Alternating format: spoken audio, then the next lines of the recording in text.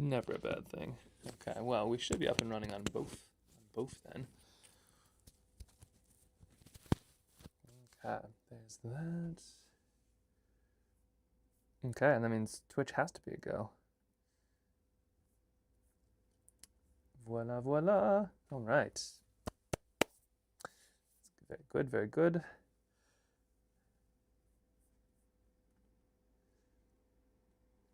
Perfect. Yeah, no, there's this. We're just gonna hit. Okay, we're good on Twitch. I'm just gonna hit that button and this button. We're all set. Voila. Okay. Just getting technology. This is day 2, by the way, everybody. So we're just gonna jump straight into things. Sort of. I've got some plans. Okay, we're all set. Great. Cool. Well, thank you, and I'll see you on the chat then, Jen. All right, bye. Hello from Pennsylvania. Hello, Tina. Welcome to day 2.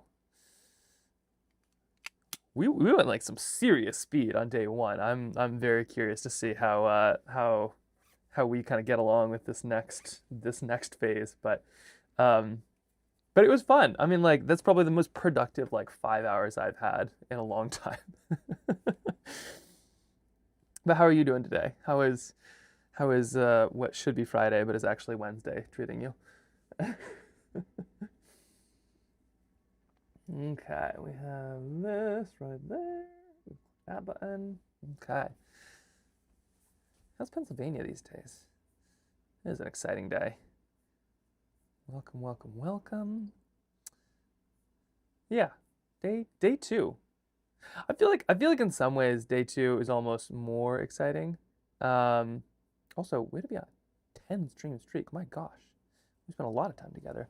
Yeah, I feel like in some ways it's like day 2 is almost more exciting because it's like anybody can start something, but to like do it again is like where it gets really hard.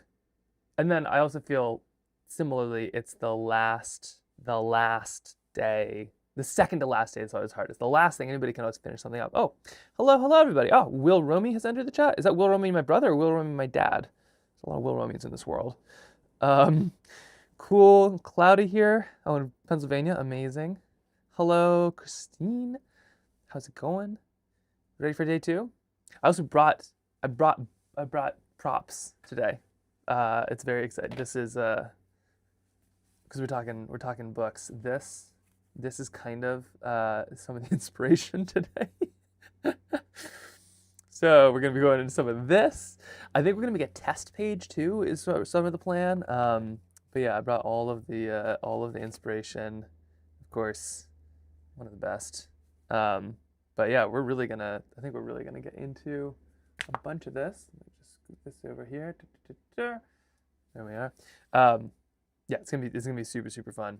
And I don't know. I feel like yesterday we almost moved to like I feel like I need to sort of let everything settle from yesterday. Like there's so much that we got to. I feel like those ideas need to kind of like almost like re-go over those. Welcome, Silas. Hello. How's it going? How's Idaho? We've got a big day ahead. My goal, I think, today is to end with a test page. Not necessarily something that like be in the book, but like sometimes you gotta like hold something. We're doing the tea today. Any guesses what today's tea is? So let me hide that from you. Can't make it too easy. It smells like this. There you go. If you want to know. Okay, that's up and running. All right, we are in shape. Now, before too much time goes on, I am gonna get started because my ability to procrastinate is powerful. But we don't really have time to procrastinate because we need to make a book in like 10 days. So it's gonna work out. But just a quick refresher in case you missed some of yesterday. So yesterday, we're working through the concept of taking mint. Oh yeah, sorry, we got to get this tea thing sorted out here. Not mint. Excellent choice though. You were close. That would be my second one. We're doing. Oh wait, hold on. There's a quote. So traditional medicinals, throat coat, because there's just a lot of talking over the next few days. So kind of preempting the sickness. Okay, here's today's. We gotta see what our quote is. It says, blurry. What desolate place would be a world without a flower? Huh. It's oddly appropriate for what we're doing today. Um, so yesterday, put this tea down. Yesterday we did a ton of work. We figured out through all this wildness here. It's kind of wild to do this in the course of a day. We figured out how to open up a picture book. Come on, what am I doing here? We figured out. There we go. All right, here's what we kind of worked through. We figured out a printer. We figured out the book design. We figured out the budget for maybe not 500 copies, but a bunch of them. And then sorting out what the steps of the book are. And we'll figure out the timeline and all of that, and then we make the book. But there's some really and I share this because all of you should make a book one day. Good morning, good morning. How's it going, Karen? This is, let's see, this is the size of the book. We called our printer. Sounds like they're up for it. It's pretty amazing. And then here's the plan. So the plan is to not go directly to a publisher because that takes a lot of time and money and feels scary. Instead, we're gonna go make a prototype, make a really cool prototype that's like shared to at least 200 to 500 people here at this PFAS convention. Then we'll turn it into an actual book. And then we bet that the publishers will be like, that's really cool. And then they'll help us, get it out there. And the goal is to help kind of support the National PFAS Contamination Coalition. Welcome, Isabella. How's it going? This is going to be a good day, I'm thinking. Also, it's really fun to kind of imagine where everybody's going for their own picture books, because I feel like this is just like getting me stoked on this idea. This is the size things are going to be. We figured this one out yesterday, so they're going to be about this big, little hole punches, and they're going to kind of look like this, I think. But we're going to make a test page today just so we can kind of know. And then we got kind of all of our little pieces figured out too.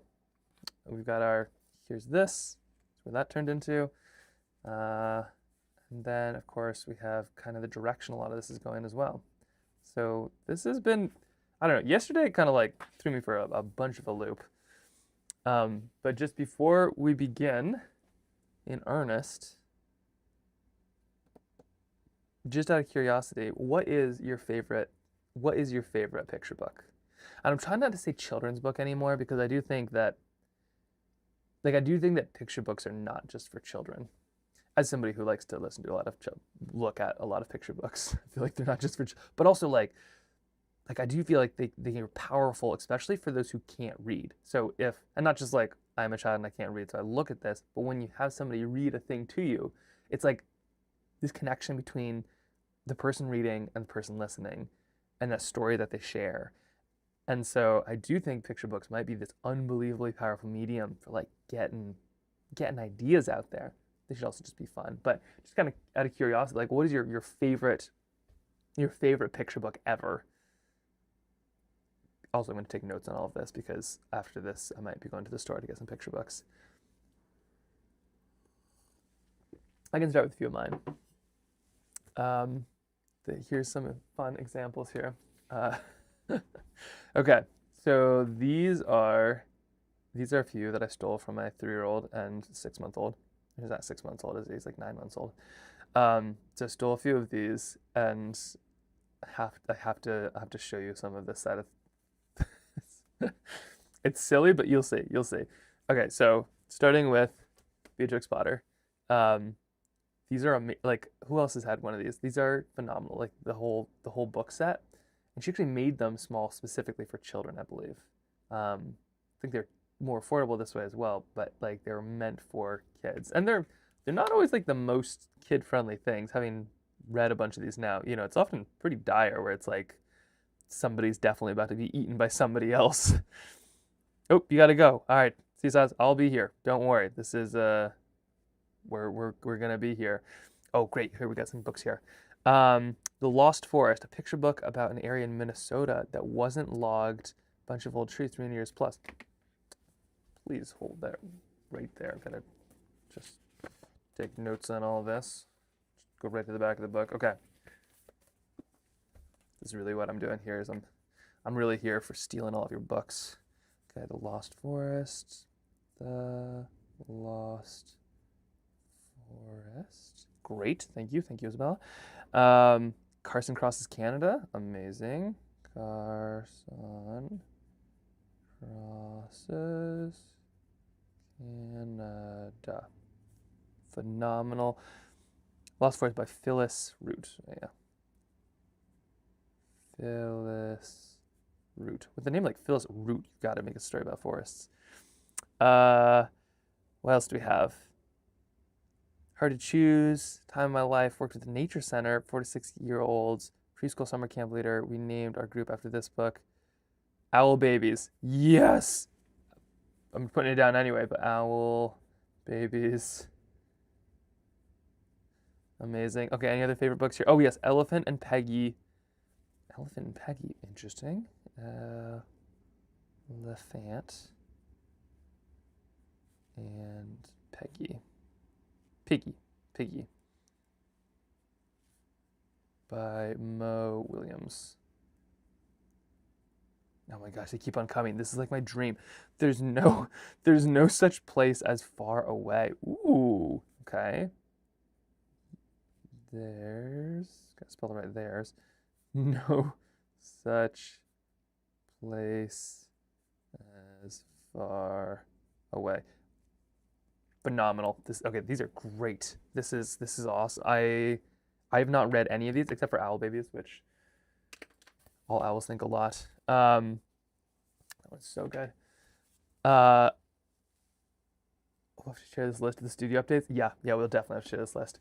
So little books, like they have a power. Like Beatrix Potter, like so many people like know these and grew up with these, but they all have like pretty hardcore lessons in them. You know, like I'm not sure if I could tell you what all of them are, but like you definitely feel them.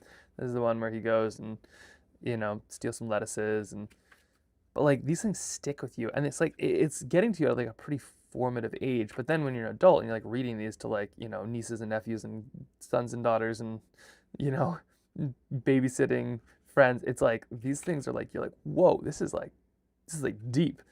So Beatrix Potter. The crazy things, these are all. Oh, here's that ISBN. The goal is eventually to get something that can get one of these. Like right now, we're just gonna self-publish it, but eventually we'll see. But like these are from what is it?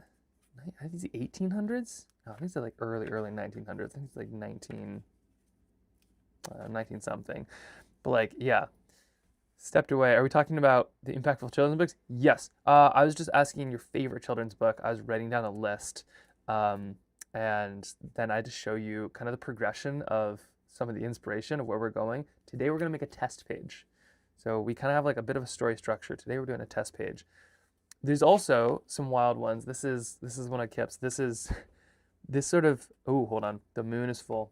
Gosh, just keep on coming. Amazing. Yoink.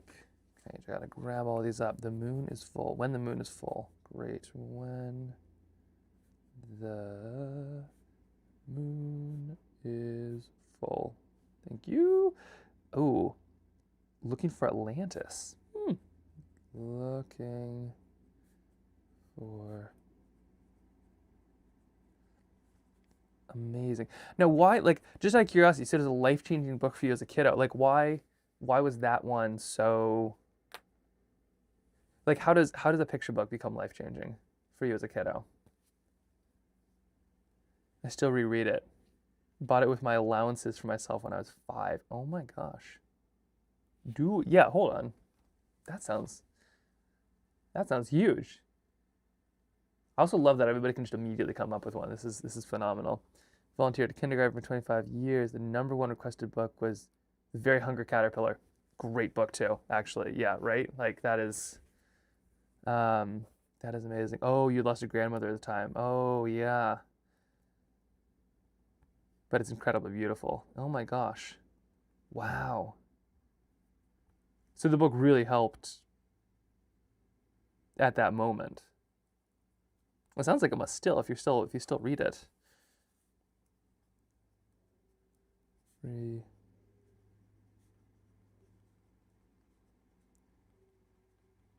It's incredibly detailed and beautiful. Interesting. So the illustrations of the watercolor, you spend ages on each. That okay, that's something that I really love. Okay, I think that's what we're gonna have to do in ours. We'll do a test page and we'll really pack it. Maybe how's that sound? Return to it in moments of loss and anxiety. Oh my gosh, you make me cry. And you're 38. See, that's why I'm trying not to call them children's books, right? They're, like whether you're 38 or 2, like it's a picture book. I think that's really what like they're picture books. You know, like that's what makes them so special. And there's also something like wonderful where they kind of break the rules. Like here's one of Kip's favorites. It's called Jamberry. It's also one of Yu's favorites. Let me take you down a literature. I'm trying to read this in poet voice here. One berry, two berry, pick me a blueberry. Hatberry, shoeberry, in my canoe berry. Under the bridge and over the dam, looking for berries, berries for jam. This will make sense in 1 second. Three berry, four berry, hayberry, strawberry. Finger and pawberry, my berry, your berry. Strawberry ponies, strawberry lambs, dancing in meadows of strawberry jam.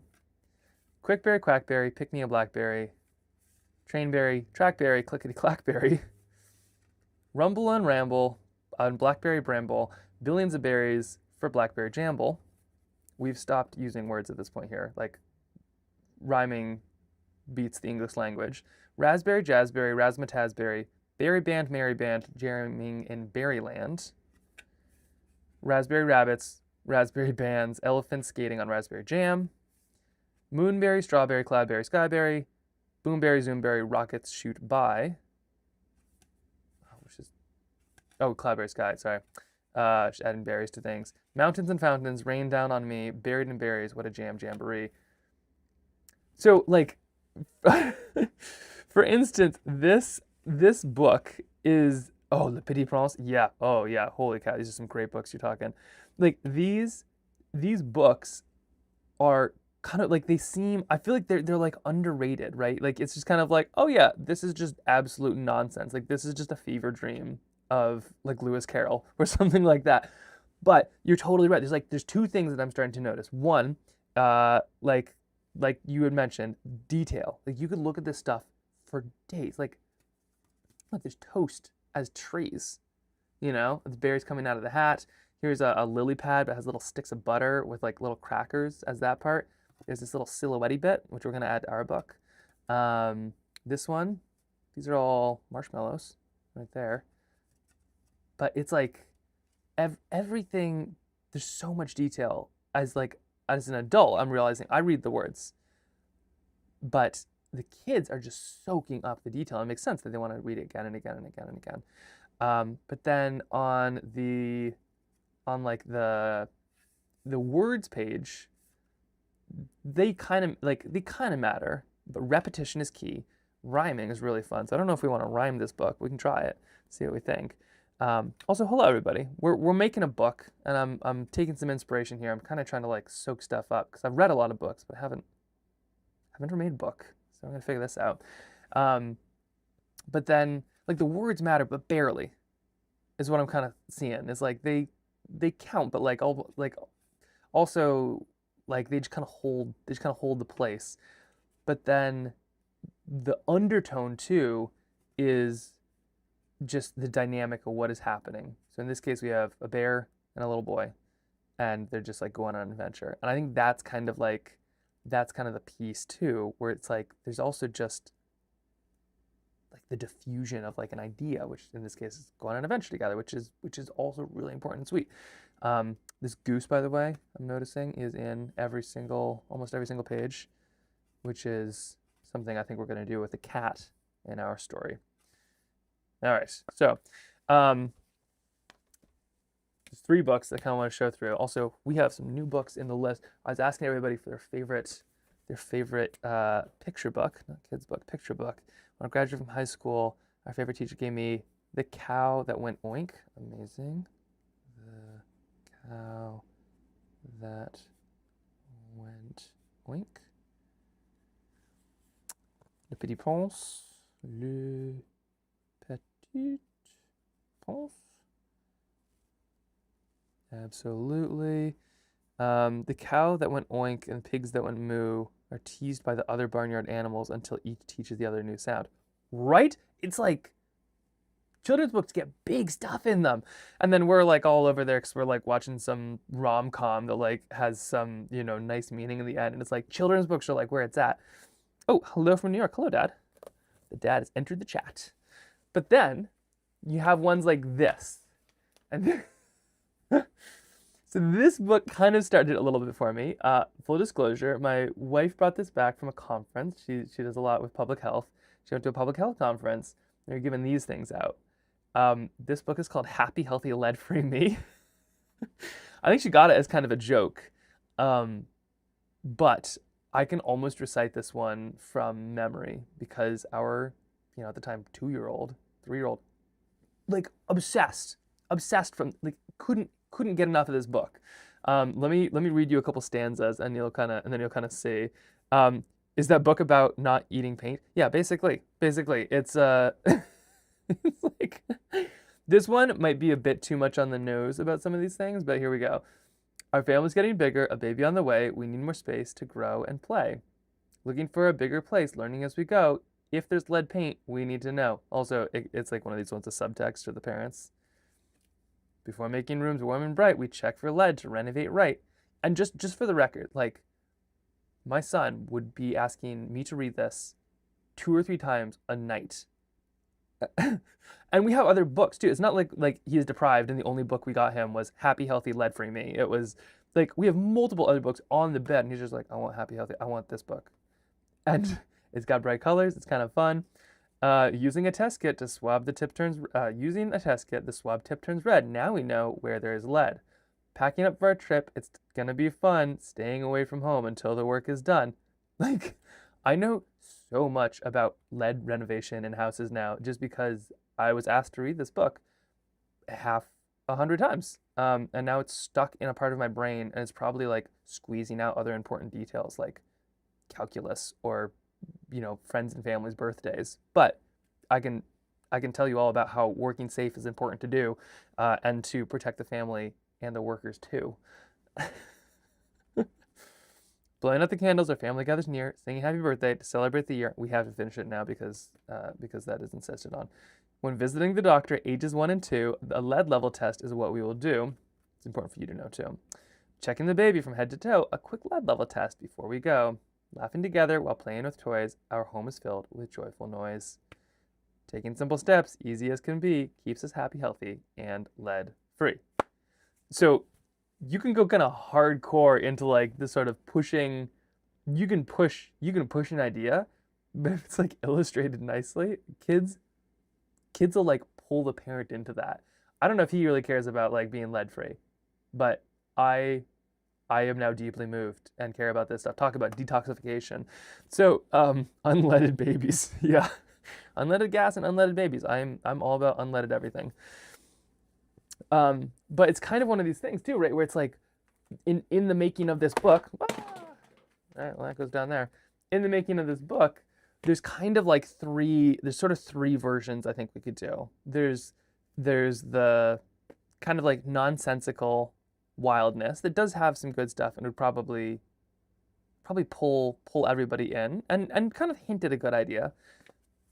There's Happy, Healthy, Lead-Free Me, which is the kind of, we have a direct message and a call to action, here it is. And then there is Beatrix Potter, which I think is kind of in the middle a little bit, where it's sort of, there's a moral, but there's an adventure, and you can kind of both take out of those pieces. So I think my thought is that like this kind of middle ground is kind of what we're aiming for. Is something, I mean, maybe not Victorian, but like almost Beatrix Potter-ish, where it's a good adventure and we don't push an idea super hard. We just kind of let it be, and then we connect it to the people who can push the idea as they need to. Because for instance, like, this is just like take lead out of stuff. They've got a message. When it comes to something like PFAS, forever chemicals. I mean, it is an ongoing fight. It's something we're going to be dealing with for the next 100 years. So making a book that's kind of more evergreen, I think, would be probably like a good way to do it. Maybe, not quite sure. But that's kind of what I'm thinking here. Okay, let's see.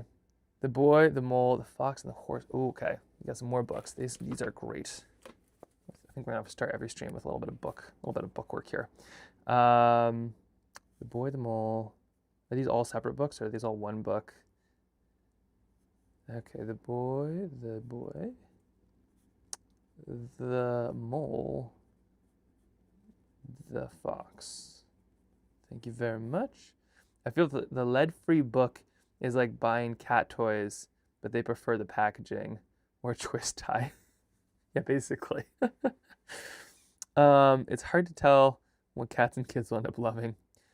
I loved Miss Potter. Amazing, Miss Potter. Hollywood movie about Renee Zellweger. Interesting. Oh, is this a movie or is this a movie? Movie. It's all one book. Great. Okay. Well, amazing. All right. So, whew. Kind of running around in circles here. The goal today is to make a test page and then to fill out kind of this middle section. I got like this glimpse of the book yesterday in like mental glimpse, but like I can almost picture it. And then this is sort of like the elements of what it would kind of be made of. So you'd have sort of an understory that'd be a silhouette, some words maybe on a typewriter, and then you have the picture up top. So I was thinking we'd give this a go, just try it out, do kind of a test run, and then I think that'll kind of help the rest of it sort of fall into place. This is also the sort of, I think, the style of binding that we're gonna get. It'll be 4x6, so it'll be a little smaller, but I think it'll look really good. Okay. Well, if I have a 4x6, let me go check. No, I don't. Okay, shall we just begin? We should probably start. The loose before I break this apart here, the loose idea is that we have all of this is kind of the journey. Hello again. Welcome, by the way. Also, if you're just joining, I feel like before I get into this rabbit hole, we're making a book. So the last 10 days we got to make a book, and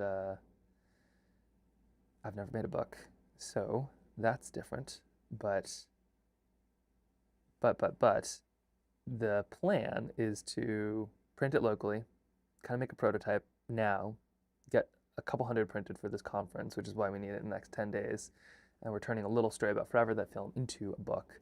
But here's kind of the arc as it was, the roller coaster, is like there'll be a kid and a dad, or a kid and an adult, and a cat. And the adult is finishing up something that they think is like perfect, or basically something unblemished. So some paintings, the sketchbook or paint, whatever it is, they kind of, for some reason, get blown into something or sort of tossed all over anyway, they end up going all over the world. Maybe they get blown out of the hand and they all get blown away. They think they have something that's kind of like the perfect big picture, but then it kind of disappears. And then they go after them and they're trying to find all these pages, and then as they start to find the pages, they start to realize like they're all kind of ruined in different ways. Like sort of like in the film, like the pages themselves have spots or kind of contaminants on them that are getting into all of these places. And I think we're gonna make it relatively broad. Like it's gonna be about PFAS, but it's gonna be about all of these kind of all these things that can kind of affect the rest of the world, from the ozone layer to food, things like that. I should think maybe we do just like stick directly to PFAS. We're still figuring this stuff out. But then they go, the profits of this whole thing go to the National PFAS Contamination Coalition. But then they're trying to get all these pages, but then they're realizing the pages are contaminated. They're kind of contaminated in some way. So it kind of feels like, oh no, it's ruined. It's done. It's kind of over. And then they'll find a mentor of some kind. Could be Mark Ruffalo, could be somebody else. They'll find a mentor of some kind who will kind of guide them through the darkness. This is where stuff gets really dark. Guide them through the darkness, and then they start to kind of bring their own light. They find more pages. They get help finding other pages, and then eventually all of those pages come back to them, and they still have like one blank page left. And then they put all of them together, and all of these things that ruined or ripped or tore or whatever it was, these pages now add up to one big picture of the world. And they make the last page, which they put in the middle of everybody. And then that little army goodness. So in all of that kind of comes together. Yeah. So still haven't quite figured out the beginning, still haven't quite figured out the end. I loosely know what's kind of happening in here, but we kind of just begin it, and then all of that will kind of be put together with a typewriter and things like this, and it will look like one of these, although they won't all have spiral boundings. I think some of them will be, we'll toss online in case anybody else needs a copy. So that's the general plan. But now we just got to go make one. So I think there's nothing better than starting. So why don't we do some of that? Why don't we begin? Also, how is everybody doing? I think I asked at the beginning, but it's a Wednesday. It feels like a Friday. How's the day going? How are you doing? What do you need to see more of, less of? Okay. Let's grab a giant board here. Don't mind me. Let's stick this right here. There we are. Okay, so we're gonna make a test run. That means that we're doing something like this. This right here is this is a 5x7. The actual book's gonna be 4x6. We'll use trail tiles plus a 4x6. It'll look really good. But what we need to do is cut out a sheet of paper that kind of fully coats this. I think is probably the next step here. Looking great so far. Thank you, Linda. I think it's getting there. But that's how these things always, step by step. All right, here's some scrap paper. So we'll have one of these. And I am kind of cutting this all out piece by piece because I have a really hard time like seeing something unless I can, or understanding something unless I can see it, So this always helps me a bunch. Let's see. So that's a 5. That's a 5 by whatever size this is. Let's just cut squares out until they work. Sun's returned to California. Had a few cloudy days. Everyone feels sorry for us. We still have snow in our yard. We had frost this morning. But I still understand when it's really sunny and then things get a little bit cloudy. That is kind of tough. That is the switching is where it gets kind of difficult, huh? Okay, let's start with some of this. I also have a typewriter thanks to my friend Aaron. Look at this beauty. Isn't that just so fun? This is what we'll do all of our text on. So we'll be doing text, like actual real text, so that by the time, like, we'll have a dummy book is what it's called. We'll turn our dummy book into a real book. Okay, so we have, gotta get kind of the right size. Oh, we're actually really close. So we'll do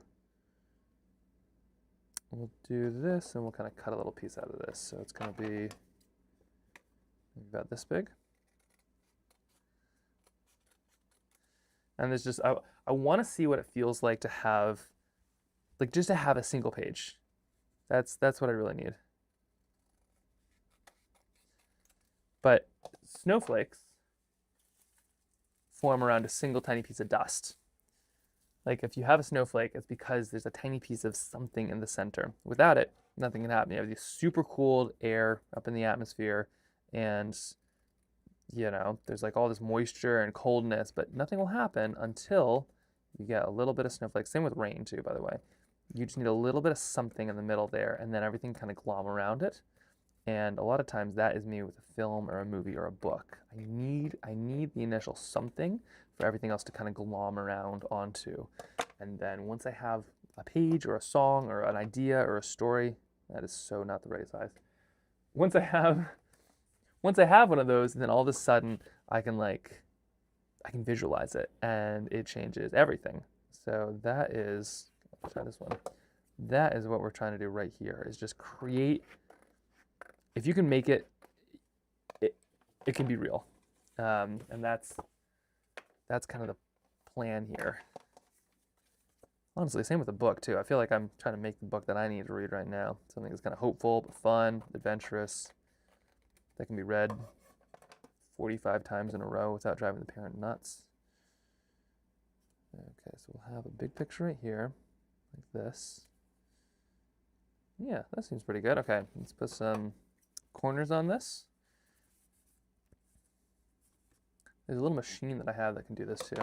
Maybe I use that. Look at this thing. This is kind of decadent. This little corner cutter.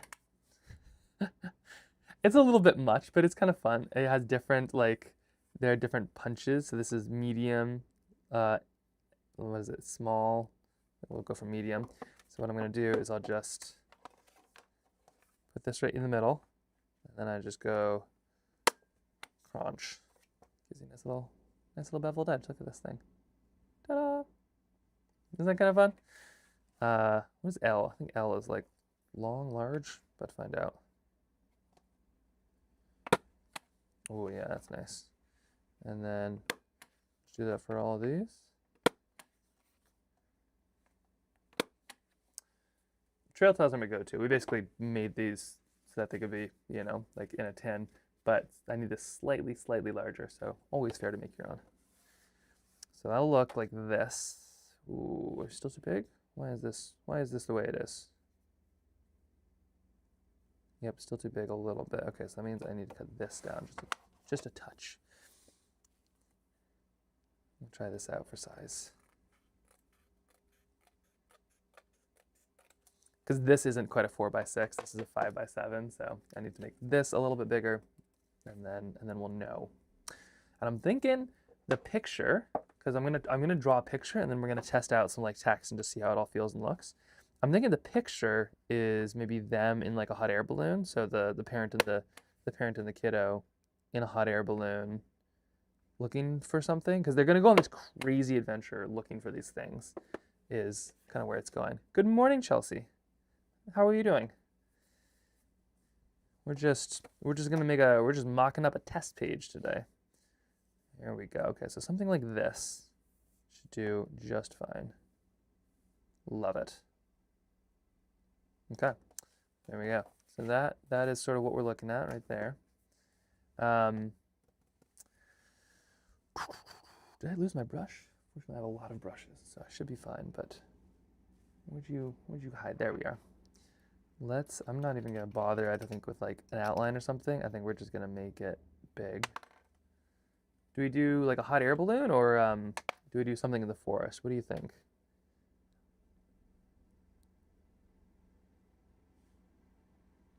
We do the sea. We could do it. Yeah, we could do so many things. Put this right there.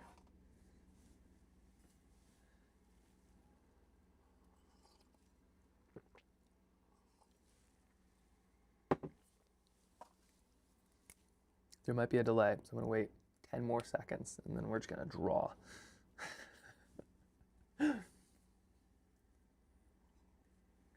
Like I said, it's really just a test page. We're just kind of testing some things out. All right, speak now, forever hold your peace. The end of the page. Let's do hot air balloon. Okay, so we're gonna do hot air balloon. So it's gonna be,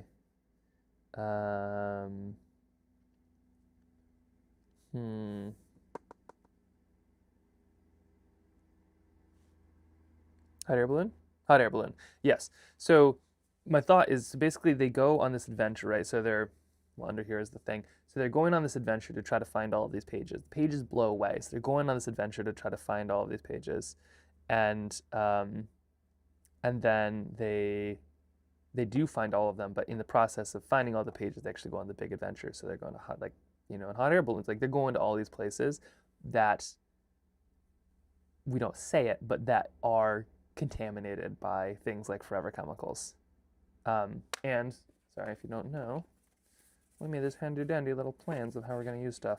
Forever chemicals, for those of you who don't know, are straight up poison that happen to be very good at making things waterproof.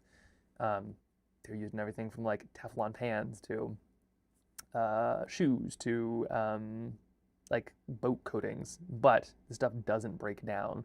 So this poison that we've made and still make basically is going out all over the world and is in everything and doing bad things to everything. And we're still making more, and it's going to be very, very, very hard to clean up, and we're going to deal with the consequences of it. So we're going to try to raise some awareness, sort of, but we're talking like it's in the air, it's in the water, it's in us, it's in our food. It's really scary stuff, and a lot of times people, like, it's easier to pretend like it doesn't exist because the consequences don't hit you for 20 years.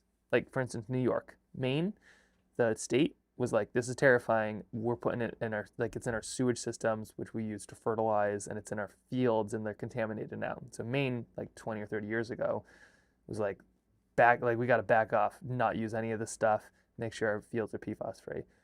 But in New York, they're actively still putting it on farmers' fields. But if you test the field, then all of a sudden now you've got like a moral consciousness issue, right? Like if you don't test the field, you can still make your carrots and nobody will know the difference.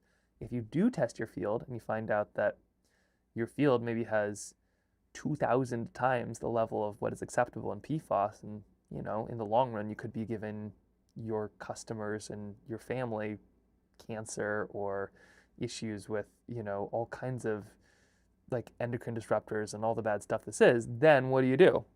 So they just don't test, which is it's so scary. It's like people still insulating with asbestos, just pretending like they don't know what's going on with it. But we're not really going to mention any of that in this book. That's kind of for the adults to know and the kids to figure out, like, how there is some fun in being able to, like, there is an adventure in cleaning up a mess, is the truth, right? So that's kind of what we're going to show a little bit, I think. Yeah. So that's why we're going to start with hot air balloon. It's just a test. So hot air balloons, right? They kind of look like this, maybe. We're just free drawing a massive circle is what we're doing.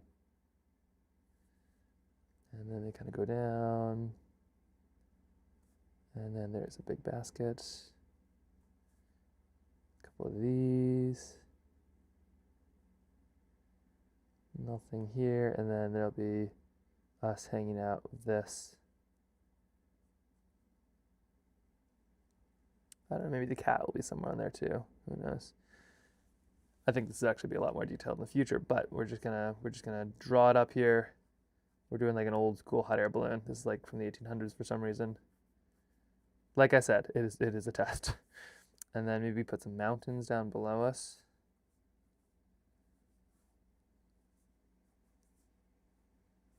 And then we'll put some big clouds kind of like rocketing up here. And we'll put some geese and stuff in there too, but we'll wait a second until those are a bit more ready. Let's start with these mountains. I think we'll put a tiny bit of snow on them. Not too much. I'm feeling the end of winter. I'm not super into like sketching very much in the way of snow right now. I don't know if anybody's with me on that one, but one of those winters where it's like we're done. That was plenty. And let's put some big clouds, I think we'll do some big clouds. So that's how you do clouds, is you do just a little bit of, well, let's see. We'll just do some of these. Clouds don't always go to the horizon unless there's something that's covering the horizon. So I'm just going to kind of start with a little bit of something darker, and then that will let the cloud kind of move up and swell. Real swell thing, clouds. So we're just going to let those kind of pull and move. And as that goes up, then we can add more if we want. Something like this.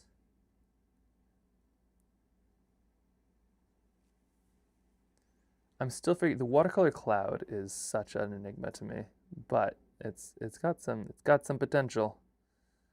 I do feel like, yeah, oils always do like big poofy kind of fake looking clouds, which are, I think, often just like real. It's just you don't see very many of them. But the watercolor cloud to me always feels the most real. Okay, there's that. A little bit of a cloud here. Let's add some blue now. And like I said, this is a test run. So we're just kind of trying to get a sense of the scale and the shape, but these are the kind of pictures that I want in this book. Like I want it to be fun. I want you to be a kid and just be able to like look at the thing again and again and again and again. That is kind of the number one thing. So we could have a book that is like, you know, sometimes parents buy those books where it's like, this is a book about what I just read one about Temple Grandin, who's an amazing person, very cool person. But like the book was like not great. It was sort of one of those books that was like, cool, I can see why somebody bought this because they're like, wow, what a cool person. And I saw the movie about them and I really like them. I'm gonna buy this book. But as like a kid, I would not want to read that more than once. We want something that is like just enthralling that you'd want to read again and again and again and again. Is the goal. So these are the kind of pictures I'm thinking we have in there. Big, beautiful wildness. The other element too is we wrote a card to it, which is the cards symbolize all the things we want to make sure that are in there. But one of the cards was, where is it here? Oh yeah, so one of the things kind of Mark was talking about when he was in his section was like, we protect the places we love, the places and the people, and like it starts with love. And so I'm not sure if that's something that I really need to like put in the film itself, where it's like the book. I'm not sure if that's something like we really need to kind of push it. I think it'll kind of happen naturally, but I think that is something that we hint at, that like these are important places. The people, obviously, that's an element that's easy to kind of come to that conclusion. But the big places, I think that's something where we kind of need to sort of show, don't tell. We'll show these amazing places, and then that should do it.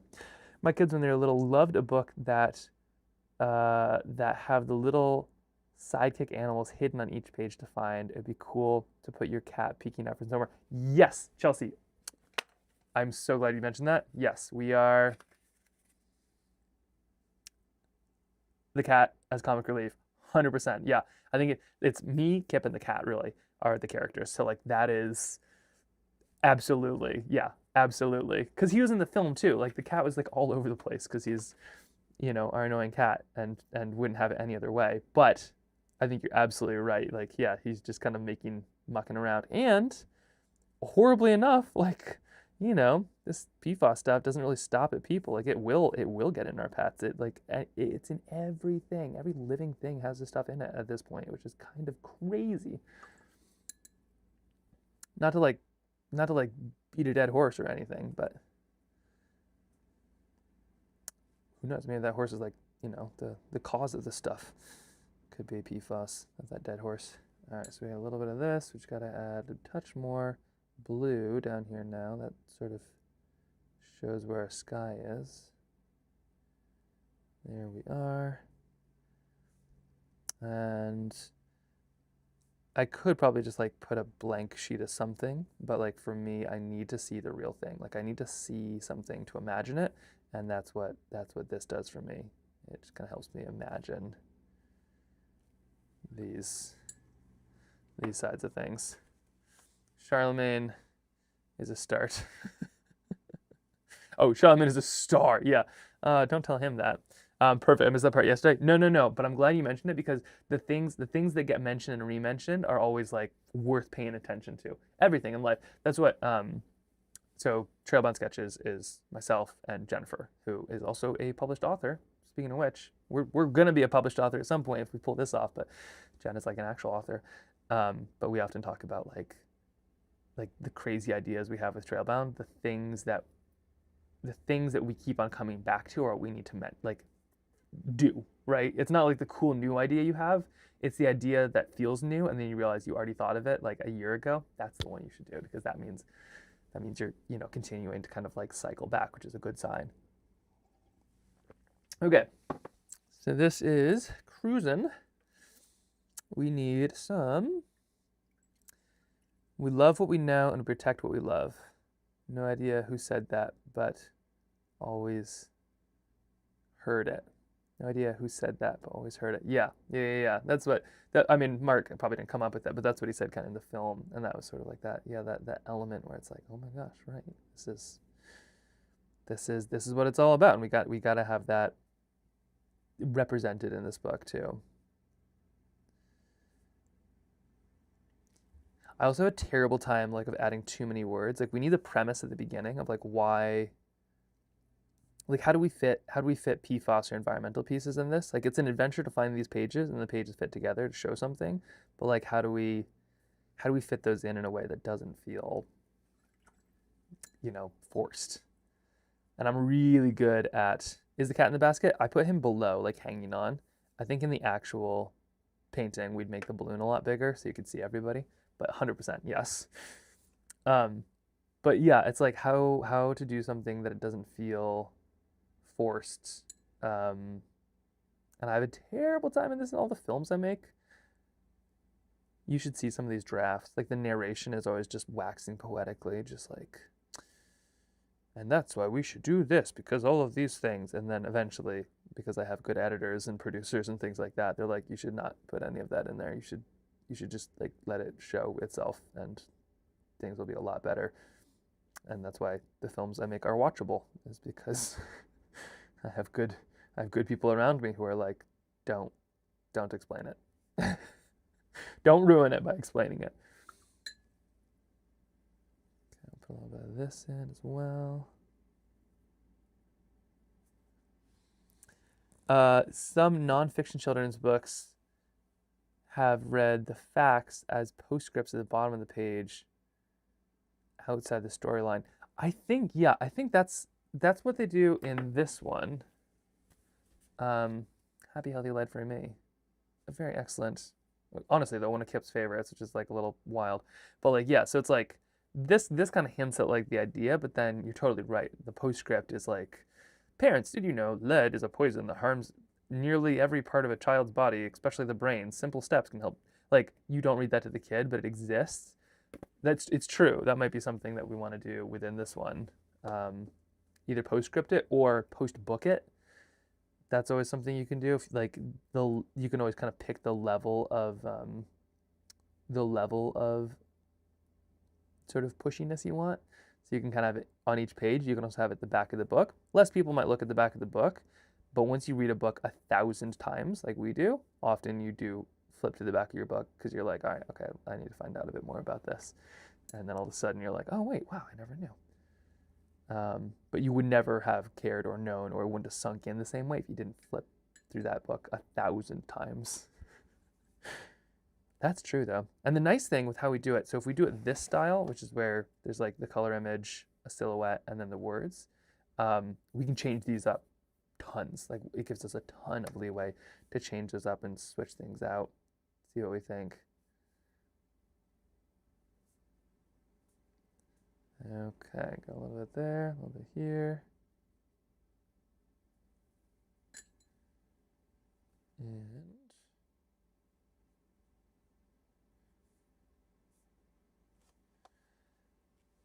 let's do that balloon. Oh, I need some paper towel, toilet paper. I was just grabbing some of this to go act as a wipe for my brush. Horrifying thing, you know. Whoa!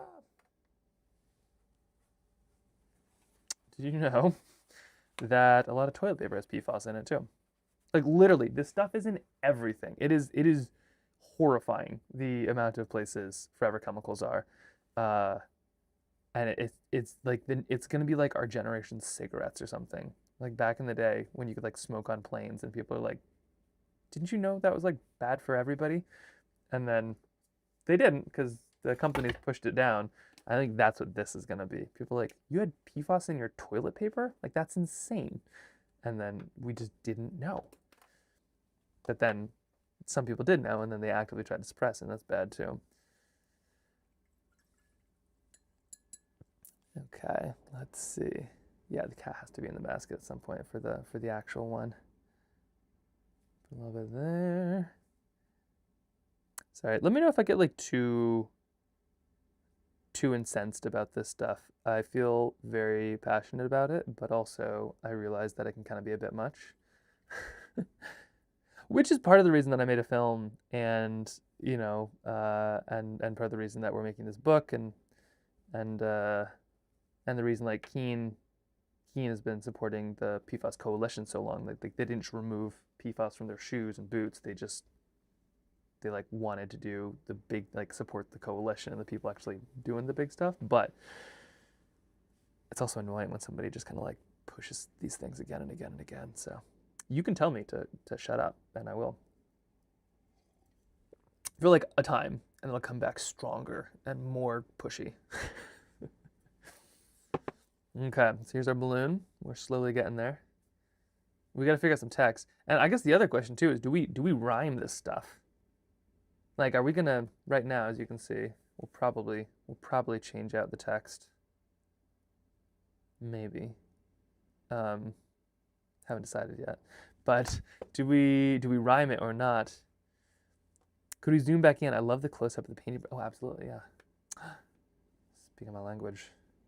The details. The fun thing too is if this goes well, and I'll be painting on things that are, I'll show you. They're gonna be like the things I'll be painting are gonna be this size. So this is the size that they're gonna be. We're gonna make a 4x6 book, but if we end up like publishing something that is, bigger, maybe like a 8x10, I hope that we keep the same book, like the same size, because these, when you zoom in, are so fun blown up. Some people, what they do is they make a big sketch and then they shrink it down like a shrinky dink and it looks extra detailed. But for me, I love those big details, like all zoomed up and everything. Oh, it's just the best, the best. Okay, so we're gonna work on this one here. We have a balloon. Let's make a red balloon because of course. Oh wait, that's still wet. That's why I didn't do that. Let's get into these mountains. Maybe keep it simple first. Yeah, I think so. As the parent doing reading, rhythm always annoyed me. Rhyming? Rhyming. As a parent doing the reading, rhyming always annoyed me. A lot of kids love it though. Yeah, they do. They do. It's true. And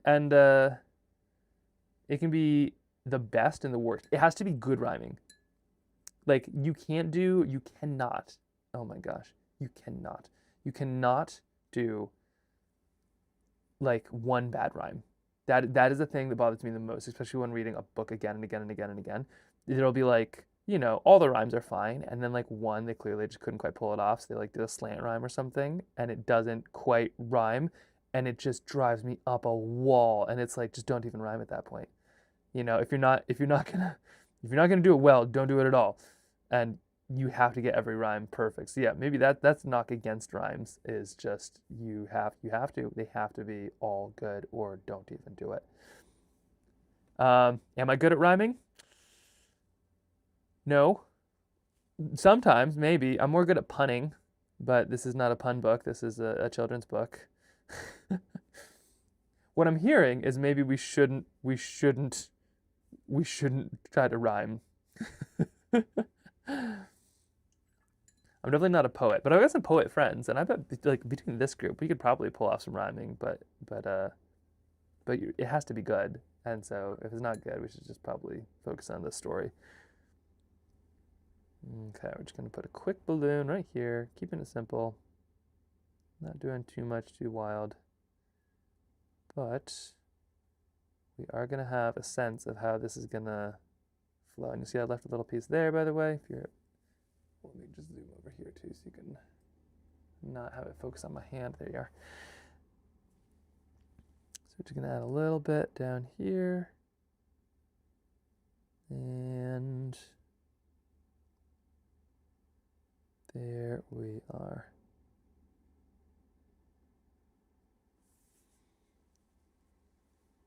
I'm actually going to scoop some off. Here's me. I'm dabbing my brush off on my likely PFAS-laden toilet paper.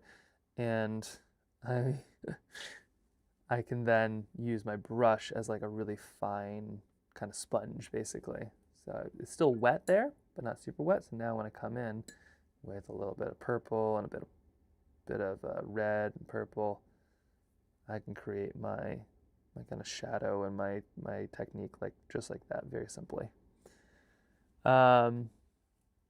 Good morning. Good morning, Mom.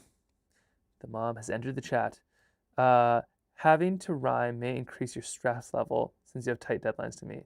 You know what? You are all making really good points here. I think we don't do rhyming. I'm glad we had this conversation. But yeah, you're right. Yeah, I think no rhyming. I think we stick with just the book. That'll be plenty difficult. And then we can figure out the rest. So this right here, and let me show you now. Zoom out here for a second, sorry.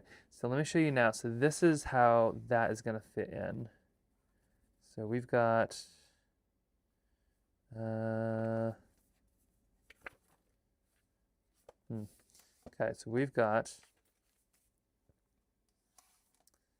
our page, theoretically. And I suppose I could do it on either page because it'll go. So this is going to be kind of all the way over to the edge. And then we'll have some text that's going to go right here. I'm going to grab some computer paper. We'll write some of that out. That is, I'll see how long that is. That is going to, we're going to, I think 2 lines maximum just to keep things simple. And then below it, we're going to have a bit more. So let's see. Keep it simple. Nope, you're so right.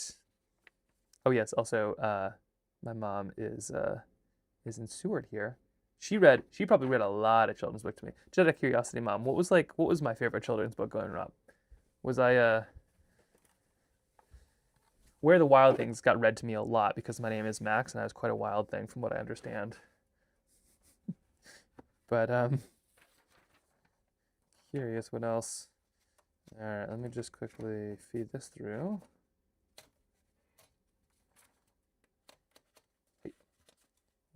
Why is it struggling so much here? There we go.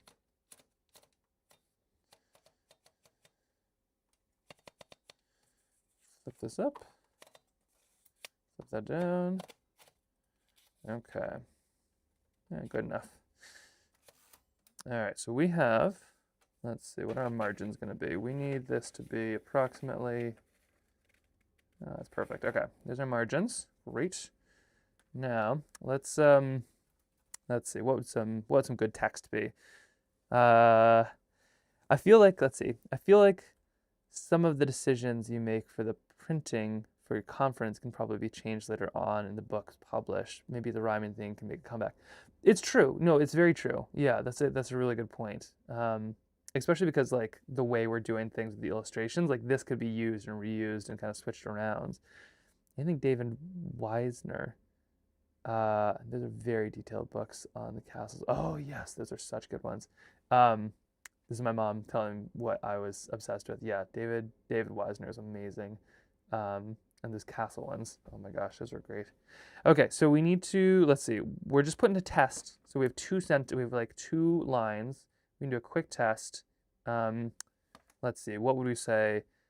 Oh gosh, I don't even know what person it is. Like, and into the mountains. Let's do some quotes here. Do I have quotes on this thing? I do, okay. I think this is shift.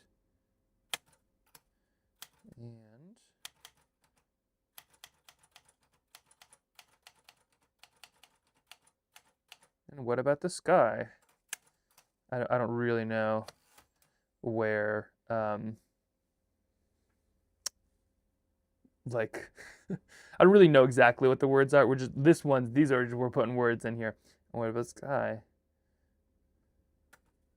Let's see. Oh, shoot.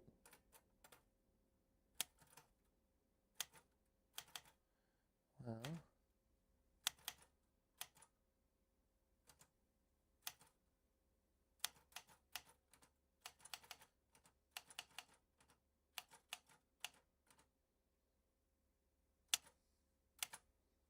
oops, misspelled that. Okay. Up, dot, dot, dot, or something. Okay, so we have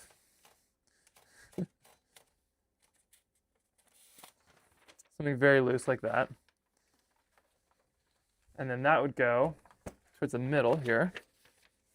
So here's kind of the shape. So this would be there, this would be there. This will go down here. Slice that out. Let's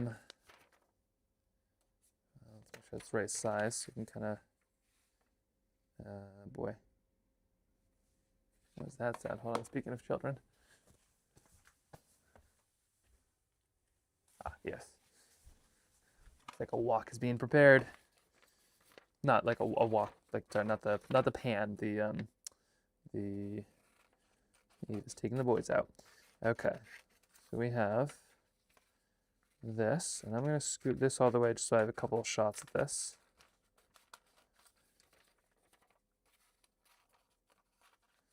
And I'm going to be working with a local printer on this, so hopefully we'll be able to get some really fun prototype. I might even ask them if like we can go back and see the process. It's going to be kind of fun. All right, so this is going to go kind of here-ish. See a little bit more trimming needed. So what we're aiming for at this point is just like creating a test page, just to know kind of what it would feel like.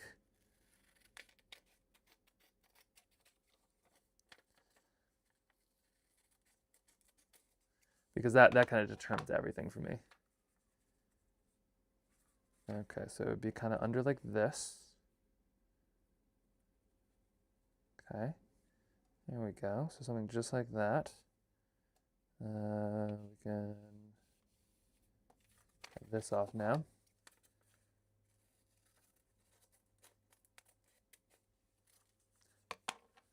There we are. A little bit of tape in this situation. We're getting there. How many graphic designers are here? Is this... Oh, there's a very sad child outside. I might need to go check on them.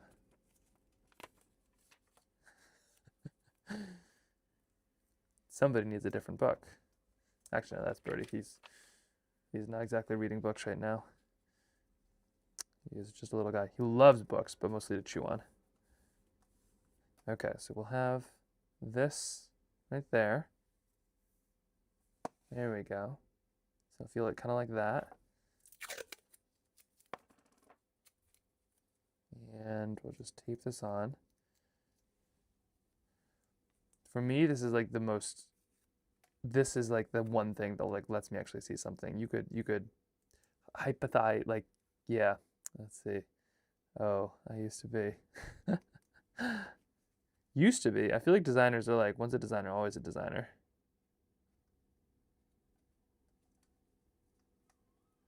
Okay, there we go. So there's that. Here's this. And then down here, this is the big part. So down here, this is where the underside would go. So this is where we'd have pen and ink as like a little sketch. So over here we'd have like I don't know, what would they be doing? They're in a balloon.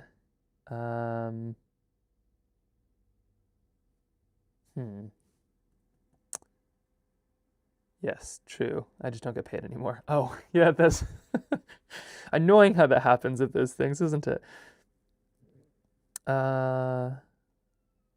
Let's see. Yeah, we'd have them like maybe the balloon kind of is sideways now. I don't know, something like this. And that goes like this. Anyway, so then the group, including the cat, would be headed that way in search of the page. So basically, this little side page kind of gives like a little bit of a detailed pen and ink version. I believe Beatrix Potter used it. We'll look in 1 second. It'd be something like this.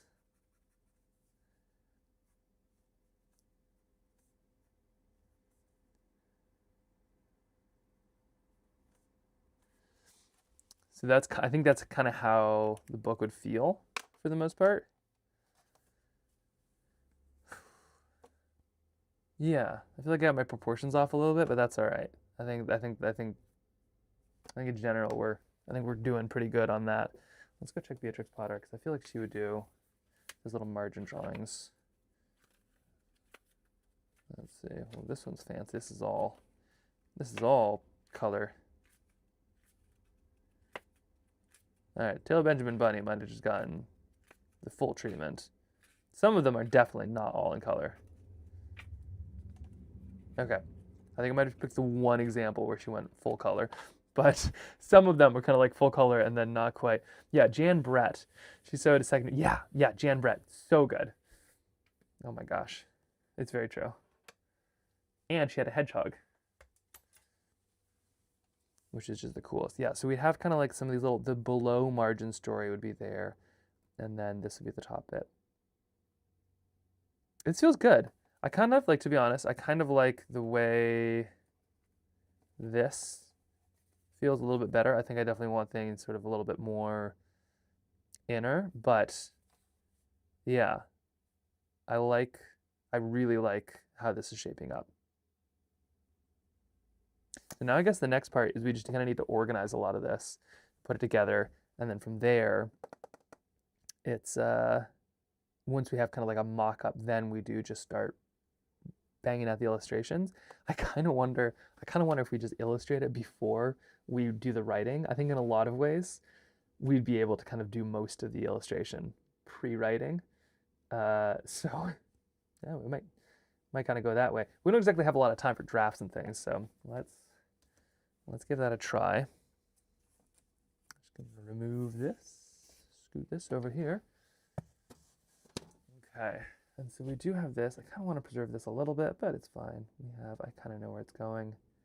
Let's actually make a giant one of these right now. I'm gonna grab this. We're gonna paint one of these in. Here we go. That's the back.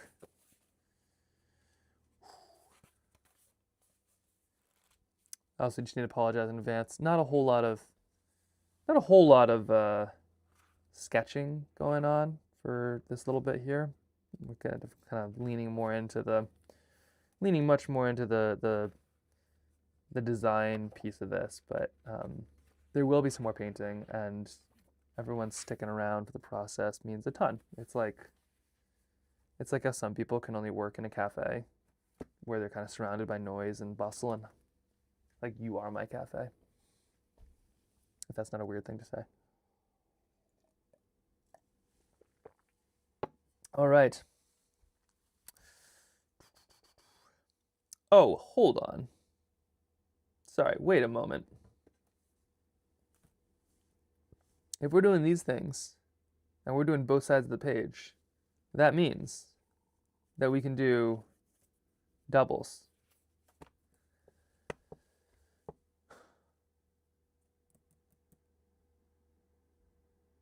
That changes everything. Okay. Well, all right. So anyway, we can do doubles now too. That's interesting. That's different. I didn't even think about that. I was just thinking about like doing my graph, and I was like, oh, I can use both pages. And I was like, wait a second. So okay, so that could be. Okay, so we could do panoramas too. There'll be two squares, but still. Huh. Very curious. Very curious. Okay, mostly lurking today, but your company's helping me get stuff done. Oh, I'm glad to hear it. Good. We're just multiplying the productivity. I hate that term, but it's like all the maxers out there. Mostly I hate it because it's like, that is my name. How dare you attach it to looks, you looks maxers. Like, I am, I am the one who can do maxing.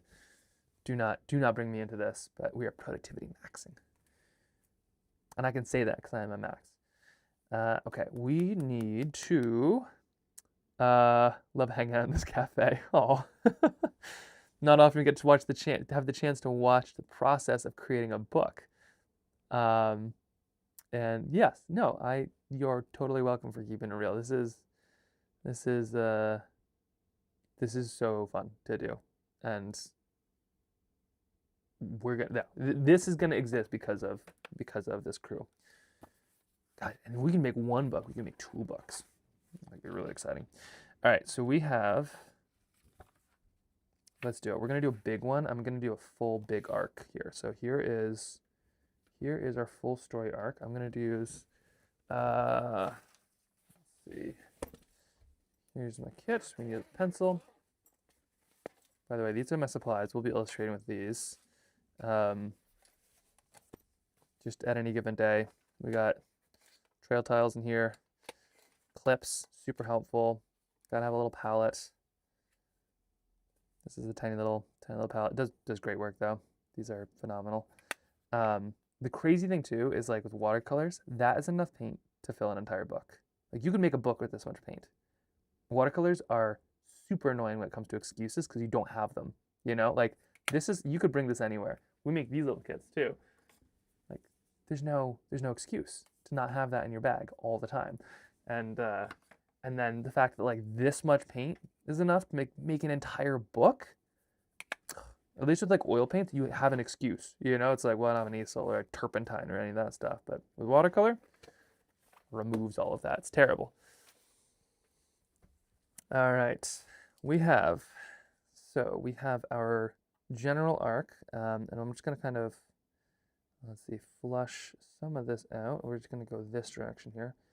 So yeah, we'll do the side arc too. Okay, so here we have our start, our rising action.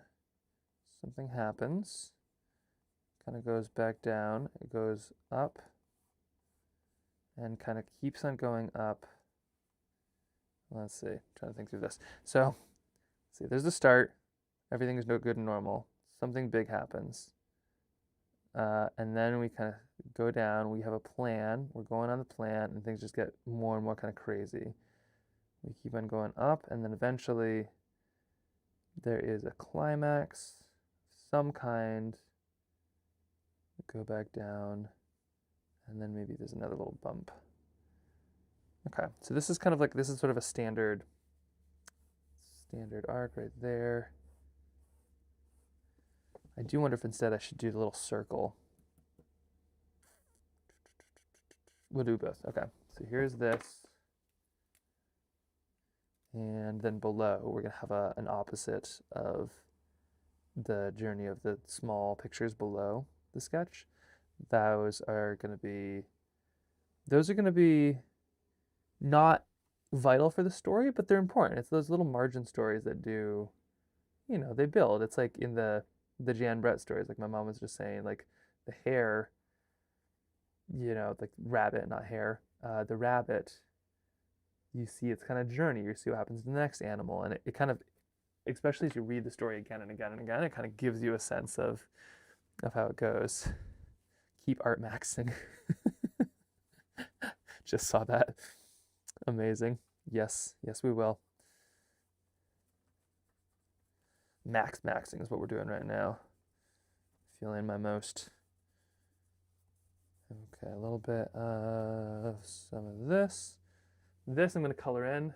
I find that like, when it comes to notes, if I don't color them in, it's almost like I can take them, but then coloring them in is when I know what's actually happening. Okay, so we have a lot of this here. Let's do the first one in pencil, and then we'll kind of keep on moving. So right here is where, right there is where set scene, set, maybe we've got to go like this. Yeah, we'll do this. So set scene. Right here, book blows away. Book gets lost. Run after book. After book. And then, hold on, I need to color this in.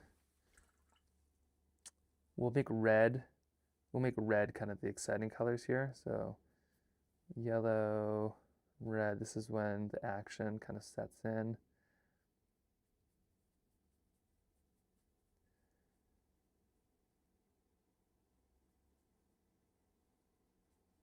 I do find that with like notes, like this seems like a lot of effort to put into notes, like kind of a silly amount of effort actually. But if you think about it like food or something, right? Like there's what am I trying to think of? There's like certain things you can't absorb without something else. You know, you can have it in your system, but unless you do something, you're not gonna be able to absorb it. And I think that's kind of a little bit like color and art and notes for me is I'll take notes, I'll do I'll write stuff down, but unless I do something to actually make that usable, it's functionally, you know, it's just going to go right through the system, in one end, right out the other, and I think that's why kind of finding the way that you interpret the world is so important. And for me, that's very much in watercolor, you know, just sketched out things very visually. But for some people, it's like in music, or like my sister is like all like the way she sees music and things like that. Or my brother too. I feel like they're probably both synesthesia. I feel like they're probably both sinister. They're probably both those things where it's like, you know, music and sound. You know, like it's. I feel like there's so many ways to interpret the world, and we just assume that we should all do the same thing, which is crazy. But for me, it has to be in color. It just has to be. Okay, a little bit of that here. So we've got kind of our rising action. This is technically a little bit of yellow because it'd be like, oof. And then we'll have kind of the cool colors be as things cool down a little bit. It's one of my least favorite colors of green. Not that I don't like it, it's just hard to work with and feels unnatural. So we're going to turn to graphs instead. A little bit of green down here. There we go. And there can be a danger in just planning too much stuff out. I am fully aware of that. There's absolutely some real concern of just like taking notes and taking notes and taking notes for days because you're afraid of like actually doing the thing. But I do think this will help. Hello. Green mittens, yes, they're gray. Oh, I don't know where gray mittens are. Potentially in the back of the stroller. This is Eve. Eve, what is your favorite children's book? My favorite children's book? Yeah. That's a tough question to answer. Le Petit Prince got some. Who? The Un Petit Prince. Le Petit Prince? Le Petit Prince. But that's not really a picture book. I think Chapter book. it is. Okay. Well, okay. Yeah.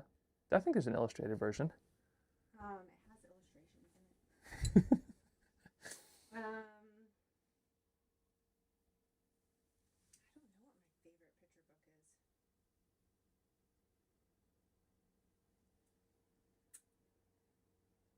There's so many. You can come back to me on it. Yeah, I'm gonna have to come back. I've got a list. I've got like in the back of this book. There's an amazing list. Yeah. Trying to think.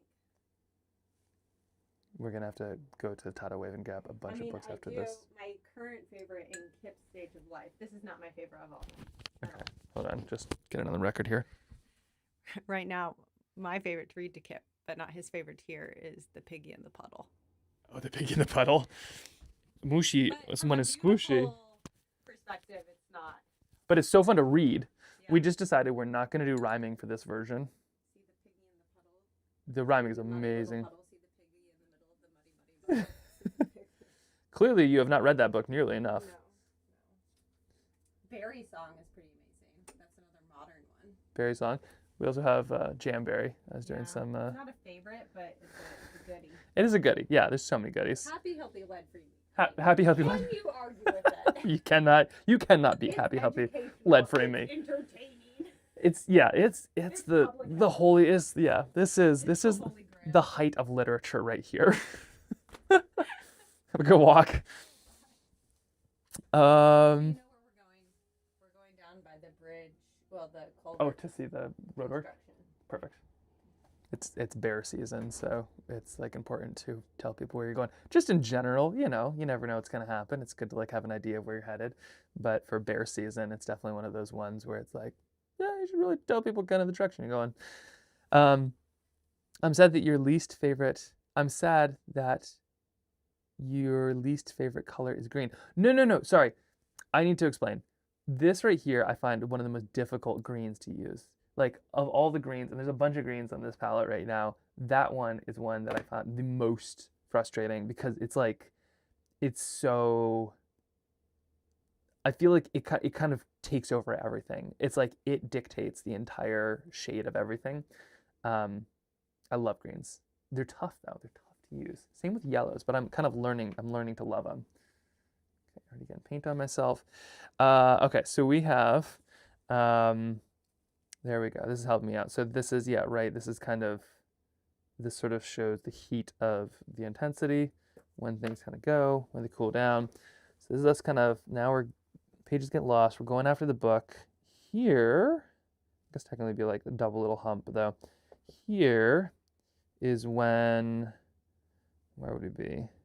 So finding pages, but they're finding pages in,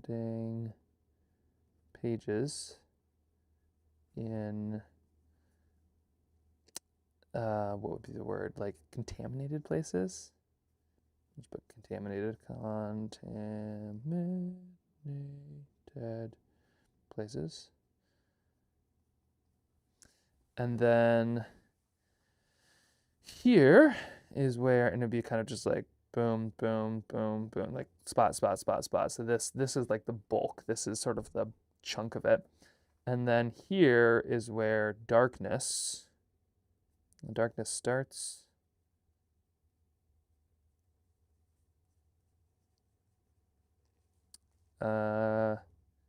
Depression.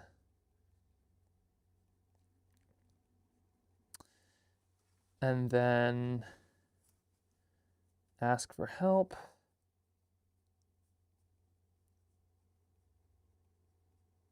Help right here. And then this would be mentor/mark. The mentor, this is like a term, like the Joseph Campbell stuff like that, like think Star Wars, like this is the part where you meet Yoda, like everything is tough and then you meet Yoda. It is a bossy green. It is a bossy green. Yeah, it is. What green is this one? This is, I'm not even quite sure yet. This is it's not sap green is what it is. Sap green I love because it's got this real lovely kind of tone. What's this one? Could this be what it is? This might be a hooker's green. Definitely a unfortunately named color. I believe that is a hooker's green. And then here, so this is the moment where everything kind of comes to the like this is like the big moment where everything kind of comes together. Oh, it might be, yeah, Philo, spelled how you spelled it. I'm not even gonna try. And then this would be the climax. Not sure what that is. Could be. I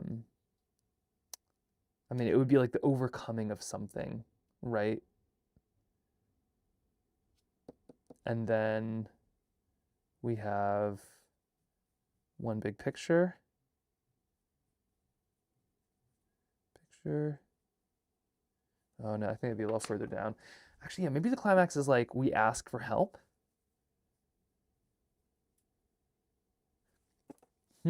So the mentor talks about, right, these places and things like that. The climax could be we ask for help from Mark, community, climax/community. And maybe that's everybody helps us find the rest of the pictures.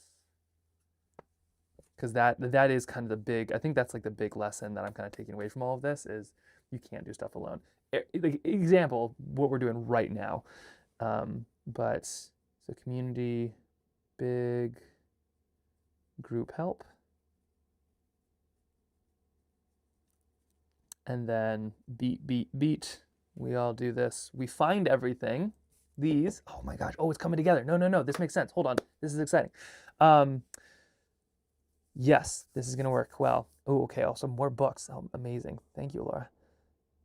Joyful noise. Oh, yes, I know that one. Oh yeah, that is a great, yeah. There's an audiobook too, oh my gosh. So this right here, there's gonna be a big, like everybody helps, and then it all comes together, right? Because the little army of goodness, and then here is the secondary little climax of painting in last page. Painting in last page, which is all of us together. Hold on, there's more. And then all comes together, big world photo or painting picture. And then like what's next?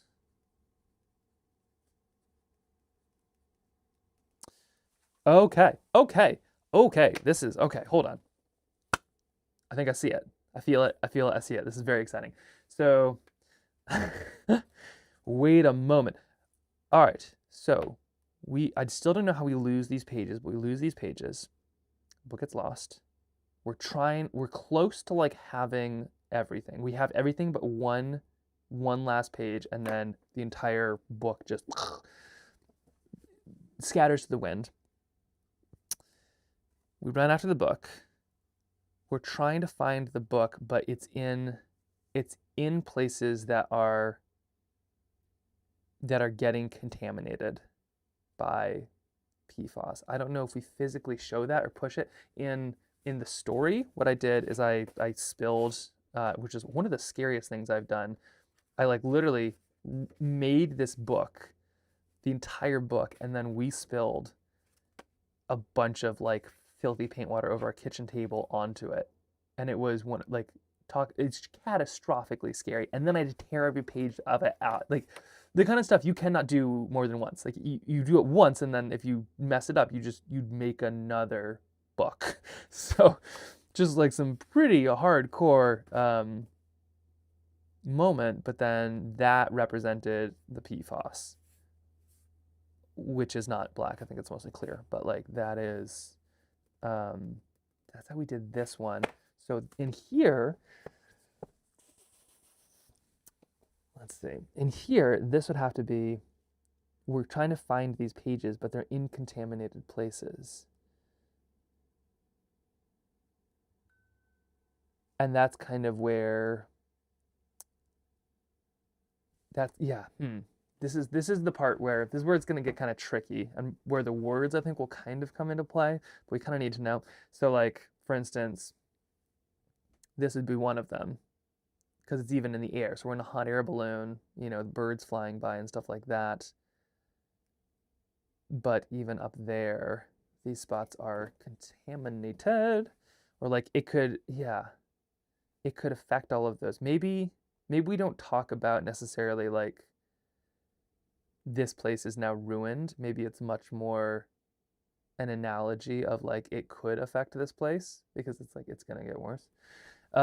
Anyway, so we go to these places, we hit all these spots, and the idea is kind of like it's everywhere. And just like you can tell me to stop, but like just to give you a sense, like PFAS, I believe, is in every, let me check. I think are forever chemicals in every living organism at this point.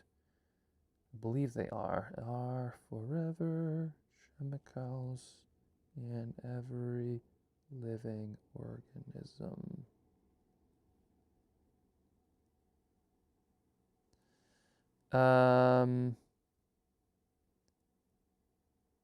Yes. Okay. Well, here's the overview. Well, While not literally in 100% of every single organism on Earth, forever chemicals, PFAS, are ubiquitous enough that they have been detected in humans, wildlife, ecosystem worldwide, and they are present in almost all people and animals sampled in modern studies, including remote regions in the Arctic. Here's the breakdown of the current understanding of why. But that's just like everything. So, like, I don't know if I can, like, the scope of this stuff is great. Like, we made, in order so that our pans don't stick to our eggs, we made a poison which we have successfully spread to almost every single organism that is alive on Earth. Like, it is super villain stuff. It's crazy. But we don't really know the effects of so much. Like, we know the immediate effects, like, surrounding communities are the places that have high concentrations. It's cancer. It's increased rates of all kinds of bad. It's really bad. But those rates are just going to go up as, like, the concentration of this stuff kind of does magnify and bioaccumulate and everything else. So maybe the story is kind of about going to these places because it would affect all of that. Oh, sorry. P.S. Joyful noise doesn't rhyme. Didn't remember. Just listened. It's fun though. I'm so glad that this conversation got you to listen to joyful noise today. This has been amazing. But so we'll go to these places and it will just get darker and darker and darker. So the sun will physically start bright here, and by the time we're here, it is not bright at all. Darkness here in the darkest of dark ways. And then as people start to help, sun comes back up. Let's see, so we'll kind of start with sunrise. Sun goes full, and then it starts to wane here. Okay, and then by the time we're back here, we get back to sunrise in its full. Okay, so we'll have that little element. And a lot of these times, these things just weave together. Like, this is, if you can imagine, story arcs. So you have, like, you start here and you finish here and you have this massive arc, and, like, that's the big picture. But then, oops, break my lead. But then you'll have these kind of little arcs as well that might, like, start toward the middle and end here. Or you might have one that kind of starts here and ends there. So you'll kind of have, it's almost like a rainbow of stories where you have these arcs that kind of cross and recross and start and restart. So ultimately, that's what will kind of, just like the sun is one of those, right? Like the sun will kind of start coming up and then it'll go down and then it'll come back up. And so we'll kind of full that side of things. So we're kind of just getting all these, basically we're kind of gathering up all the stuff that needs to be in something like this, and then we'll toss it there. And this bottom half right here is like the cat's journey as well. Maybe the cat, we gotta write all this stuff down now. Okay. Arcs. Arc to book umph. Okay, arcs. Book arcs. Book arcs. Cat. Let's have the cat. I think the cat should be sleeping. Like, start sleeping and end sleeping. That seems appropriate. And very much on point. So we'll have the cat, because he's gonna go on some kind of crazy journey as well. So we gotta have him in there. Not my best cat, but that's okay. When in doubt, paint the cat black. Okay, so the cat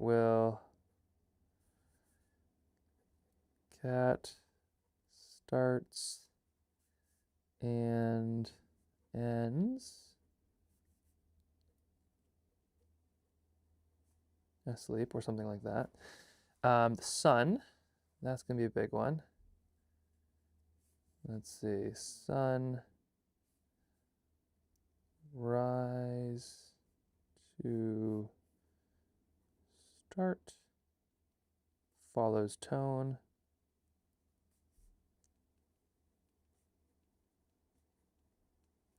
And then cat is also just in plus in book. What other arcs could we have kind of within it? Obviously, there's the pages.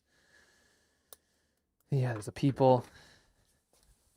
We'll have kind of, yeah, it's just weaving. Really, like storytelling like this is just weaving. You're just kind of weaving in and out with like all these ideas. Okay, this is great though. So we have all these pieces. Set in the scene. Something happens. Yeah, the book gets lost. Run after the book. This for me is the big part, right? So there's a climax. We ask people for help, and then they do, and then that leads to all of us searching for it together. Sorry, I'm gonna run through this one more time. You're getting the full what normally happens very much alone in my studio. So we start. It's like playing music, you just gotta like play the thing again and again and again and again until it sort of makes sense. So we start.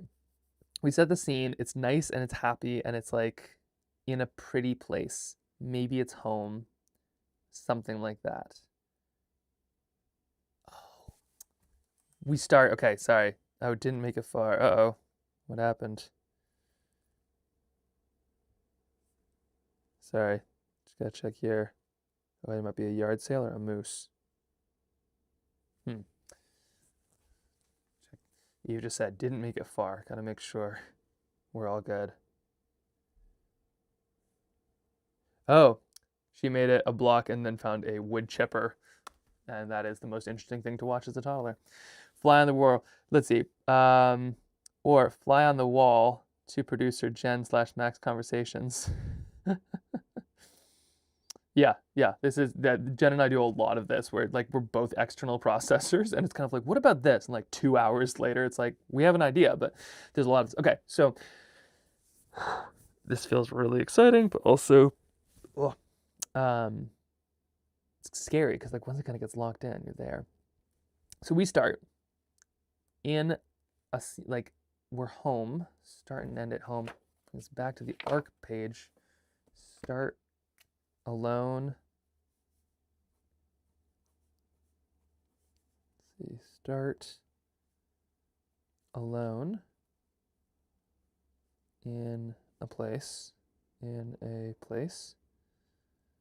end together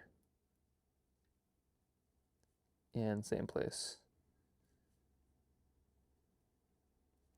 Oh my gosh, okay. These are little ties that kind of bind everything together too, in movies at least, but we're kind of doing like a movie to a book here. So okay, we'll start alone in a place. Sorry. Not to add another part, but are you still gonna have this be partly about the question of forever? Ooh, okay, that's a good question. Is this gonna be about forever? I think yes. I think it is gonna be about forever. I think I'm still kind of coming around to how that factors in. And I think that's probably I think that's kind of like probably the motivation. This sounds silly to like talk about it like this, right? This is the motivation of the parent figure. We're making a kid's book. Like, what are we doing here? But like that is, you got to think about these things. I do think that, yeah, this is like the motivation of the parent figure is like wanting these places to last forever and the fear of that not happening. So that is in a lot of ways. I think the fear, right? Like I'm scared for like how these things could affect salmon because I love salmon and I don't want the salmon to disappear forever. Like that is sort of what it's not just like, oh yeah, everything gets sick for a while. Like you could have systems collapse. And once these things are gone, they're gone when it comes to nature in a lot of ways. I think that is the real fear is like, I'm not going to last forever, but I kind of expect and want the things that are around me too.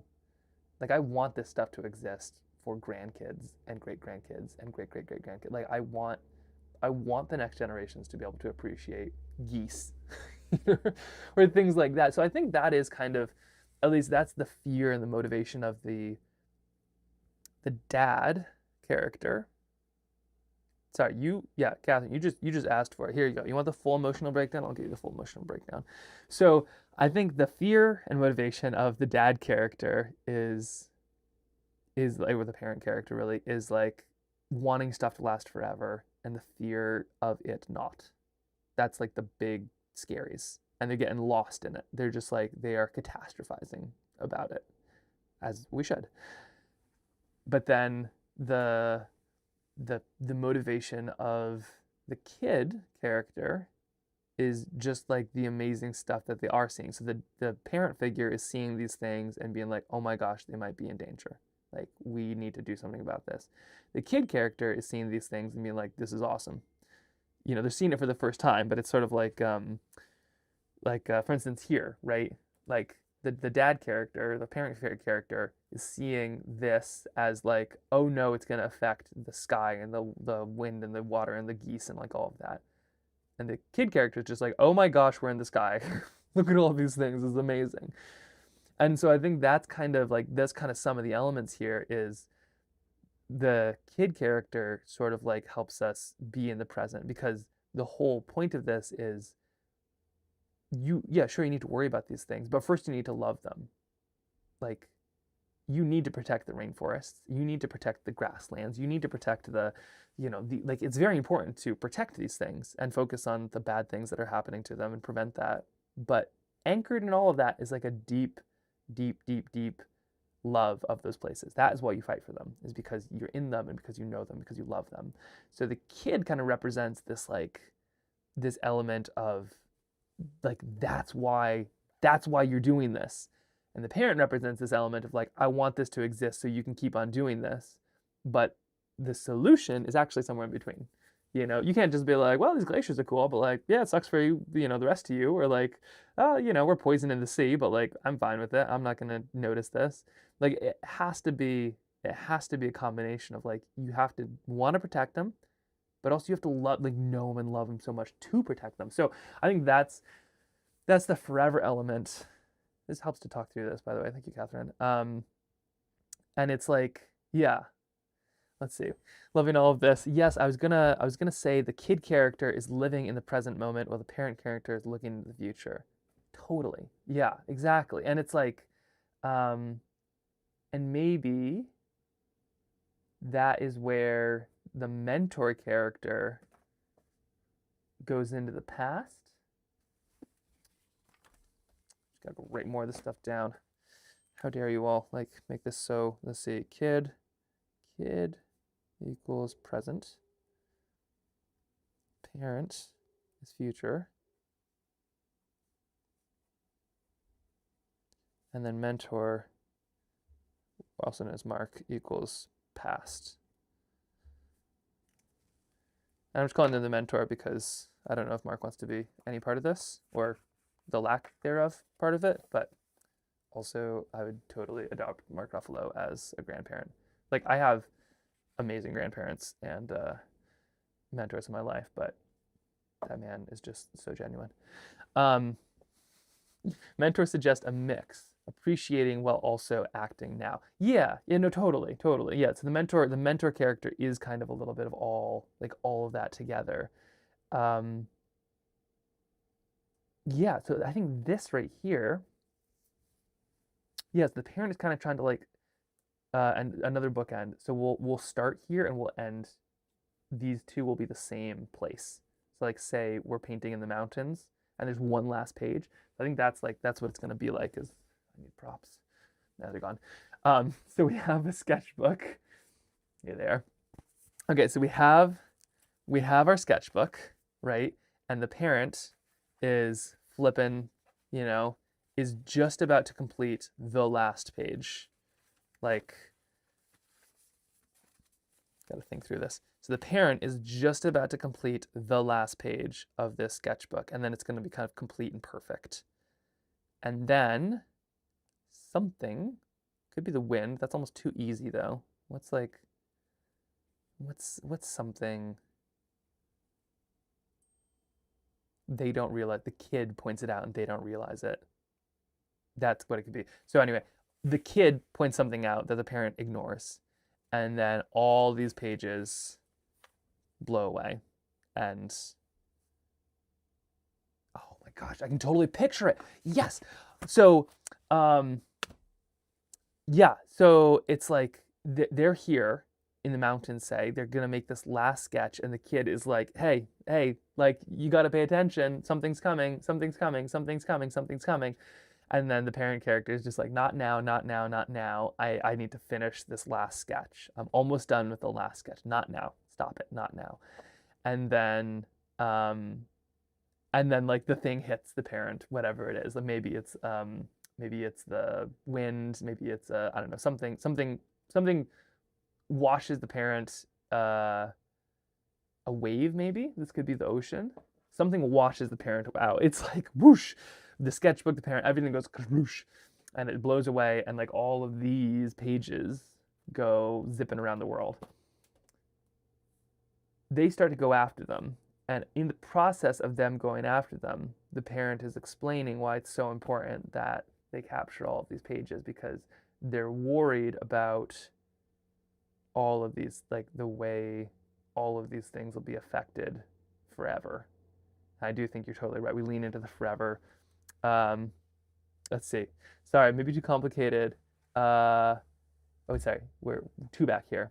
Um, while he parent, let's see. While the parent may be feeling it's already, yeah, too late, too late. Yeah, no, exactly. And then maybe too complicated. Also, thank you, by the way, Catherine. Thank you, Arctic Tern. Thank you, BDC. Um, Wilderness Stampede. Yeah, we could definitely do that. Well, let's see. Sorry, maybe too complicated. Aside from the ways to reduce PFAS, what would be a solution to cleaning it up in the future? What would that be? A footnote at the end of the book. And Wilderness Stampede is a great idea, by the way, BDC. And the mud puddle being sprayed as a car drive by. Well, that could be a good one. So, to answer your question, Arctic Tern, PFAS is tough. It's tough. It's like, I mean, just look around you. Like, there's a there's a lot of PFAS.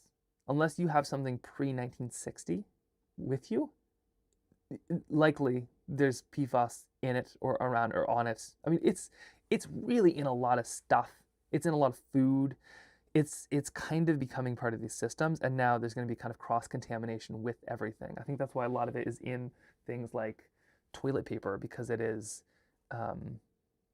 Don't quote me on this, but like I could imagine it would be in something like toilet paper, because it's this is like a recycled thing, and like it's in other papers, so now it's in toilet paper. So when you wipe your butt, like the exposure to this stuff is sort of everywhere.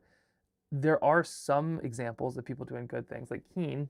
Not to put him on the spot there, but like they redid everything to remove PFAS from their boots and shoes. So every Keen shoe is 100% PFAS free, but it was super hard. Like it took them years.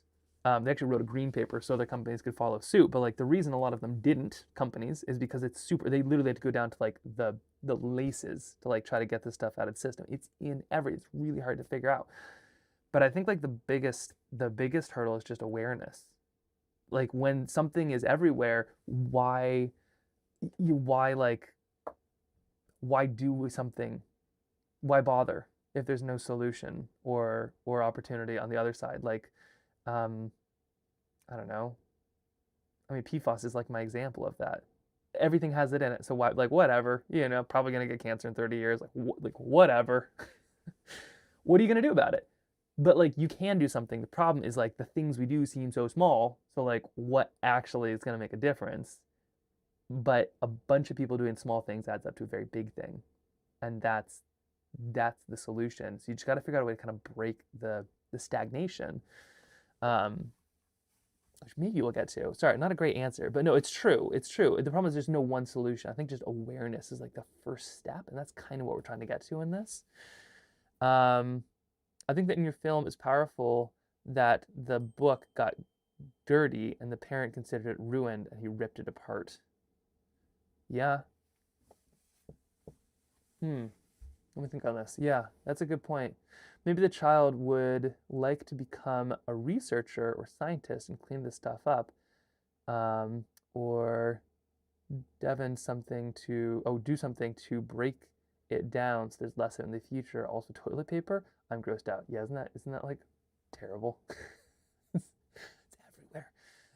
Not in Keen Boots, but like no, it's definitely like to go on the anti-PFAS hunt is like I don't know, it's like trying to not eat GMO foods or something. But at least we kind of know about those, right? Like or BPA. Like there's a lot of examples of stuff where it wasn't everything and then usually when it affects kids, we're like, that's wrong, and then we do fix it.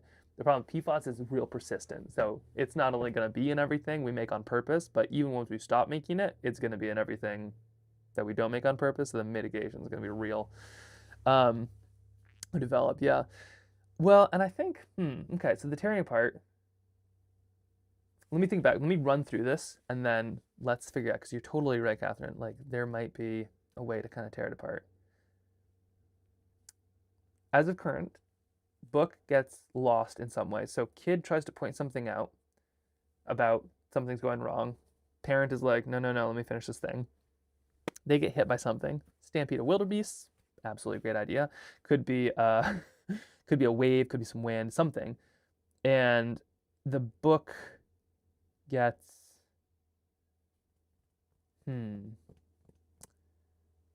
yeah, either the parent tears the pages out or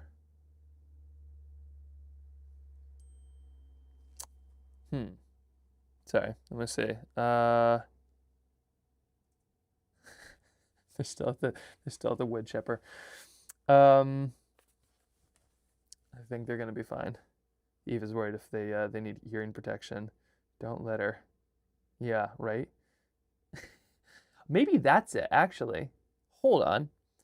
I think they will be okay.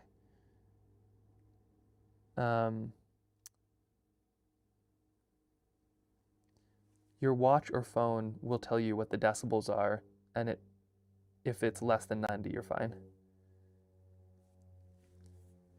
She's concerned because they're just like obsessed with the wood chipper that's going on the street. They have their little bikes and they're just watching people feed things into a wood chipper.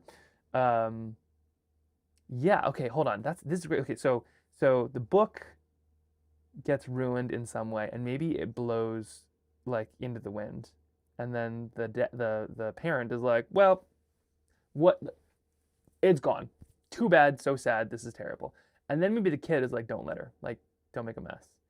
So then, and the kid is really the hero in all of this, as like kids always will be. So the kid is like, don't let her. That's wrong. Pick up your mess. And so the parent is all like, ugh. So the kid leads. That could be it. So the kid is now leading the parent. The kid is leading the parent as they go into find all of these pages.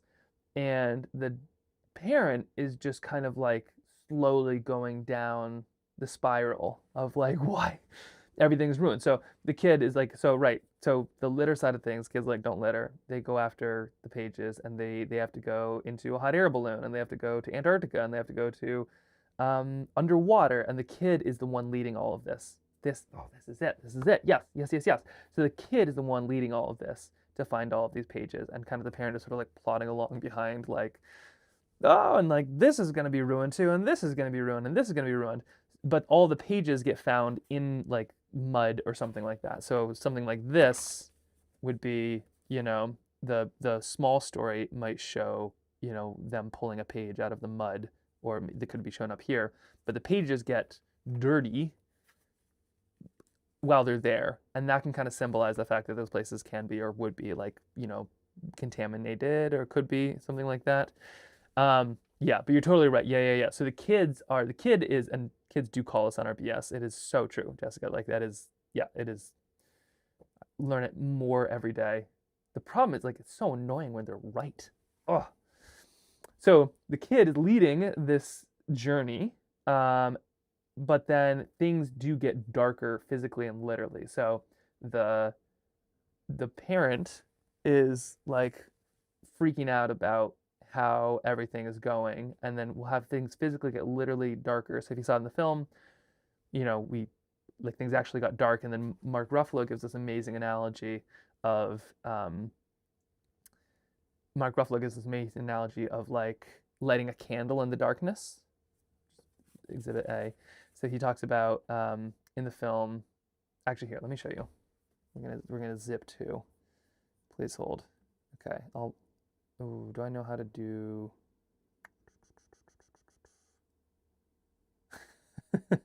I don't know how to like move through things on video parts. Should I give it a go? I'm gonna give it a try. Let's listen to this really quick. I'm gonna try.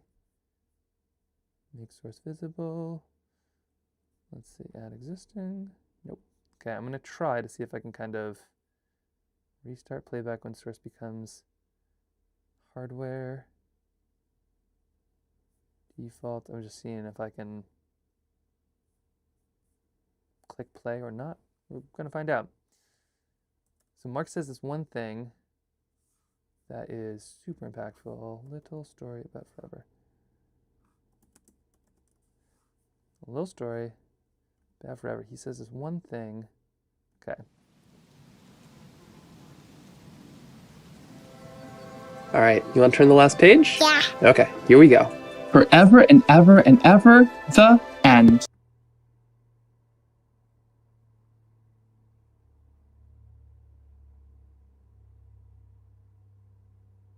Oh. Things we might lose forever, and all the things that I hope he never has to experience, and maybe how some of them could be avoided. But the world just feels so full of big issues, and I just wonder, how do you stay positive when it all feels so dark? Well, I don't know if you've ever been in a dark, dark, dark, dark night and you see someone light a candle. A long way away, you can see that candle in the darkness. And so the light is always stronger than the dark. It is scary, and it does feel overwhelming sometimes. But once you step into that, once you make one step towards the right way, others meet you. And then all of a sudden, everyone's holding a little candle in that vast, vast, endless darkness, and it's all of a sudden illuminated.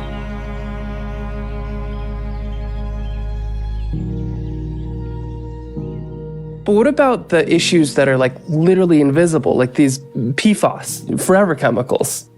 I can barely wrap my own head around it, why they exist, what to even do about it, let alone trying to Okay, so sorry, jump back in here. So he's talking about the darkness, and so I think what happens is things will just physically get like we're searching for these things throughout the day, and then the sunset, and then the twilight, and then the darkness, and we're in the darkness and we can't find the pages, and that's when the parent kind of gives up and freaks out and just like is having a bad time, and then the kid is like, you should ask for help, because I think that's one of the biggest things, and I think that's like, in the arcs, right, you just have these lessons on lessons on lessons. Like there's same with, it's the story elements, but also the lessons. There's lessons within lessons. I think that one of the biggest ones is like ask for help. And I think that's one of the, maybe the kid just learns to ask for help in all things, of like the parent reads this story to the kiddo, and like the kid then asks for help, like pulling their pants back up instead of making a mess in the bathroom. Or the parent takes the lesson from this and it's like, right, I don't know what I'm doing in some of these things. I should just ask for help. Ooh, the aurora could be part of the darkness too. Yeah, that could be it. Good call to turn. Yeah, like that could be interesting. So anyway, it gets dark. It gets really dark. And obviously can't find the stuff in the dark. And then I think Mark, or mentor person, whoever it could be anybody. The mentor person, they go toward a candle in the darkness, because that's kind of what Mark Ruffalo has done, or anybody on the National PFAS Contamination Coalition. Like these are all examples of people holding up candles in their own communities. So it could be like the candle, this candle is right here, and the kid and the parent go toward there. And the kid who's been leading the parent this whole time is like, you gotta ask for help. So I think that's the thing. Is the kid's like, don't litter, I'm going there. And then the kid is also pushes the parent to be like, you gotta ask for help. And then the parent goes toward the light with the kid. They get to the light and it's, you know, maybe it's a little fire, maybe it's something, but that's where the mentor is. That's where they find the mentor, in the darkness. And then the mentor talks a little bit about maybe history or something like that, of like, oh yeah, like things are dark all the time. And it always takes one person to do something, and like exactly what we just saw, right? You light that candle, and then we use that example. So they're in the forest looking for those things, and that's when it gets dark. And then he's like, you light a candle, and then other people light candles, and before you know it, the whole, you know, everything is illuminated. And so there was this one candle, mentor has it, we put our candle to that candle, now there's two candles, and then all of a sudden there's all these candles, and that's where all these other people come from. Oh my gosh, it's coming together. That's where all these people come from, a little army of goodness. So we don't necessarily need to talk about Wilbur Tennant necessarily, because that's kind of implied. Maybe we could if we want to, but then all these people then show up with their candles. Maybe we just physically put them in there. Maybe like we literally draw in Wilbur Tennant and like, you know, Rob or like other people in the National PFAS Contamination Coalition. So now all of a sudden there's this forest full of all these people holding candles or planes or field, whatever it is. And then all of a sudden the light goes from darkness to light. Now it's light, and then all of those people then help us find the rest of the pages. So then we're finding the rest of the pages, and then all of that leads to all of them coming together. So all of the pages get found. It's like big search party. And then we put the last of the pages together, and they make this big, they make this. So they make a big, the kind of world, the world, but it's missing a page in the middle or something like that. And that is the last page that we were going to be doing back here, but then we fill that last page in because we're now in the same place. But instead of it just being like an empty landscape, it's now all of these people in that landscape, and we fill that page in, and then it goes in the middle. And then the little kid can talk about forever and ever and ever again, perhaps. Cat shows up with a page. Yes. The cat is definitely going to have to find some of these pages. I think even like early on too, like chasing him down. I think that's going to be some silhouette stuff, like the cat just like leaping after a page or two. And then we end it in a way of like, what's next? So like that's where the kid is kind of like now we'll keep on going. We'll keep on going with this. Okay, that feels good. That feels really good. Like not lock it in stone or anything, but that progression feels really, really, really, really, really good. It's exhausting. How do you all come up with all these ideas so fast? Okay. So now it's the next step after that. Like we have our loose kind of like outline of all of this.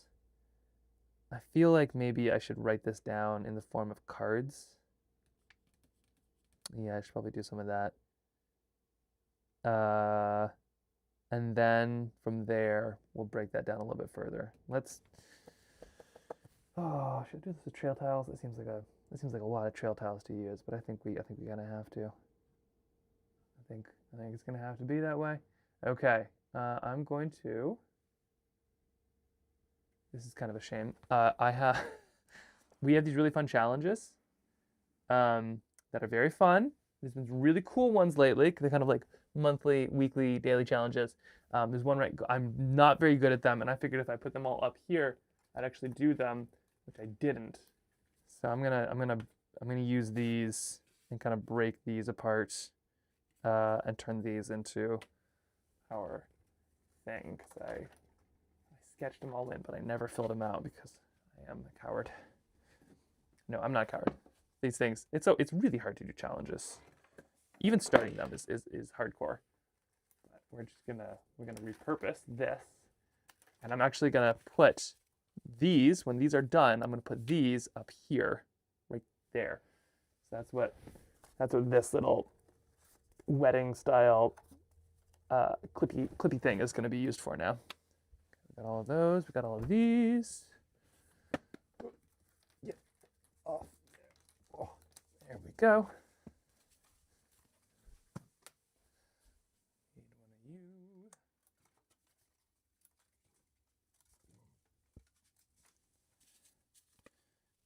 They're all pre-numbered too, which is very convenient. All right. So we have all of this.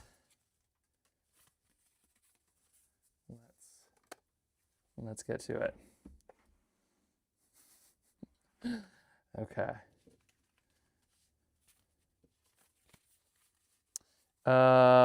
You intended to do daily sketches, but became a side quest. The book is a bigger main quest. It definitely, it's recycling is what it is. And, you know, I think it's good. It's good to, like, who knows that, who knew that this led to this? And it's all connected. It's all connected. It's good stuff. All right, so let me just see. These are all organized by number. Do I actually care about any of that? Not really. So let's just, we'll still work approximately. Now let's flip them all over so that number isn't there. Okay, I'm just gonna make all of these upside down, and we're gonna type in all of this if I can.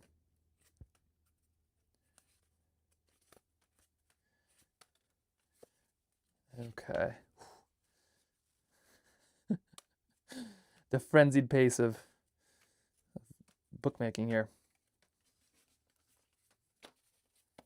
Okay, so we have all of this. How's everybody doing, by the way?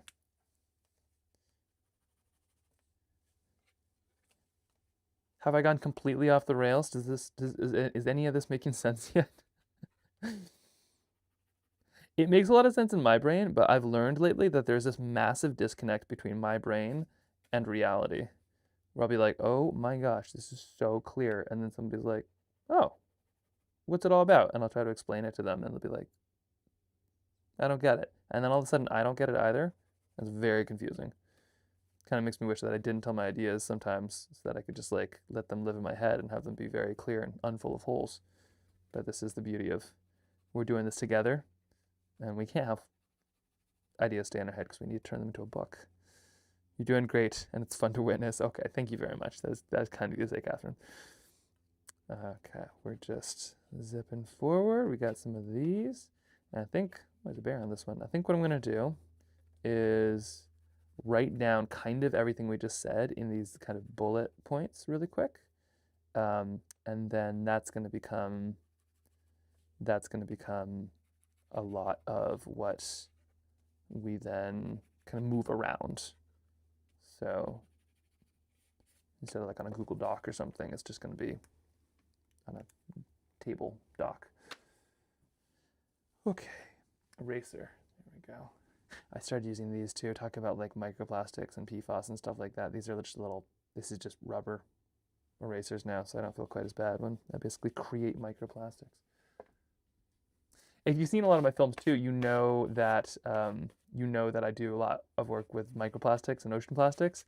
Microplastics and ocean plastics, bad news, because they do things as like these little tiny plastics, either made out of things like PFAS, you know, have it in them, or they're like little sponges and they soak it up. So it's all connected, really. Love the string and clip setup. It's fun watching your process. Yeah, so I'm gonna put all of these up there. So ultimately, that, like, we're gonna be able to see the entire story, because that, to me, like, I need to see it in order to understand it. So that's how we're gonna do it. All right, we're just gonna be moving through all of this. I'm gonna take one photo of this because this is interesting before I get rid of it. What do we have? We have this. Just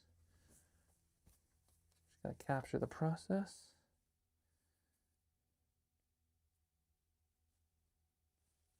Here we are. this is the one thing I wish I took more of, is like behind the scenes footage. You're probably like, oof, this might be a little bit too much behind the scenes footage, but I feel like the process is so interesting, but also the scarier the process and the better the product, you know, whatever you end up with, the more I wish that I captured the moment, but never do. Like when I was running track, like we went to state, and my grandma came, and like my family was there, and I wanted nothing more than all of them not to be there, because I was so nervous. Like, what happens if I did something terribly wrong, you know, and it went badly? Which in retrospect would be nice that they were there. But then it went super well, and I, you know, did really well in the mile and the 2 mile, and I was so happy that, like, I wished all of the family was there. And I feel like it's the same stuff with this stuff, where like part of me like wants to do all of this privately under a rock where nobody can see, but also to do it well requires sort of being open about it. Like, yeah, it's so cool, all of this going. I was wondering about eraser dust. I know it seems like nothing, but it's not nothing, and I've been using knead eraser more, but I feel like it would get really dirty outdoors. Yes, knead erasers get filthy outdoors. I just try to collect the eraser dust as much as I can, but I also just like, this is what I've been using. This right here. From what I understand, this is not plastic. I believe it is just pure rubber. Or at least some kind of more natural rubber.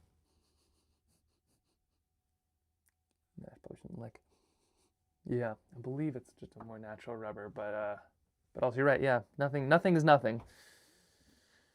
Okay. Should we try the typewriter again? We'll give it another shot. Let's see. I like how it all looks. I'm just gonna go bust out a couple of these and then type them all up. Okay. But also, having been in a lot of this, I do think that, let's see what direction we'll put this. I do think that nothing is nothing, but also everything requires some kind of impact.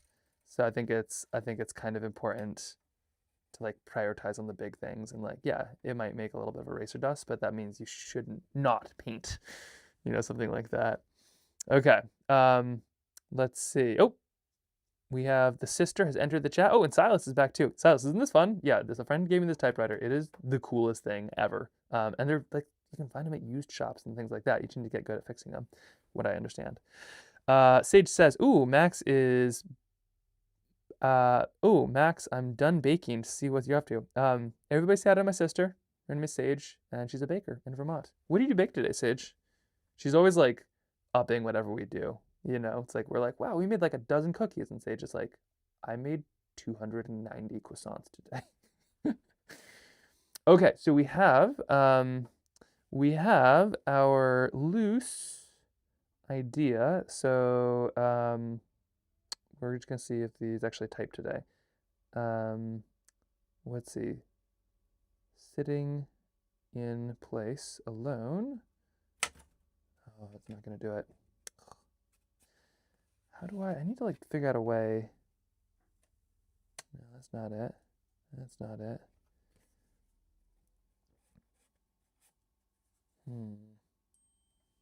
Let's see, I'm gonna figure this out.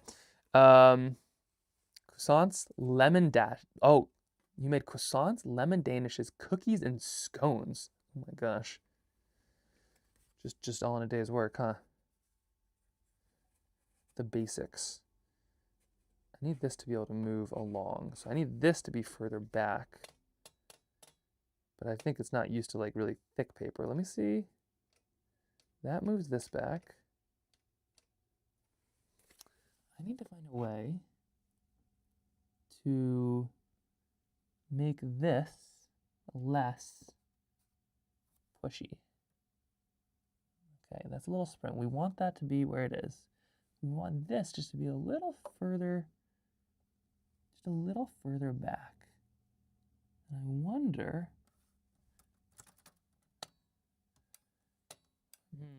I wonder if there's a way to do this, because I do use very thick paper, so I wonder if there's a way where I can just, what I really need is the wheel to be sticky. Maybe I can do that with tape. Let me see. Max, I hope you're glad I'm painting the ugly chicken. Yes! Oh, good work. Yeah, for those of you, so Silas, painter extraordinaire, lives with many laying chickens and many meat chickens, and I was giving Silas grief for not painting the ugly chickens as they were described, which are the meat birds. And I think there's beauty in all chickens, meat birds or otherwise, and so it sounds like peer pressure won out again. Just another win for peer pressure. Okay, let me see. So this right here, I think now let's stick this up. So if I put this in, let's see, there's a little bit of tape on there now. Okay, let's see if I can do this. So this would be,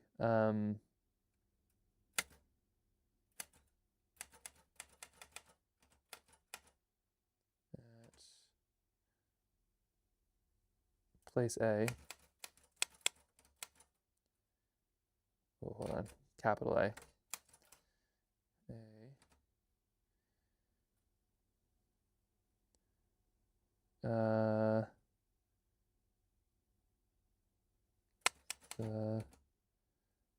Let's see. Oh, no. The last page of the book. Okay, so there we go. Oh, perfect. Okay, it works. Good news. Okay, so here we go. So this is how stuff is going to kind of look. So we have painting at place A, the last page of the book. And then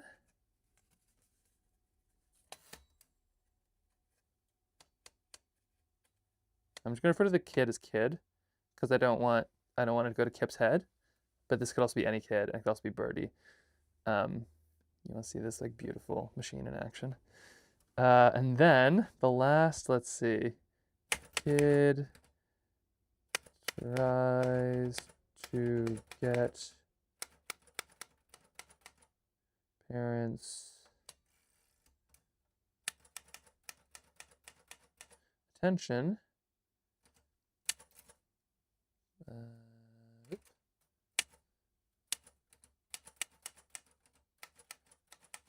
Waved off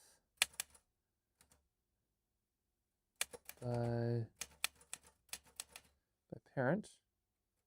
What's going on here? There we are. Okay. What's happening?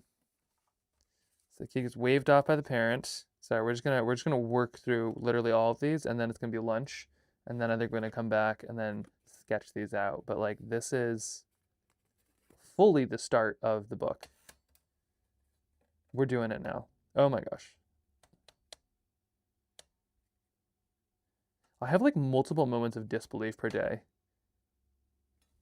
Like, at least once a week. It's like, is my job painting? Like, the amount of imposter syndrome is so real. Because I'd be like, oh my gosh, my job is like, nobody realizes I'm not a painter. You know, or something like this. And this is kind of the same deal where it's like, oh my gosh, are we making a book? It's like, yeah, we've been making a book for like at least 2 days now. Okay, so the kid tries to get parents' attention, but gets waved off by the parent. Something comes and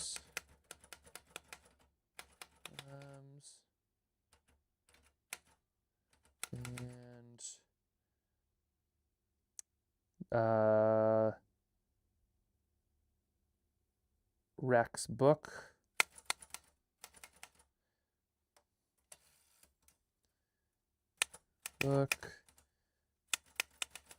Ding.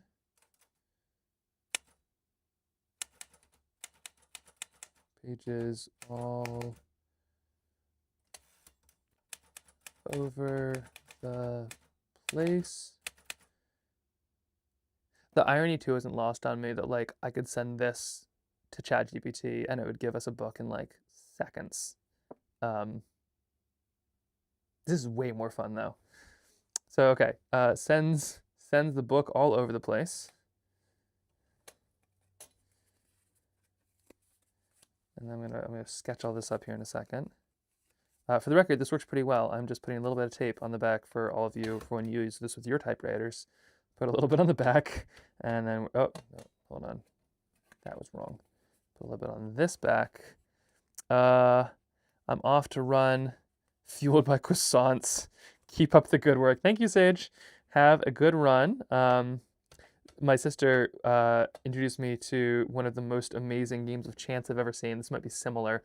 Oh, furled by croissants? Yeah, fueled. Sage would play something called Goo Roulette, which if you don't know, a goo is like a little, like a, marathoners take them. It's basically like sugar gel. But she would, before going on long runs that she didn't want to go on, she would take a goo and then she would have to go on the long run because that means that if she doesn't run, then she just ate a goo for no reason, which is a very gross thing to do. So, on croissant roulette is something similar. Okay, here we go. Where were we? Something comes to wreck. Pages go all over the place. Parent is bummed. But the kid and cat say, don't let her. I love how you can just go back a page. Like you can go back a space and then click it back in. Don't litter and they go the pages. Yeah, like this. It's just like, here, let me see. Will focus? Work with my camera. There you go. Look, like the pages where it's just like I put a D and then you can go back into the S. I love that. The plan I think is too is for the text to be the text is going to be like physically typed out. Like we could use impact bold, but I think my plan is that we actually type out the text from this typewriter, and that is what we use for this. Oh yeah, right, that goes back here. I feel like that should be interesting, especially because like all the letters are different. I might type it out and then scan it, but I think we still do it. I think that'd be kind of cool. All right. Okay, here we go. So we have parent is bummed about the kid and the cat. Bummed, but the kid and the cat don't litter, and they go after the pages. Let's see. Parent follows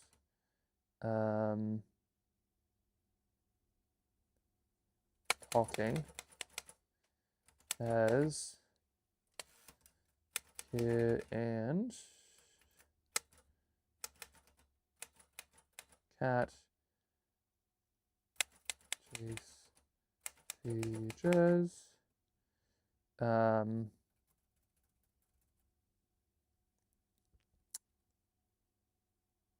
All over.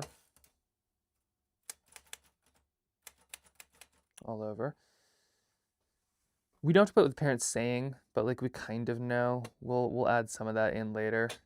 They're talking about the fear of all these things, like changing. They're waxing poetically. Maybe not even poetically. We're not even gonna rhyme. They're just waxing. Better than waning, I suppose. Okay, so the parent goes all over the place, and then where are some of the places we're gonna go? So type it out, scan it, and then maybe zoom in a little. Kids' books have larger letters. You're so right. Yeah, I suppose it does need to be bigger too, doesn't it? Yeah, that's great. Yeah, we'll scan it and then make it bigger. Okay, so some of the places that we're gonna go are hot air balloon with geese.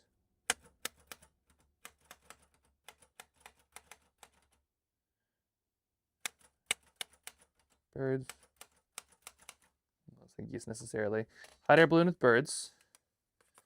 Let's see. We had some of these written down from yesterday. What did we say? We said some of the locations were, but are not limited to, bees. Just so you know that I'm not like forgetting everything that you've mentioned and helped me with. Okay, so we have bees. Hot air balloon with birds.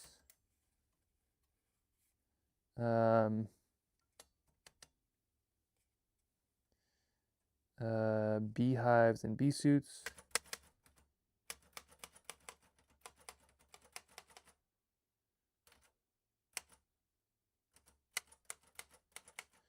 The cat is gonna have to have a little bee suit. Definitely gotta put that in there.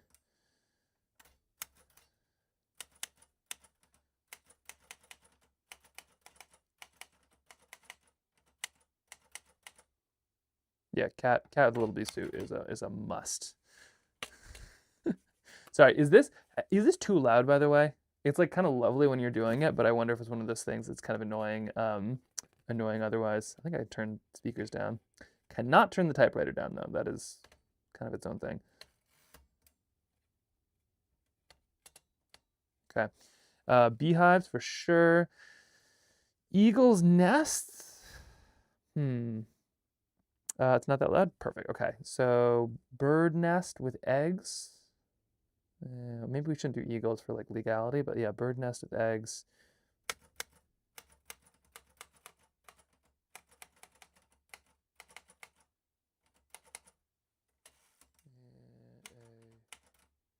Oops.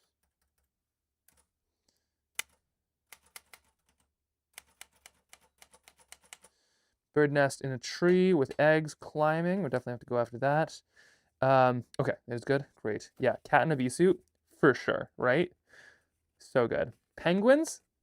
I love penguins so much. So much. My grandmother would often send me things about penguins. So she traveled all over the world. She's the one who taught me how to paint. She traveled all over the world, including to places with penguins, and I get lots of postcards of her from places with penguins. And my hope is to go back with her sketchbooks, find out where she was, make the same sketch in the same place, probably different penguins. That's going to be a hard one to fund, though. But one day. Okay, penguins. Let's see. Pages with penguins.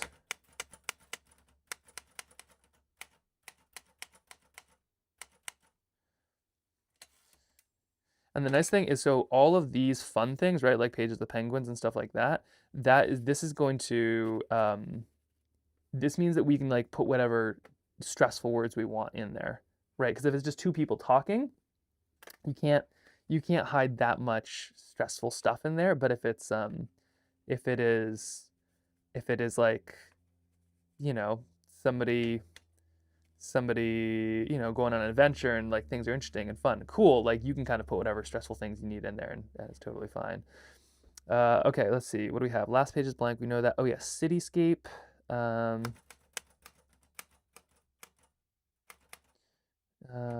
For lost page, not quite sure about this one yet. We'll get there at some point. The city, we just gotta have the city in there too, because it's not just nature. Like this stuff affects everything. Coral reef, definitely gotta have that in there. Let's toss this. Oh wait, can't forget this. Scuba diving, snorkeling.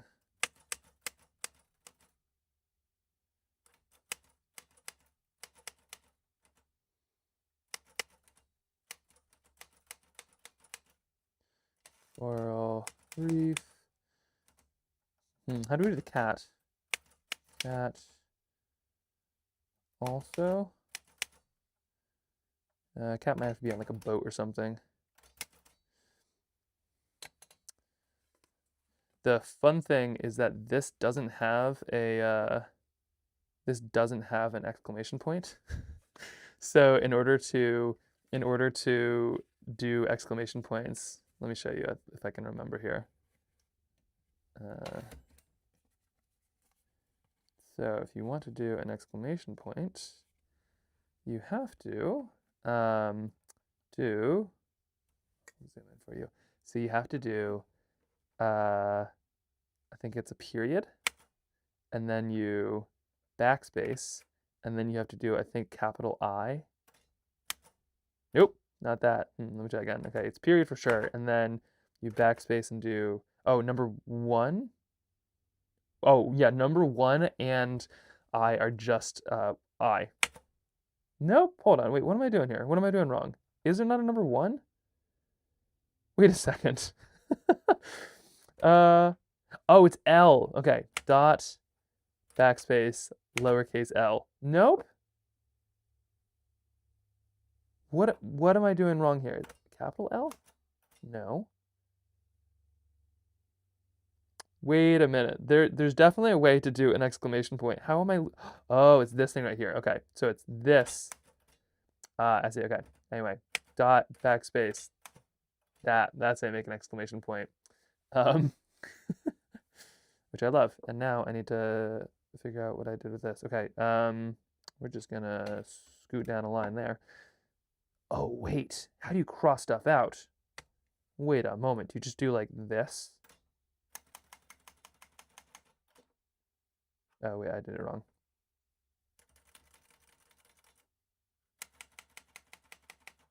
Very satisfying. Okay.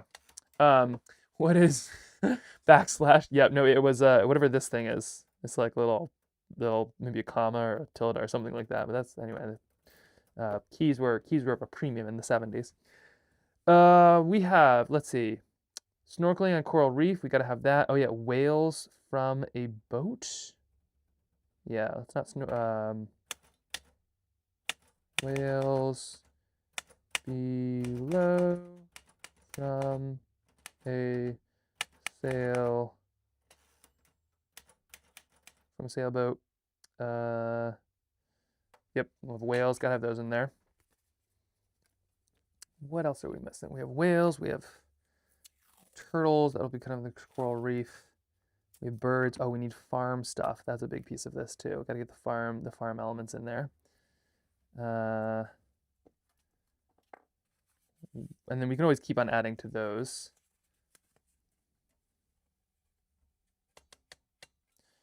Okay. Farm life.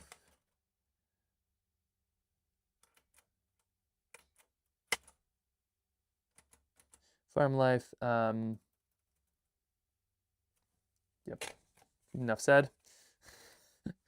And then we're missing, okay, we got farm stuff. That kind of covers agriculture. We have bees. What else is affected? Birds, us in general, city stuff. We'll keep on moving. We can always come back and add a bunch more of those too. That's an easy thing to do. Okay, so next we have all of those pieces. Oh yeah, things get dark and we can't, we don't know where we're going. Bring this back out here. I need my color coded section. There we go. Okay. Things get dark and yeah, struggling.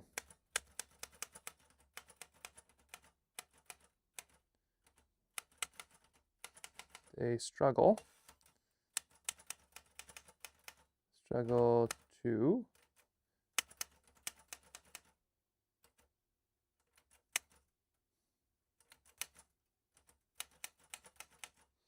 things get dark and they struggle to find pages.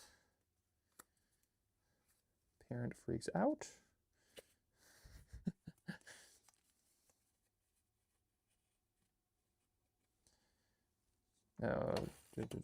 Parent. Oh yeah, kid tells parent to find help.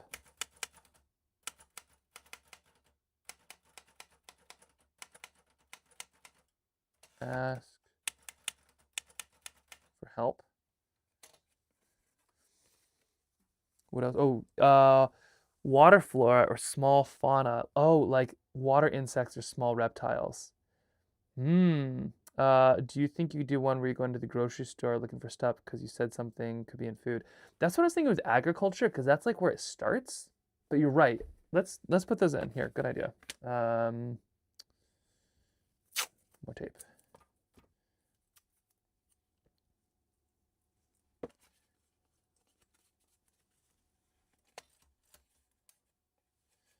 Okay, we'll have, as you said, grocery store slash. Oops. Hey, what are we doing here?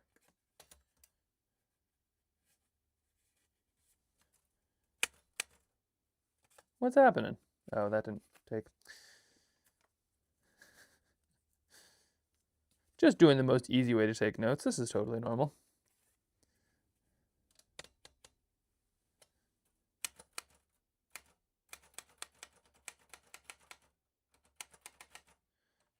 Grocery store for food. And you're right. Yeah, we should do like little insects or something. I feel like that gets so undervalued. My dad is an entomologist too, so like you'd think I should have. I probably should have been one to say that. Because what I'm trying to say is I'm embarrassed. Little insects. And fauna. Or little plants.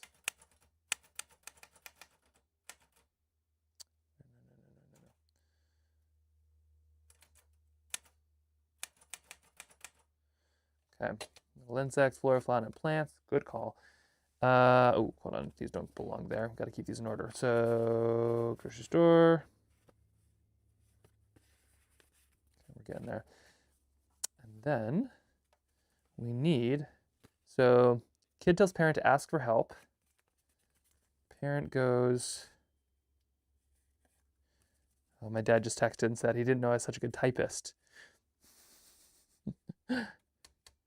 The real thing is, did he see me type small insects, flora, and fauna? He is an insectologist.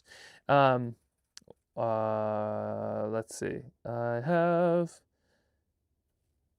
Okay. Kid tells parent to go ask for help. They see a light in the. Oops.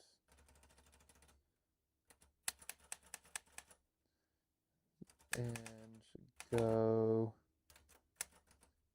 to it. And then that is going to be the mentor that they'll have.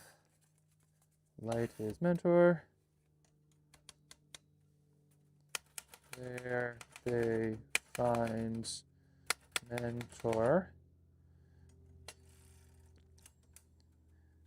who offers help and advice.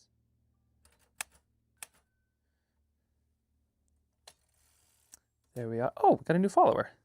Hello. Welcome, welcome. Nope. Hold on. He's probably gone. We're getting close there. Hello, Eve. Hi. How are you doing? You're live, by the way. Oh, yes. Basically, it's the most epic day in the neighborhood. Wow, really? It looks sunny out there. The wood chipper looked amazing. Yeah, and then we came down to the bridge, and they were using a giant machine to suck the gravel out so they could work on the culvert. Best day ever to be a 3.5-year-old. Oh my gosh, that sounds amazing. Yeah. But now we're going to go to Fire Island and get a pastry. Great choice. And then we're going to go back and watch the tree guys, because the tree guys, it was a little bit more exciting. Okay. So we're probably going to go sit and eat a pastry. Well, Kip will eat a pastry and watch. And I would suggest you come join us, but I think it seems like that would be not ideal with your live stream lunch break. Probably not. Yeah, maybe I'll take lunch with a live and feel deep regret. But then get some stuff done and then be done earlier so I can so you two can go out to the yarn store. Okay. Yeah, whatever works. Just letting you know what we're gonna do. Okay, we're cruising here. We figured out some like major stuff and it's been very exciting. Good. Well, I'm about to push. Kip is now sitting on the foot of the stroller while Birdie sleeps. I have the bike. Look at you go. You were making it happen. I'm gonna be by Lake Otis here for briefly. Because I'm doing a shortcut. So it might be loud, so I'm gonna let you go. Okay, sounds good. I love you. Bye. Okay. Okay. Bye. Okay. We're doing lunch together. Hope you're ready. Okay, so let's see. We're gonna need some more. We're gonna need some more pages here. But we're cruising. I mean, like this feels like a real book, you know? Like this is some cool stuff. All right, so we're gonna turn some of these into some of these. And what are we missing? All right, we have this many pages to finish up all of our story. Okay, so they find the mentor who offers help and advice. I'm gonna, for the record, all these gonna be painted in. So this is just the rough stuff, and then we'll put text if we need to above, and then a page just like as a back stuff, and then I'll be able to put them all together. That's just, it's like how I have to see it that way, otherwise it doesn't make any sense. Okay, so they find the mentor who offers help and advice. They light their candle. They light their candle from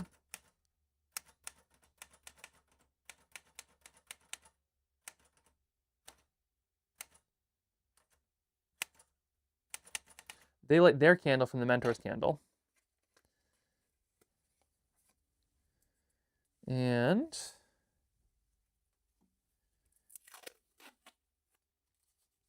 now I should admit here too, like part of the reason I'm saying mentor and not mark is because I do feel like in this space there is a lot of amazing, powerful women. Just like thinking of like Sandy or Emily or like the PFAS Contamination Coalition is full of like, frankly, just like badass ladies and very badass men. But I feel like they don't always get mentioned. And you know, the Wilbur Tennants or the Robs or the Marks do get mentioned. So I feel like it'd be good to have some representation in there. That being said, I also think that like as a dad with a young boy, well, two young boys, but like I feel like they don't like there's often not stories about that kind of relationship. Like I do feel like a lot of times it's like, yeah, I don't know. It's like the toxic masculinity is very much something I see in picture books and things like that. So I do like the idea of a story where I see myself in it, I suppose. Of yeah, of like of that kind of relationship, or you know, a dad being able to be a dad with a little kiddo. So that's definitely a piece of it too, where it's sort of like, who are you making the story for? I think kind of matters, but it's also we things are real squishy. We can kind of figure this stuff out in so many ways. I also think men are way worse at asking for help. I think that's another piece for it too. Is like I think men, nothing personal to like, you know, not to generalize, but as one, I can like culturally, I feel like men are not good at asking for help and not very good at like listening. I think so many times it's like the guy mode is just to like fix the problem. If you can't like, you know, can't fix it, you try fixing it, and then like you just have to do it. And I think that's like an important lesson that I need to learn. So I'm kind of putting in this book, but yeah, something about that. Okay, they light their candle from the mentor's candle. Then others light their candles, and the is lit. Let's spell that up. Hey. The force is lit up with light.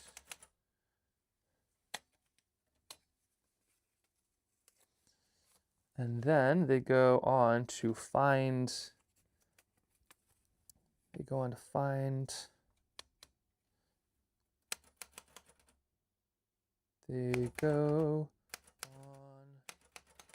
with that group.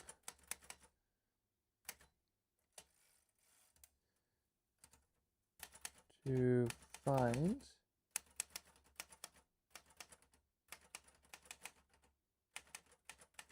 Okay, they go into the grid, find the rest of the pages.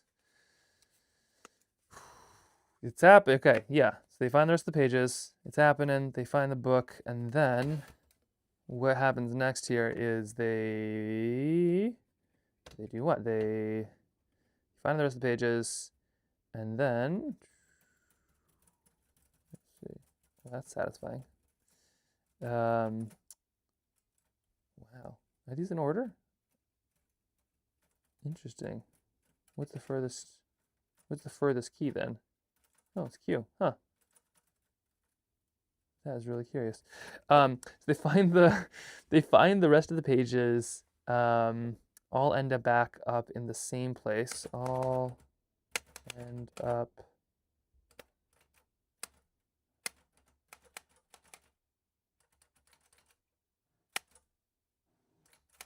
back in place A.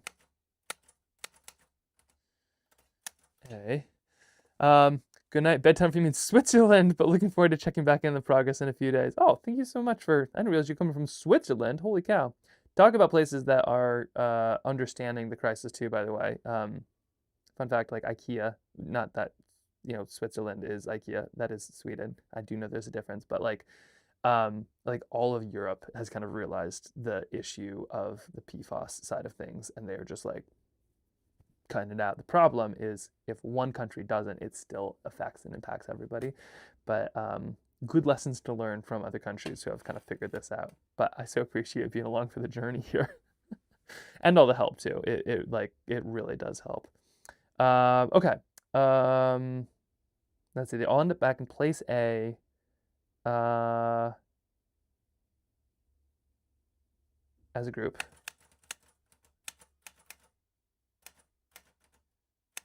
With all the pages.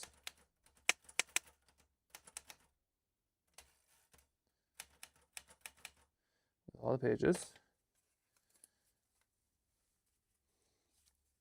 They put them back in order.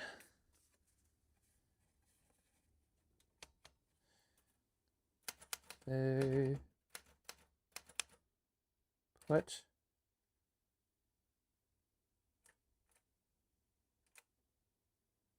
oh, whoops. Put them back together to almost form the Earth.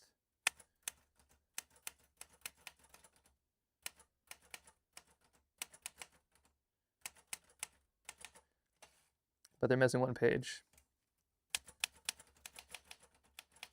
Oh, we're cruising now.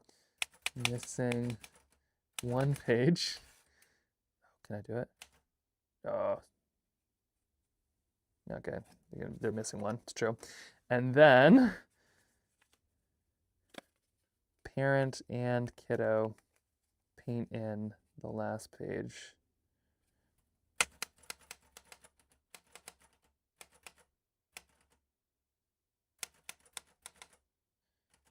The last blank page. Paint the last blank page of the whole group.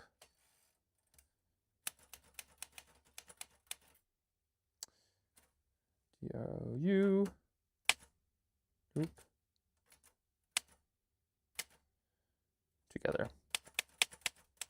And that's the little army of goodness. Oh, that's right. Yeah, that's a little army of goodness. Also, I should say, if you want to follow along, and we can send you stuff, we have a really cool newsletter. I should have mentioned that way earlier on. We have a newsletter we send out every week or so with all the updates. So if you need to zip out for a moment or something, we can text you or not text you. We'll email it to you when things happen. But it's also, the newsletter is how you get access to our Discord channel, which is the coolest group of people ever. And they do lots of good stuff, and it's really, really fun. And we're posting a lot of updates there. So it's on the trailboundsketches.com. You can find it there. And also, I'll just be sharing a lot of this either through Instagram or all the socials, mostly just making the book Piece by piece. Okay, parent and kid paint the last blank page of the whole group together. Put it together, and it's the whole world.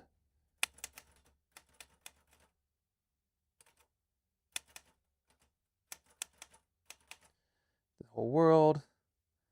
And then, yeah, I guess, and then what happens next? Maybe the kid, yeah, some ending or something like that, which is convenient because we have only one sheet of paper left. But then the ending is like the kid needs to get the last word. I'm not quite sure what it is, but I think the kid is like, oh gosh, what would it be? Yeah, the kid definitely needs the last word. So I think it's like,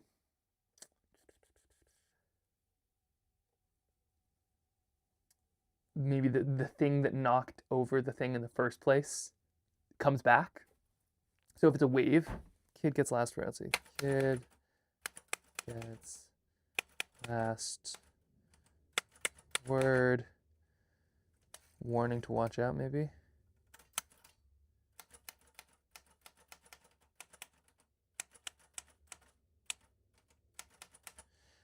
That could be appropriate, actually. So like, if the first thing is like a big wave that just knocks over, like a really, the first thing gets messed up because a big wave knocks it over. Maybe the ending is the kid being like, "Watch out!" and now the parent and the whole group actually listens and watches out. Okay, so I'm gonna quickly just order these in the correct order.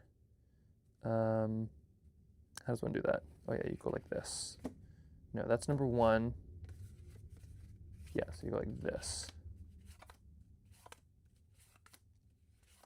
The beauty of thick, nice watercolor paper is they do work on both sides. I can still use these as a challenge. All these little illustrations that I put together, you can kind of see some fun ones.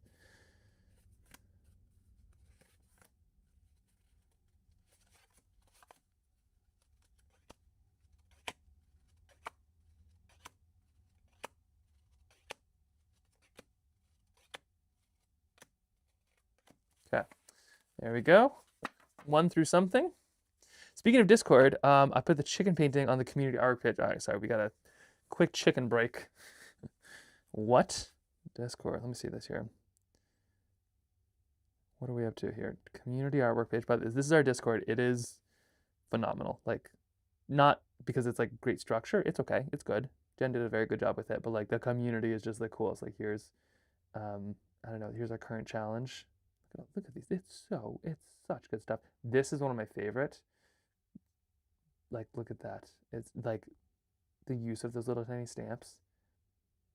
Oh, such cool stuff. Oh, these ones too. These ones turn out so well. Silas is a master of these things too. Community art page, you said? Was that where it was? Community artwork page. Community artwork. Community artwork. Look at that. That turned out great. That's phenomenal. Oh, that is, hold on. We got to do the chicken emoji too. Chicken. Oh, and then also maybe the drumstick. It's only appropriate. Yeah, so I've been doing some super cool stuff. It doesn't, like, it looks way fancier on my phone than on the live, but I just like the style is so good. I also like if you break the frame there too. This is so cool. It is so cool. Okay, so let's quickly number all of these, just so we have them. And then I think the next step is probably a quick bite of lunch, and then we're gonna start sketching in all of this. And once they're sketched in, then we can start adding things like the words. We have our arc, we kind of know the loose side of things, and we can add some like little notes in the margins, quite literally. But I'll just quickly number all of these just in case the cat or a child or something gets into them, which happens more than you'd think. Okay, so that is 1, 2, 3, 4, 5, 6, 7, 8, 9, 10, 11. Let's see how many pages we are. 12. We're aiming for 30 to 40. 13, 14, 15, 16, 17, 18, 19, 20, 21, 22, 23, 24, 25, 26, 27. Oh, spam, that's exciting. Nope. So okay, 27. A lot of these could be doubles too, and definitely could, like, you know, sitting at a place painting the last page of a book, like that could be page on one side, page on the other. This is just for the record, so this is kind of what a page would look like. And then because we could do doubles, like that might be one page is just sitting and then one page is, you know, has some text or something like that. So we've got some space to be able to do a lot of things. Also, we could potentially just like fill out an entire page, but I think we kind of keep it as simple as possible. So that's like, some of these could definitely be fleshed out, but ultimately, like, this feels pretty true. Do the dedications, forwards, of info about the project count as both book pages. Yep. No, you're right. You're right. Should we put that in now? Probably, huh? Let's see. Do I have extra pages? Yeah, we got some extra. Sorry, bird, you're getting erased. Now we'll just write over top of it.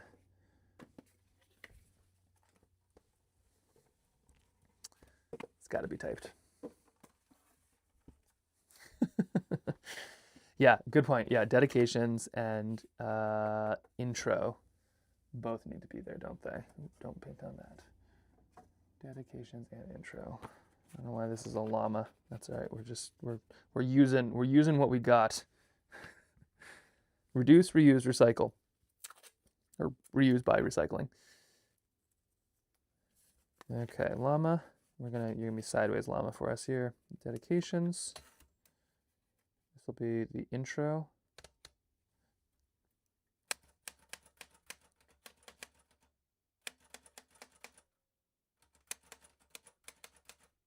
Intro and start of book. Check. This will be page 0.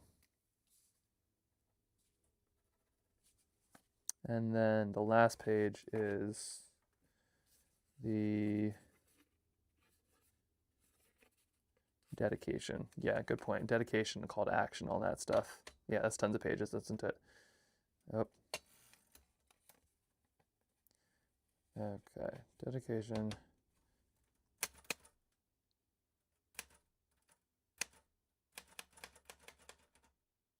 And, do we have an and? We do. Oh, nice. Oh, crazy looking one. And call to dedication, call to action. All right, and that is going to be the last thing.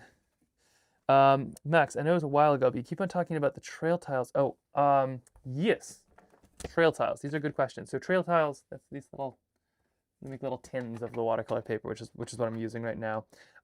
They are, let's see, you said they're a store in Alaska. Do you know if there's any way you could convince the stores all around the country to get them? It's a good question. Yeah, we made these because it's like, we need these to exist. We haven't been able to get Hanamula to make more. We've reached out like dozens of times. They've actually been ghosting us for about 2 years. Like, their main rep who was working on this is literally refuses to get back to us. So not quite sure what that's all about. But yeah, that'd be cool if stores carry them all over the place. The paper is kind of key. We figured out ways to like help people make their own, and we have like a limited stock, so that's why we're kind of selling those through the website and stuff like that. But it would be fun if they were available everywhere. They're definitely helpful. I find them quite useful. But you can also, with a little punch cutter like this, and you know, you can cut your own on a Cricut and things like that. But it would be cool. Yeah, one day, if I was more of a business person, or cared less about all this stuff, we'd definitely jump into that. Okay, so we have all of these pieces. All right, we're cruising.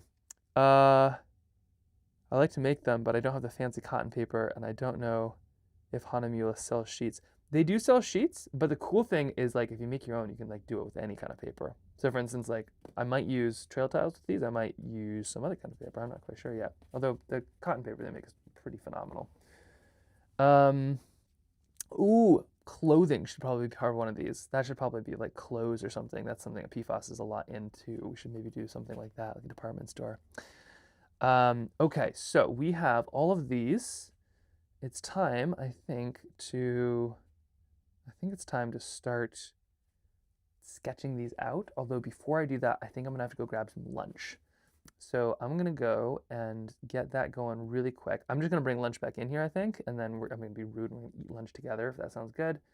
But I can like feel the blood sugar being low. And creatively, you need to have the blood sugar high to do anything. So I'm gonna switch over to the cat cam if I can find him.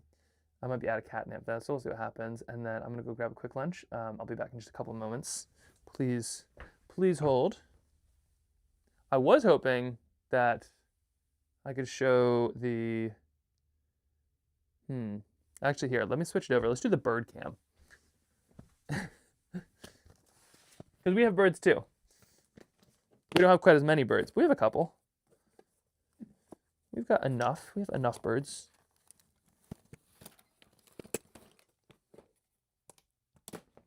Here, I'm just gonna grab like a wildlife lens meant for filming bears and stuff, and we're gonna go use it for chickens instead, because that's a good use of time and resources.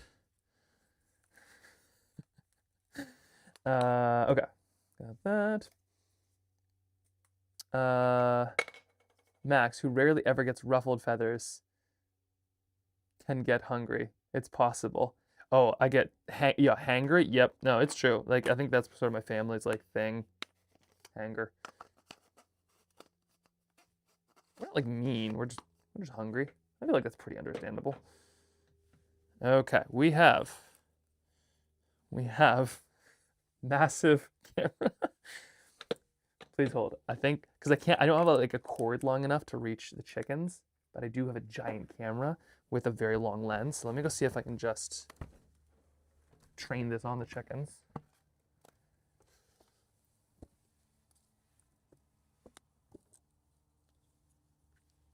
Okay, we're just gonna do some of that.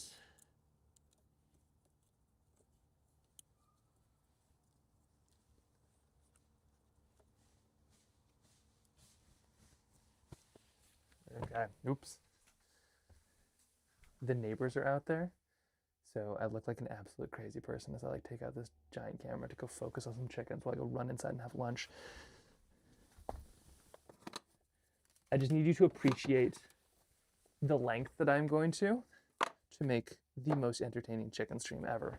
Just, you gotta know.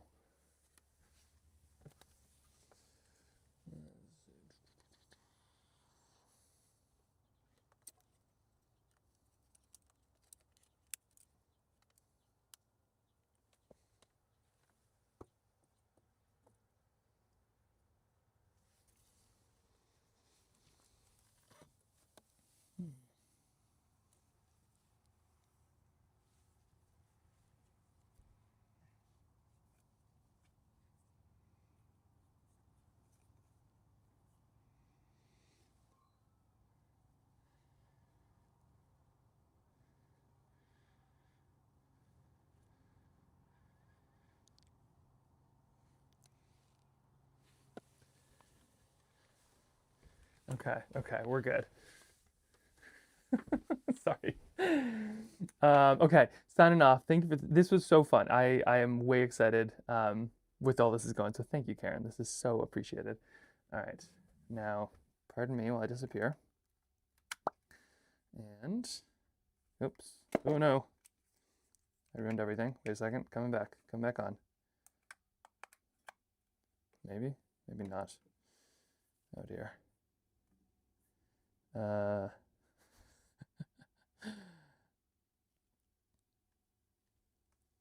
we go. Okay, thinking about it. Yes. Okay, so these are my chickens. And then if I'm clever, what I would do is I'd just quickly, please watch my chickens for me. Let me just write that down. Sorry, I'm trying to figure out clever ways to do this because I feel like this would be really fun in the future to be able to do like really long streams, but also eating is like vital. So, and I always find it like super annoying when stuff is kind of boring and ending. So let me see if I can't do more clever things. What if I put one of these like here? Oh no, anyway.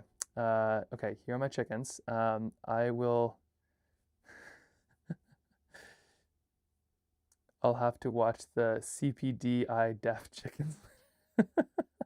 Producer Jen's still here. Any questions, everyone? Okay, cool. I'm gonna go feed the chickens a tasty snack, and then I'll be right back with my own tasty snack, and then we're going to get the next little bit here rolling. So, be right back.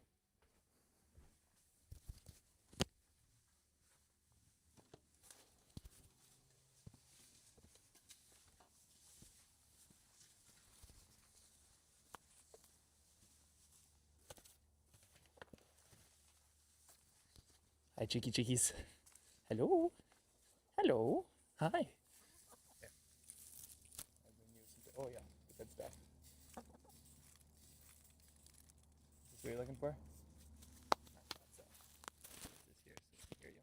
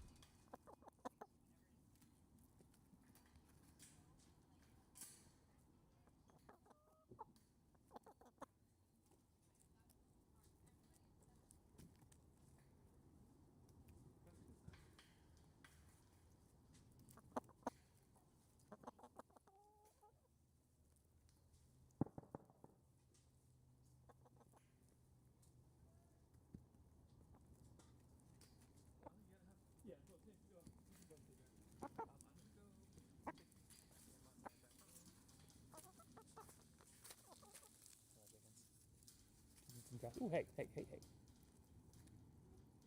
That's some of this. Yeah, it's not all. Yeah, we will get you more grass soon. But yes, anything I can square away pre getting back to it. Ooh, hey, avoid the fingers, please. Hey.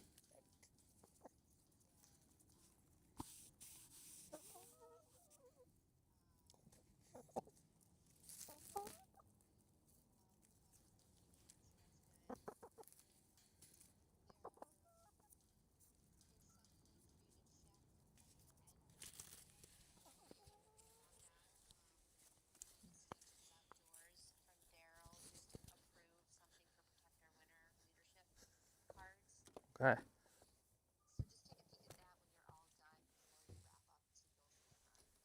Okay, that sounds good. And I'm back in the building. Oh wait, I just forgot all my food. Hold on. Let me just Oops, hold on. Sorry. I just forgot all of my food. Sorry, let me switch. We're switching it back. Sorry, this goes here. I got good stacks too. I'd love to have some backyard chickens, but also super sad of avian influenza. Okay, hold on. It kind of did a little bit. Sorry, I'll I'll be right back. Let's see. Hold on. I'm bringing lunch in. Okay. I will catch you. Yeah, I'll catch you on the flip side of this, and I'll look for those emails. Thank you, Jen. Bye.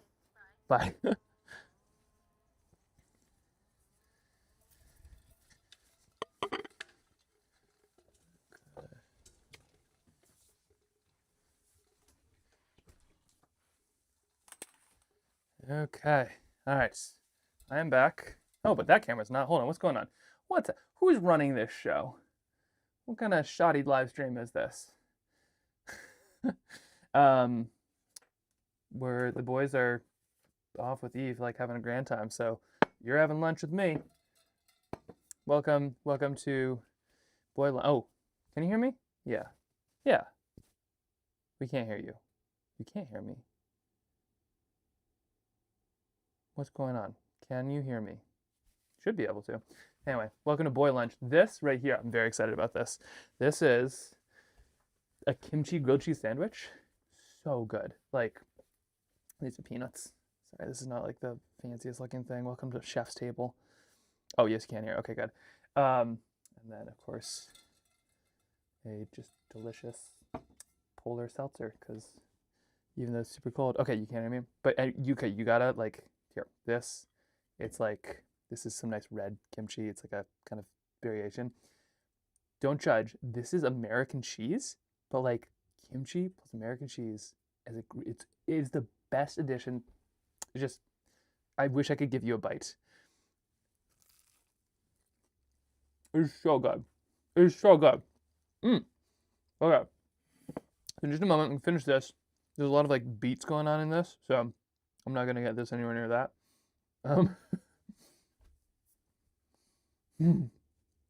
But it just is so exciting. Like, in the last 2 days, I feel like we've made some huge leaps and bounds, which is just kind of some wild stuff.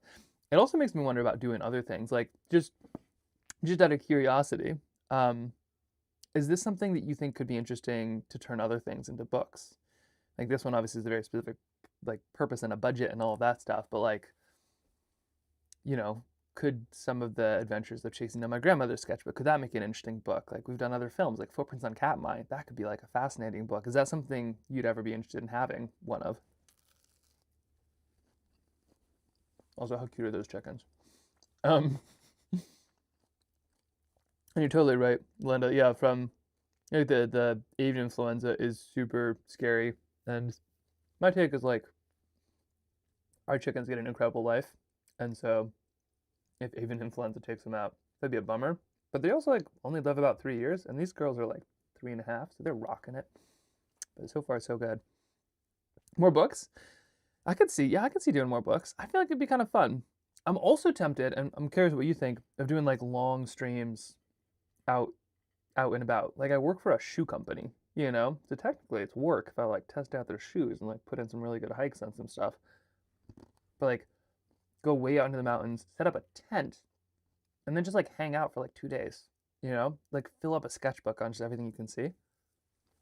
That could be so fun. What's your go-to lunch, by the way? Sorry, and if this is really annoying of me eating, I can put this back on the chickens and I can go scarf this down. Not as fast as they could. Oh my gosh, they're just little Tyrannosaurus Rexes, but let me just get all the food off of the table.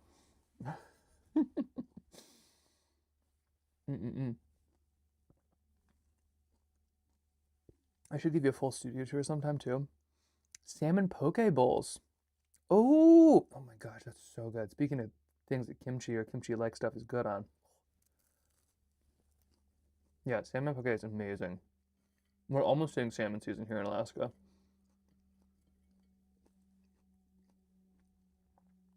I'm trying to figure out what's next here. I think it's like mostly we're just gonna illustrate these up. Is like we can pull that off this afternoon. We have like a full mock book basically, which is unreal. This is so exciting. Okay, I'm gonna scarf this down. Really depends on the day. Studio tour, please. I can give you a studio tour. Maybe not, actually. It's pretty messy. Here, I'll give you the... So, it is a shed. Quite literally, it is like actually a shed. We turned our shed into a little studio. Here I have shelves that I put up, which I feel very proud of. These are full of all of like many sketchbooks that I've done. These, also many sketchbooks. To be totally honest, most of these are half filled, but it's still a decent amount of sketches. It's like a challenge, right? Even if you don't complete the thing, if you do like enough, if you do a couple sketches in it, then that's more than you would have. These are some awards that we've won, which is kind of fun. So I gotta drag all this over to you.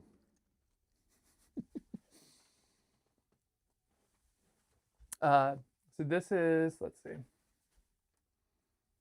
We'll do like a full studio tour. These are some like the film awards we've won because I just don't know where to put them. But like this one, this is some of my favorites. So this is just like literally a piece of wood. This is LWFF. What is that one? That was in Kentucky, I think. That's an ice axe that like it's actually an award. That's kind of fun. That's engraved by Conrad Anchor. Those are really fun. Audience award ones are scarves. This Kodiak Outdoor Film Festival fan favorite is the golden axe handle. That's a pretty cool one, which I love, the golden axe handle. And we also have just like a piece of wood. What else do we have? Mountain film. Ooh, this one's a plate. I'm really eating off that more than I do. The Sea Film Festival in 2023. Friday Harbor Film Fest. That's a really cool one. Good salmon. We got the Banff one too. And we've got like a pair of antlers. I don't know. Film festivals are kind of weird because it's like you don't win money, really. You win like kind of like a pat on the back and a gold star. Which you do a lot for that pat on the back and a gold star. And like the community is amazing. I think like what you really win is like amazing friends and some really good connections. But sometimes you win a plate, which is great. How's the ceilings with our paintings we sent? Ooh, it's pretty good. I had an issue of a toddler who I put them too low and they were just like getting a little bit too into everybody's paintings. So I've put them in a safe place right now where they're still filling up. My thought is to do a bit more of like a studio renovation and then make like a special place just for them. So there's all these panels too, which I think could be fun up there.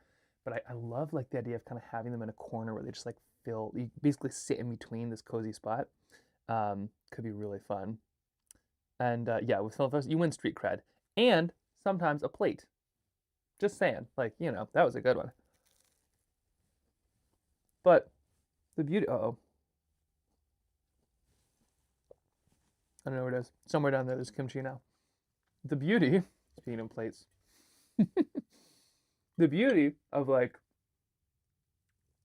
making a book is it's like you have a book, you know? It's like you make a film, it's this thing, and then maybe sometimes people see it, and if you're really lucky, you get a plate. But then like a book is a book, and you have a book. And then like other people can have books. It's like everybody gets the award, which is gonna be so fun. With this one too, what I'm thinking of doing is I'll make a bunch of spiral bound copies because I can make this quick, and then I'll upload the files and things like that to more of a print on demand site that can handle the logistics. That way you're not waiting on me, and like it can do things like ship to Canada effectively. I think that'd be really fun. Okay. Sorry, I'm just gonna scarf this down and then we're getting into sketching. Did I mention we're going to Telluride soon? There's gonna be a lot of traveling soon.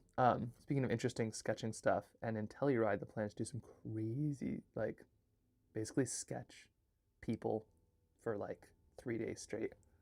A little scared of that. Kind of scared of this too. Not this. I'm not scared of the sandwich. I got this. But like, a little scared of the book we're making. But there's like a bunch of scary things kind of back to back to back. So I think the plan is just kind of muster up the courage and just do everything. And then we can figure out the bravery stuff later. Okay. So you probably like, bring back the chickens. I really wanted to go to the Telluride Film Festival. It's cool. Well, now there's two. So there's a difference. There's Telluride and there's mountain film. So mountain film is in Telluride, and that's like probably what you're thinking of, maybe. And then there's Telluride, which is like same place but like a fancier version, maybe. But it's not mountainy. So like mountain film is basically Banff in Telluride. Telluride Film Fest is a little bit like Sundance, but a little bit more hoity-toity and like richer, but like mountain film's where all the cool people are. I think. I've also never been to the other one. Okay, let's get to it. Toilet paper for the discerning fingers.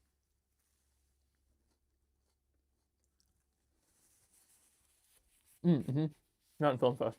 Yeah, that's where we're going. We have a film in it, and we did the poster. I don't know if I mentioned that nearly enough. I think we did the poster because Jen was hugely influential in that.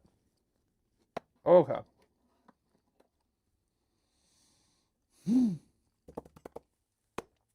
These things.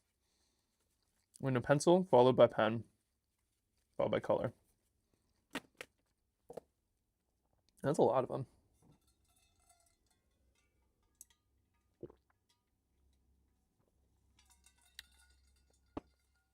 I have to erase this llama. I have a thought.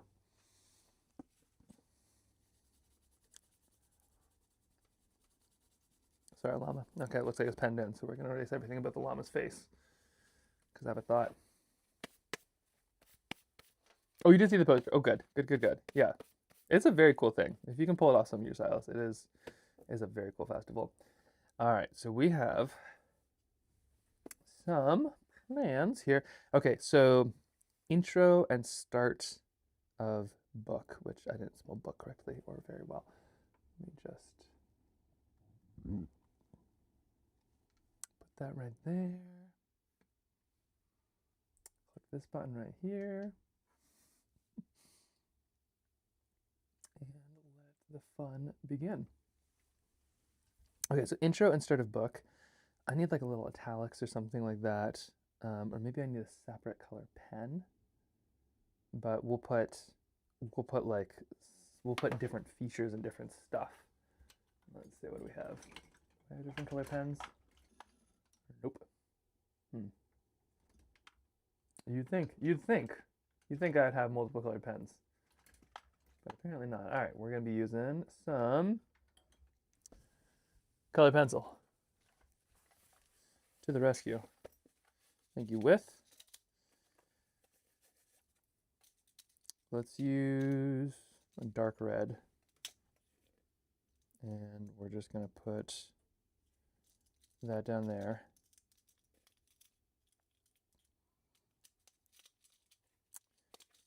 I don't know if I'm gonna put a narration quite yet. That's something in there. I'm not sure if I'm gonna put a narration right yet. I think, yeah, we'll have to see. The llama looks like he's judging you for not finishing your prompts. He is most certainly judging me for not finishing my prompts. I'm judging me for not finishing my prompts. But that llamas are just naturally judgy things. As they should be. They are llamas, but like, they were literally put on this earth to judge and to spit and to keep sheep, like, unmauled. That's their job. Okay, so intro, start of the book.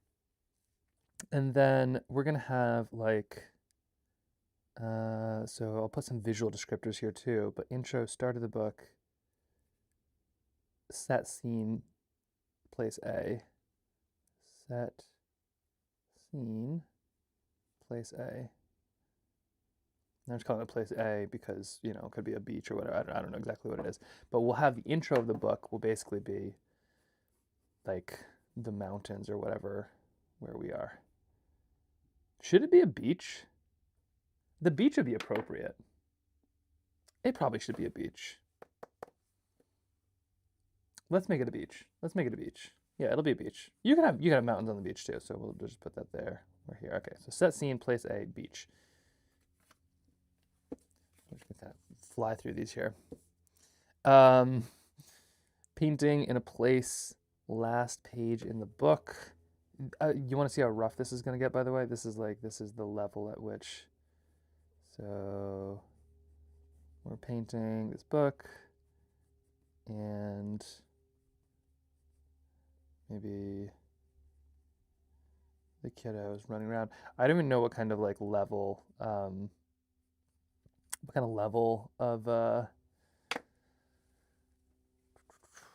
like what kind of words we're going to be using in all of this too. I think that's, you know, there's like third person omnipotent, and like there's all the writing stuff that you learn in middle school that I've forgotten since.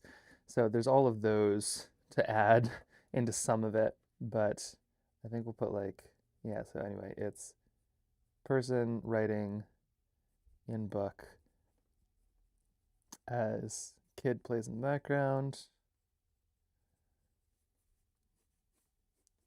And they're like warning something is coming up here. Maybe it's a wave.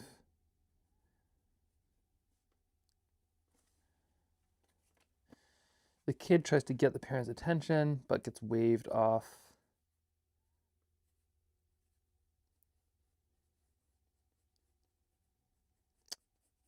Yeah, actually, I do wonder. Like, hey, what's our way to describe all of this? One moment. I still have one more sketch to do. That's not me giving the kid the finger. I was like trying to draw a hand. This is basically a self biography here. One moment, and then the wave gets closer and closer. So this is good. We'll start off with some real kind of drama right off the bat. And then something comes and wrecks everything. So parent goes here. Book and pages everywhere. It's kind of a weird book where the pages like happen to be torn out for some reason. Maybe it's less of the pages and more of like just a sheaf of pictures or something, but whoosh. Waves everywhere. Book. Splash.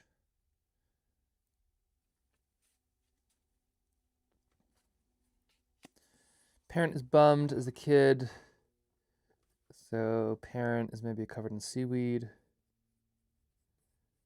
Sad. Seaweed.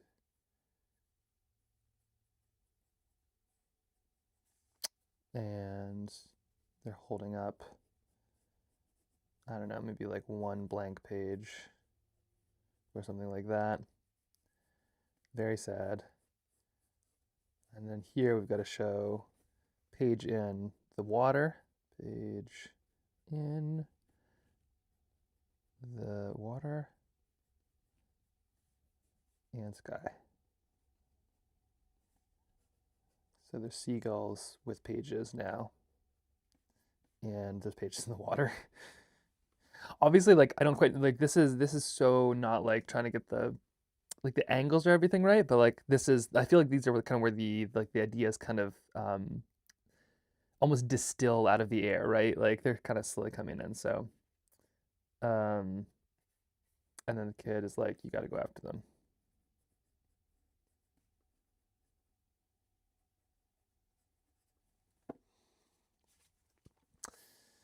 Okay, parent follows, talking as the kid and the cat chase the pages all over. Yeah, so here's where like a lot of the words are gonna come in, but I think like as a person who used to only look at picture books, I do think there's a real power in just like a story that you don't need to read. Like so many of these Beatrix Potter books I never read. In fact, just reading these now is the first time that I have read them, even though I've read these books a lot where it's like they were read to me, but then I would just look at the pictures and it tells you everything you need to know, right? Mama Bunny, all the baby bunnies. Friend goes and finds his buddy. He's sad, alone, naked, because he has nothing but a handkerchief. They go in search. There are his clothes. He falls down. Still naked. They have some footprints. They go and put on the clothes, steal some onions, tasty life. Like so much of this you can kind of just figure out from the photos. And I feel like it's kind of a strange place to start, but I also feel like this book should be entirely understandable without any words too. That's kind of important. All right, parent talking as kid and cat follow the pages. So what this be? It'd be like parent sort of like plodding along, and then above them the kid and the cat are chasing the pages. Cat leaping. That's a weird looking cat, but you know what I mean. So yeah, and then all of these pieces we would just have, yeah, this is part of the landscape. Okay.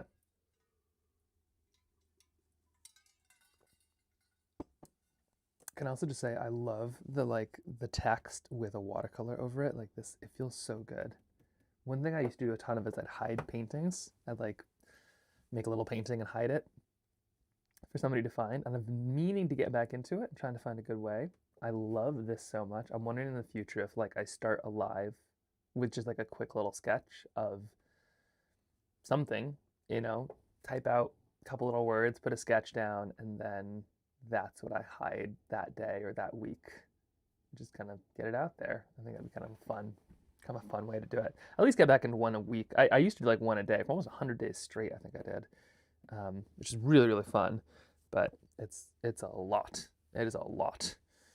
All right, hot air balloon with birds. Yeah, we kind of already drew that one, but you kind of get the idea. Hot air balloon, mountains, birds, maybe have a page.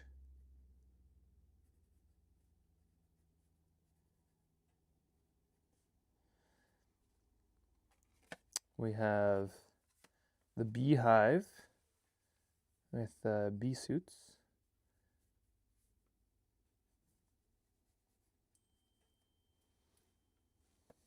Okay.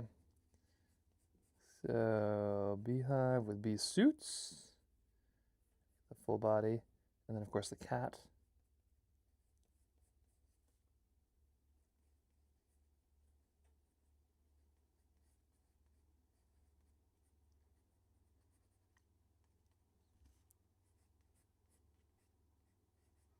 And I suppose during all this, yeah, the adult could kind of be talking about like the struggles, all of those pieces. That's definitely an element. I think the cat in a bee suit would be fantastic. I assume that people have done that before. I'm kind of curious actually what the internet's interpretation is cat in bee suit. Cat in beekeeper suit. This has to exist. Oh, yes, it very much does. Okay.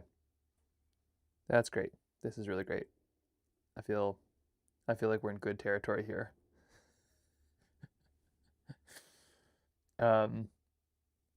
Perfect. Yeah.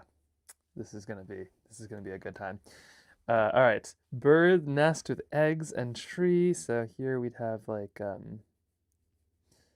yeah, that's amazing. So we have eggs and then a page.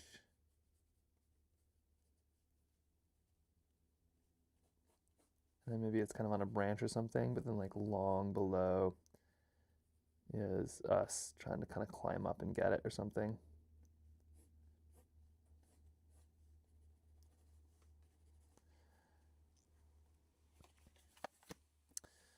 Pages with penguins.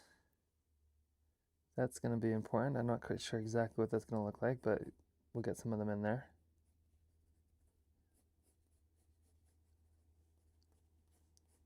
Maybe penguins are here and then up on kind of a high hill.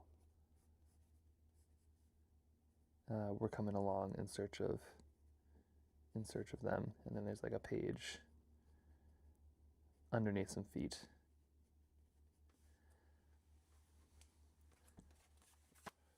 Cityscape.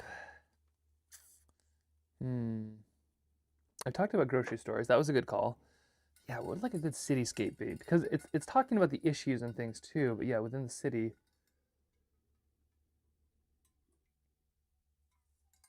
Maybe sewers?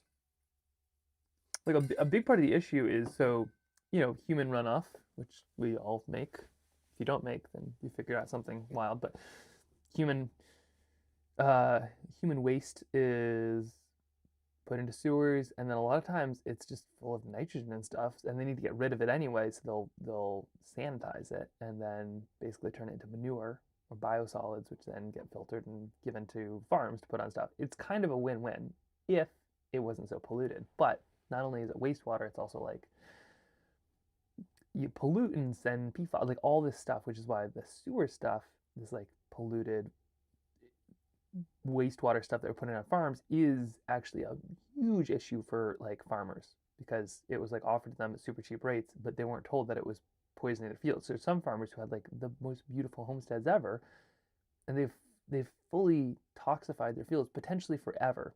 Like an acceptable amount of PFAS is like 4 parts per billion, but now a lot of these, fields all the way down are like 400,000 parts per billion of PFAS, and you can't ethically like grow food to sell to people in soil that's 400,000 parts per billion.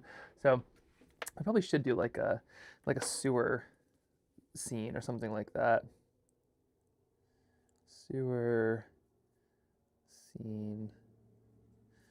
I'm not quite sure exactly what that would look like. Maybe,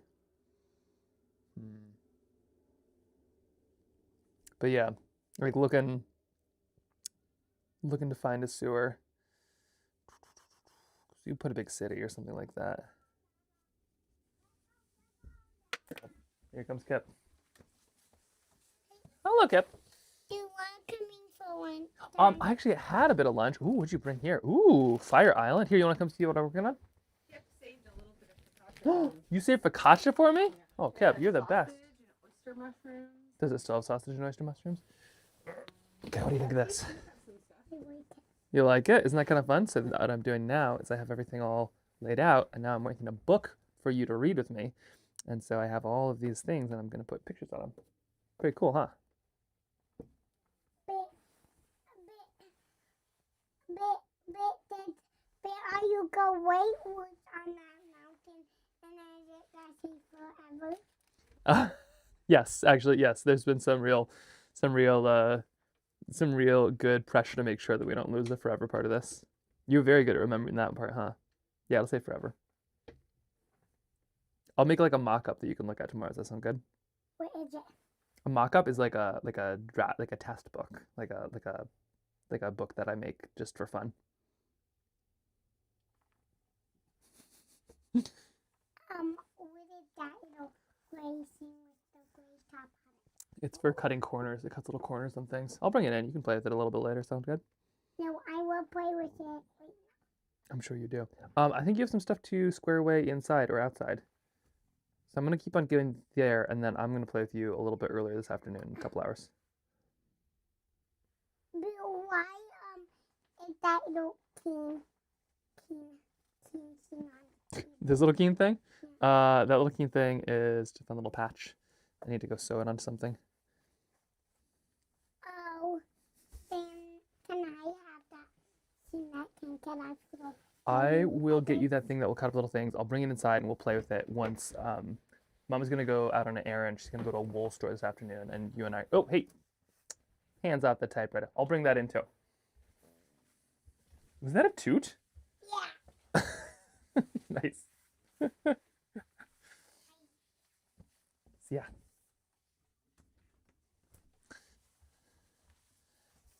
All right.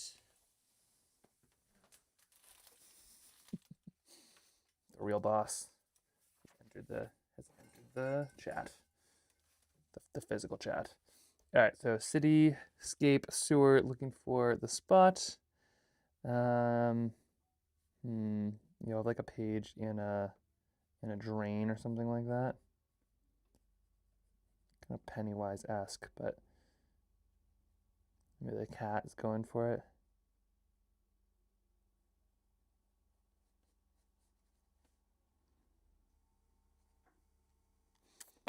Something like that. A lot of times you just gotta like get a thing down. Like that's what matters. Is like getting a loose thing down. Snorkeling, coral reefs, definitely need that. The cat, probably got to put like the classic bubble around the cat.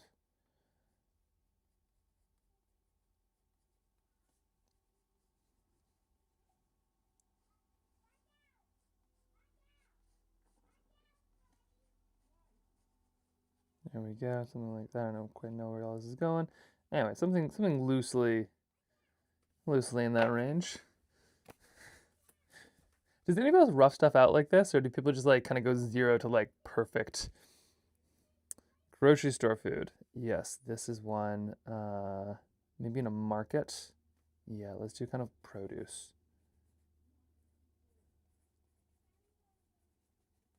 So we'll have like a fruit stand or something like that. Just because that's like a pretty thing to be walking around in.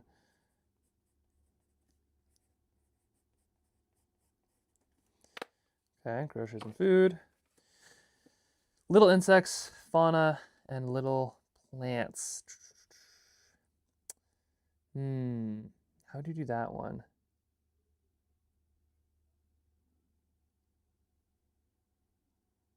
And bury a page. Maybe that's something we could do. We could have like a... We'll think about that. I'm going to pause this one really quick.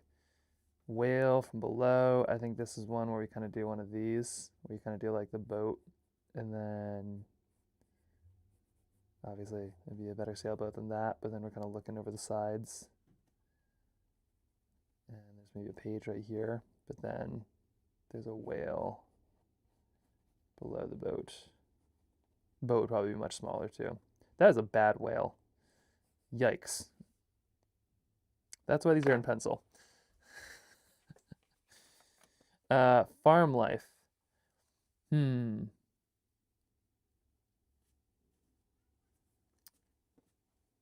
This one, think about this one too. Hi, birdie. Ooh. Dirty knees. Okay. What's up? Oh, what are you chewing on? This guy doesn't have any teeth yet, so he's still figuring out that piece of the puzzle, but he's all about solid food. Okay, so farm life and then little plants and fauna. These are the two. I think farm life we could just do like a big. We could just do like a big farm scene. So maybe kind of walking across the fields, you know, kind of talking agriculture. Maybe there's a barn or something. Real pastoral, real nice. That could be farm life. And then the little bugs, we could do like a fun one where it's sort of like it's kind of in the, you good?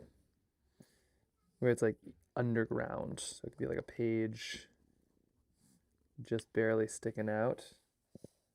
And then, but like this is all underground.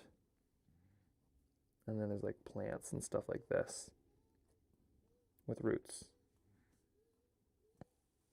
And some little bugs and stuff. And then in the background, they're looking for it.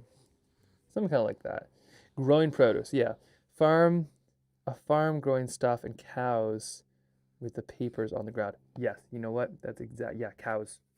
Cows have to be part of it. You're totally right. Cows and crops. That's so true. All right, cows and crops. Definitely got to get that in there. Little insects, mostly underground, I'm thinking. but like we'll kind of show the the root section. So that is important. Are the scenes gonna have papers around them? Yeah. So each scene will have like one hidden paper. So that's what I think will kind of make the book really fun. Is like, for instance, like if this was the thing, then there'd be like maybe a sheet of paper right there, or in this case, like this one right here might be, the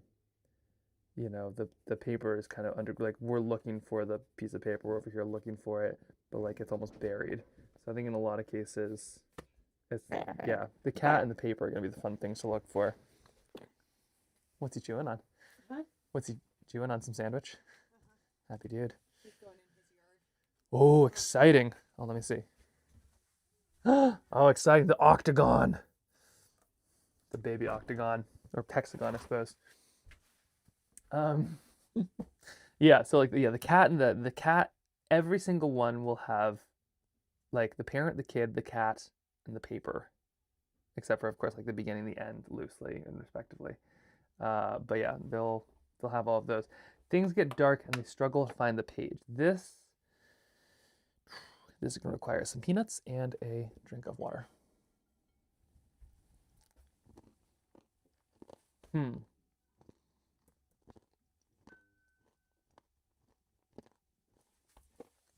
think we've got to show the sun going down.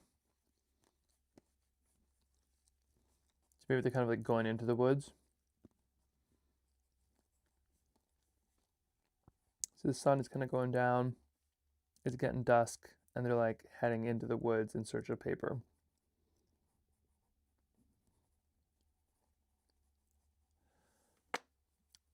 Something kind of like that.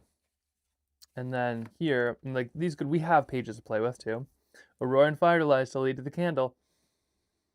Yeah, you're right. I probably should put something like that. Or, okay, so let me think about this for a second.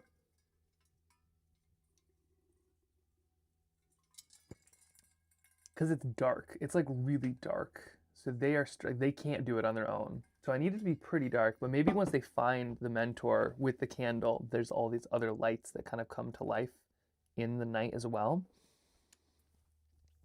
But no. I think I like it. I like it too, especially because like to see the light. I think there's such an analogy too, right? It's like in a dark time, do you see the light? Like it feels pretty dark right now, but from what I understand in the human experience, there's always been dark times, and the real trick is to be able to see the light to get you through them in a big way. But kid tells parent to ask for help. So parent is like, yeah, struggling. Maybe it's dark. There's trees. It's kind of hard to see anything, a little spooky. No real moon. Maybe, yeah, something like this. Kid is telling the parent to ask for help. The cat is somewhere, but it's just dark. And then they see the light in the forest, and they go to it. There's like a little candle light in the forest. Kid points it out or something like that.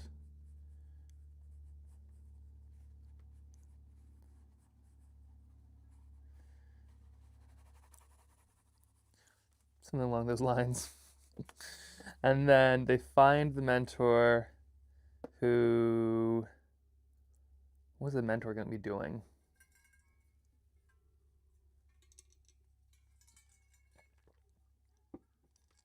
Maybe the mentor has a page? Are you caffeine free?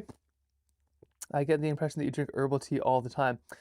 A fine question. I do drink caffeine. Well, like, yes and no. So I always thought, like, I'm gonna go to college and I'm gonna need a lot of energy, so I'm gonna drink coffee. And my parents and siblings drink a lot of coffee. Like my mom drinks like a pot of coffee a day. My brother is a barista. My sister's a baker and probably like gets out of bed because of coffee because it's 3 o'clock in the morning.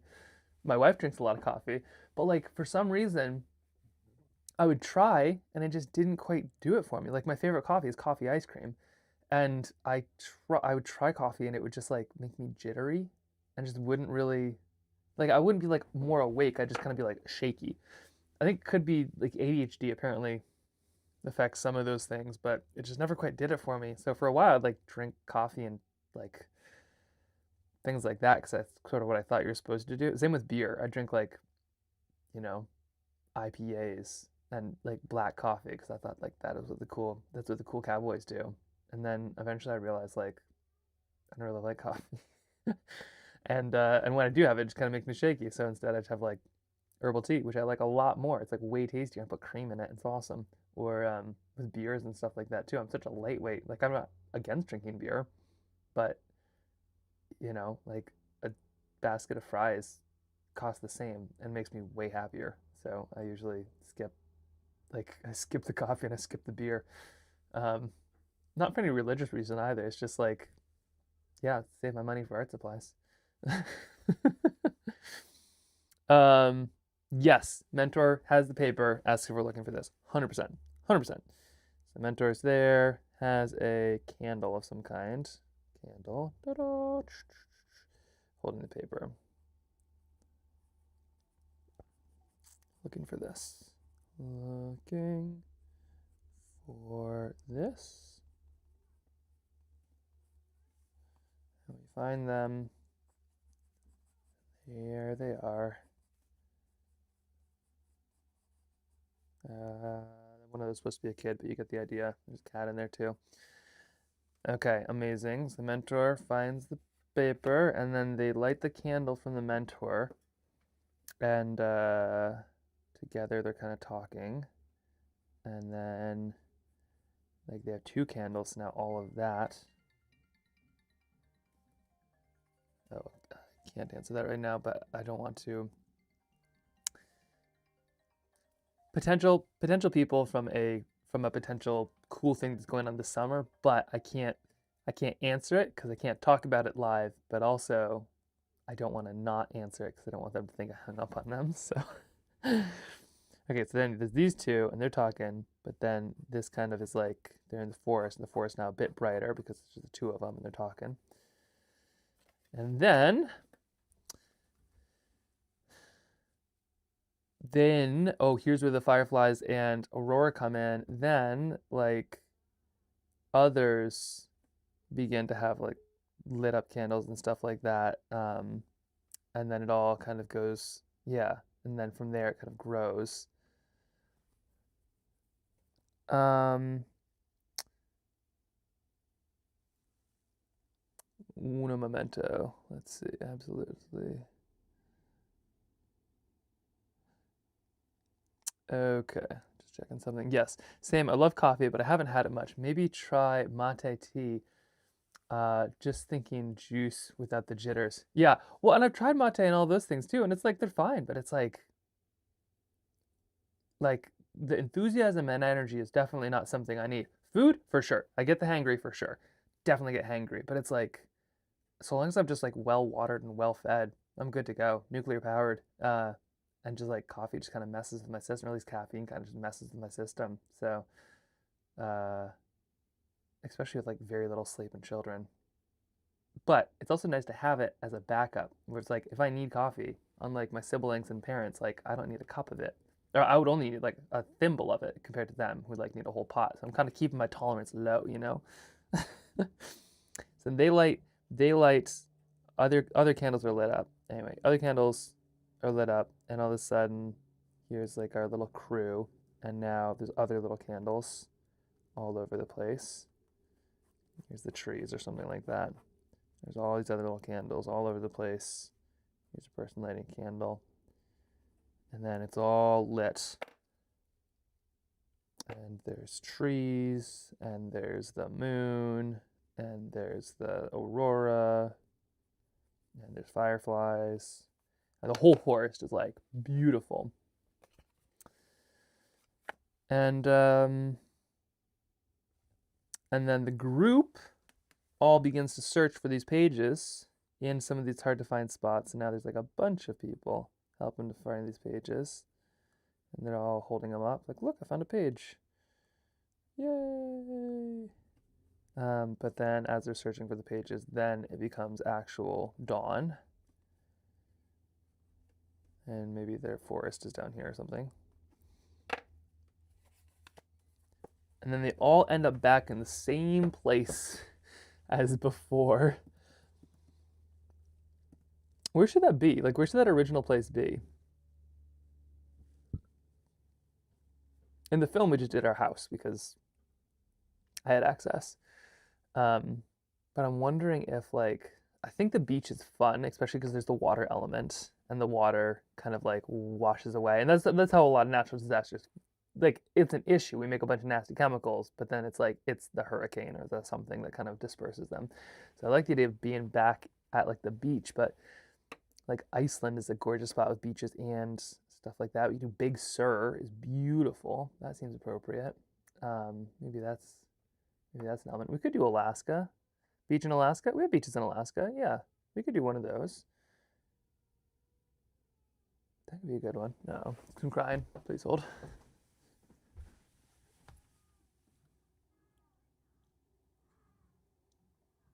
Ah, okay. Kip is out there just trying to like drag a toolbox to go probably do some damage to the porch or something, and he's very upset that he is not allowed to go take apart the porch. It's just like not even fair. Okay. In the end, they all end up back at a place, and yeah, it's like the same spot at the beginning. Place A, we'll call it. Wherever we go here, place A. Place A. So they all end up back in place A, and then right there, they are like, yeah, it's just mountains or something like that, and here's the beach, and we're all kind of back there, and maybe the last page gets pulled out of the water, and then but there's like a whole big group now.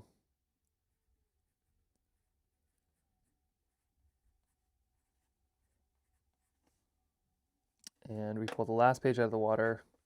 Kid does. And then this is like a long book. You should do a beach in Alaska. That's special to me. Yeah, we could do that. Seward's really cool. I love Seward. Homer's a really amazing beach too. It would have to be somewhere with like some good waves too. Probably not the Boar Tide. Boar Tide could be appropriate actually, come to think of it. Valdez. talk about spills. Yeah, let's see.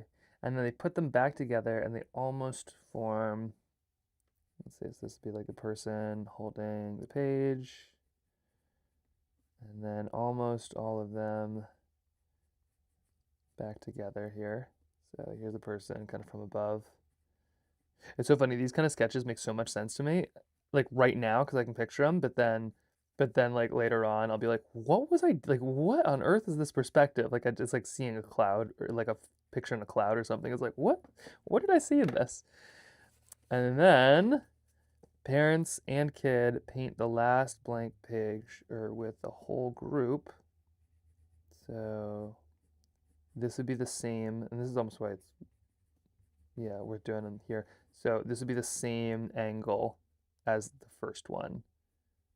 So this time we have everybody here and mountains, but like everybody. So if you remember the first, right, like the first picture, this would be a mirror image, but this time we have people. So we're trying to do this last one. And there's all these people here, little army of goodness.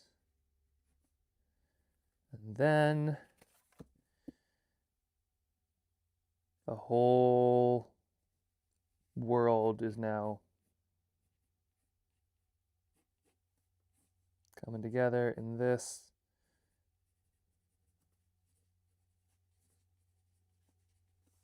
Here's a cat or something. Whole world. Oh, sorry. Whoops. Would the final scene be putting the book back together and showing all the pages? And that is about PFAS. Oh, wait. Yeah. Woo. Sorry. I should have looked earlier. Yes. Like I said, same wavelength. This is great. So then the whole world is now back together. And then the kid gets the last warning where similar to whatever the beginning was, you know, like here, the kid is like, watch out. And this time we don't make the same mistakes. And here is the adult kind of working on that or something like that.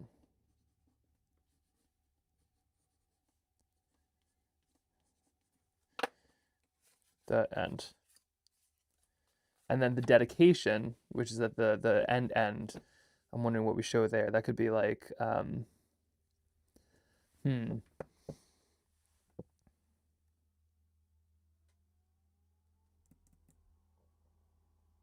mean, it's for forever and ever again. Maybe the dedication is like all of those pages floating out to sea again. I mean, it could be pages out to sea. I'll just write it down just in case. Pages out to sea with a question mark. Okay, so theoretically,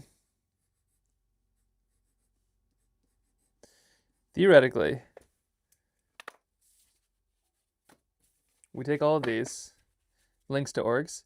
Yeah, we'll put that. That would be probably the last one. So we'll have like as many pages of that as we need. So that could be kind of some of the last, you know, the pages floating out to sea, but you kind of see where all the spots were. Could be kind of fun. Kind of like Flotsam. Have you ever read the book Flotsam? I should grab that for you. It's really, really, really wild. I'll bring Flotsam for tomorrow, so you can see it. Today, you know, it's hard to top the literary, just, you know, powerhouse that is Happy Healthy Lead for me. But tomorrow I'll bring you this book called Flotsam. Similar vibe. It could be really fun. So okay, so we have all of these, and now I think the next step is going to be just to make little notes on all of them, and then actually sketch these out piece by piece. Oh my gosh, this takes so much time. And then once these are sketched out, then I think we dial in the words. I should write this down. Oh my gosh. Whose idea was it to make a book? Who thought of this?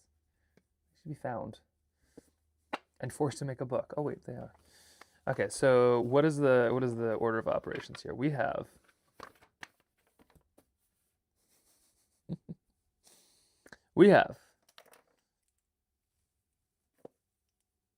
in no particular order.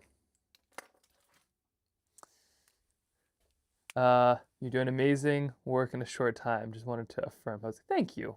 I appreciate the apron. You are kind to say so, but also you're right. Yeah, you're right. We got this. We're cruising. This is only day 2. This is amazing. Like this, like this. Like we're only in day 2. This is incredible. This is really, really wild stuff. And yeah, we're gonna need a couple more days than this, but yeah, we're gonna soak up every minute of it. All right, so order of operations, we're gonna start with I think what's called a dummy book or something. I think there's an actual term for this.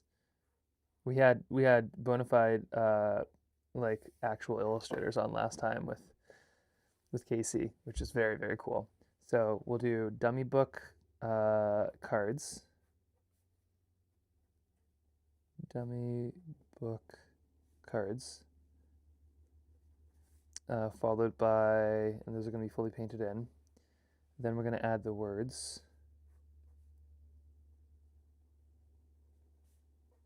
Add draft words.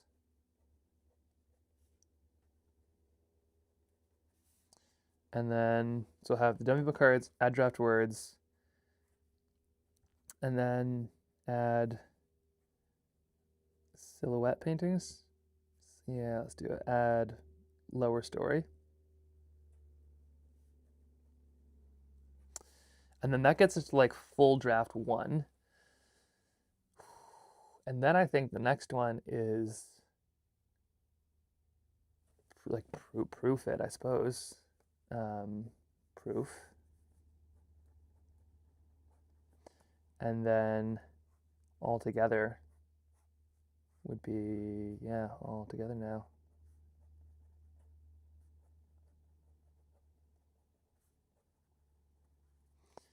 Oh man, and then we put everything all together, and then that is our draft, which we send to the printers. So it's Wednesday right now. I think if we can get all of this done by the end of the week, that's a good sign. That's a very good sign, and proof it. So I think that's gonna be the goals. By Friday, we have like a full dummy set of cards. Maybe even something that's slightly fancier than this. We might kind of get to round 2 of these and then try to get it all together now, kind of by next week. Not try to. I think we have to. I think we have to get it all together now by next week. So that's going to be fun and exciting. Whew. All right.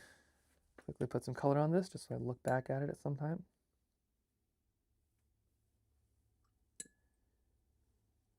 It's weird. I'm like the opposite of colorblind. It's like if it doesn't have color in it, I won't see it. Probably put some orange.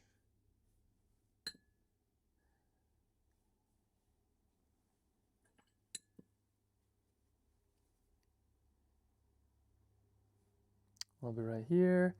I totally forgot, Max, that you finished. You were playing cards. They look really cool. Oh, I totally forgot that you finished. You were playing cards. Playing cards. Wait, you were playing cards? That you finished. Oh, the playing cards? Hold on. Which ones are we talking about here? Because we are making a set of cards. There's some real stuff happening there if you want to talk about something really cool. Very, very neat things happening in the world of playing cards. And then all together now, that will help. Okay. Little bits right here, a couple bits over here. So we have a plan. I guess now the next step is going to be to write some of the details that need to happen in each of these. So I'm gonna switch colors again. Now we're gonna move on to a blue. It's just draft after draft after draft after draft after draft. But eventually you do get kind of where you're going, which is really, really cool. I say, never having been there. Oh, I saw that you... Oh, I saw the link where you could buy the deck of cards. The ones... Yes! Oh, okay. You want to see something cool, everybody? Let me show you in 1 second. So, I made a lot of paintings. Like a lot of paintings over the last couple of years. Let me show you here. This is... Where are some examples? Oh! Okay, we're good. Spilled the teacup, but not like one of the really important teacups. So, I grabbed the one page that doesn't have an example. So I made a series, like a big series of paintings.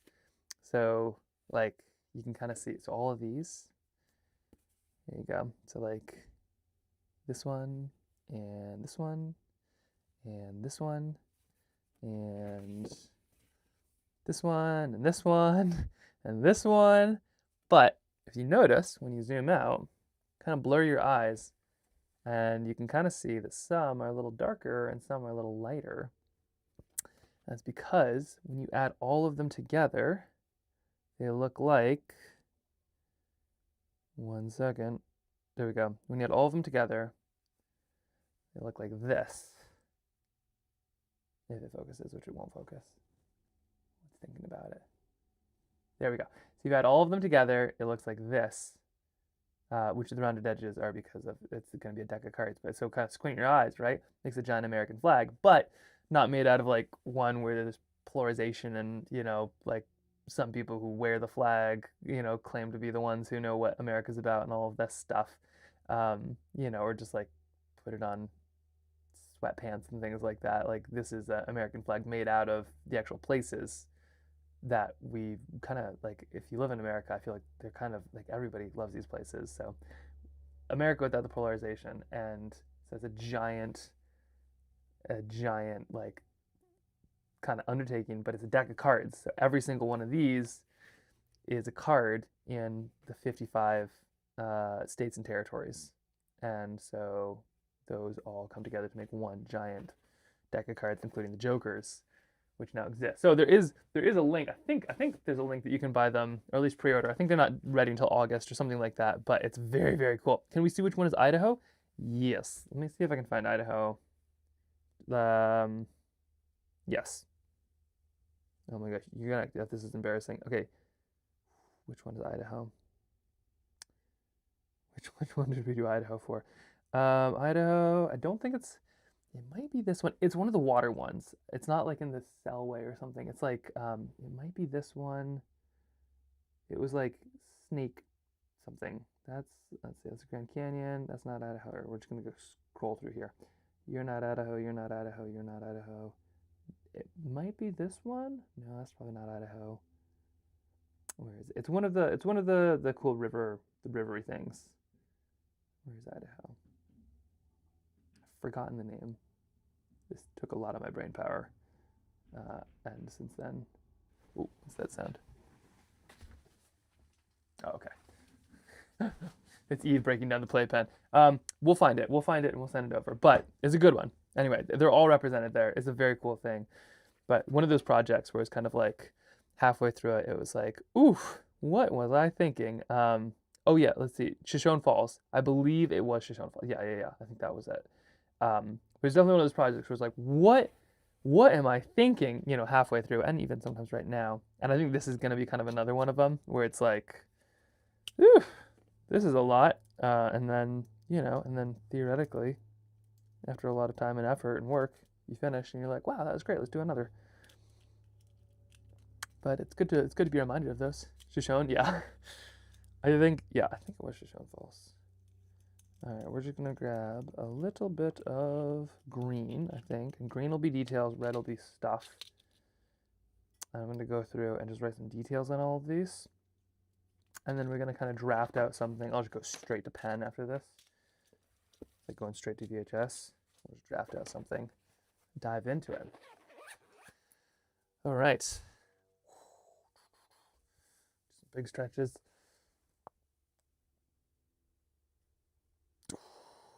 Gosh. Oh. I've been threatening for a while to do like a class on art stretches because like you are technically an athlete when you do this stuff. You're a fine motor athlete, but you are an athlete. And my stepmother is a physical therapist, which is very convenient and like works in hands and stuff like that. So at some point we should do one of those. Okay. All right, so what was I going to write down with the green stuff? We're switching modes here. It is forearm painting a clock. Okay, so we have intro, outlook, beach by the sea, and let's see, beach by mountains,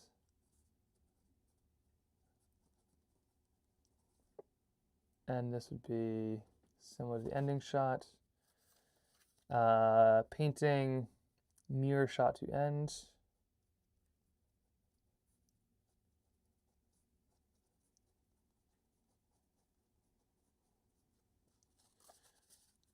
Kid tries to get the parent's attention. The parent looks at the end, but maybe not. Something comes and wrecks the book, sending all the pages into the air. Pages and seagulls. You can kind of see now that we're having some, some kind of, you can kind of flip through. It just gets faster and faster and faster and faster until like you really kind of know where it's going. Oh, Flotsam. Yes. Yeah. Have you read that book? Should I go grab it? Do you want, should we do that today or tomorrow?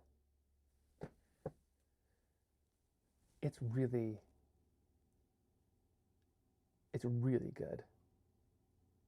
I don't want it to seem like I'm copying them too much, though. Like, I did think of this idea slightly independently, but,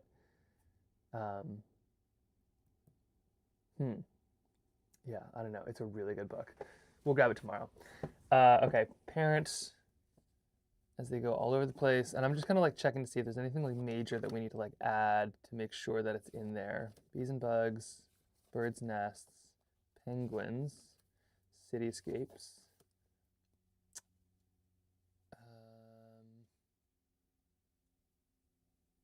Coral. Let's add, what about like, what about love? No, what about we do something frozen in a block of ice? That can kind of get a lot of the Arctic side of things up and running, which could be kind of fun.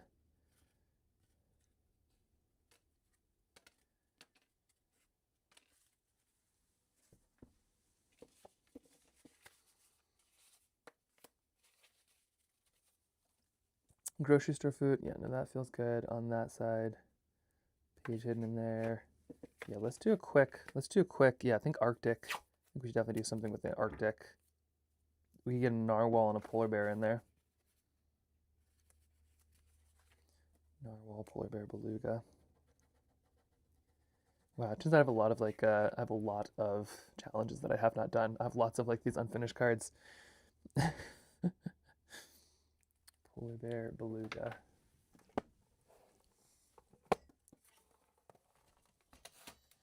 Okay, we'll do Arctic.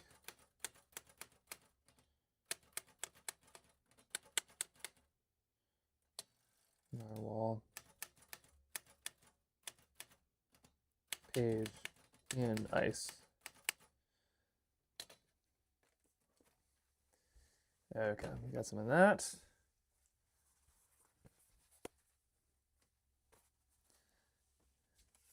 So that would be something like, oops, where'd my pencil go? Okay, we're at the pencil losing stage of the day. This is an important milestone to mark.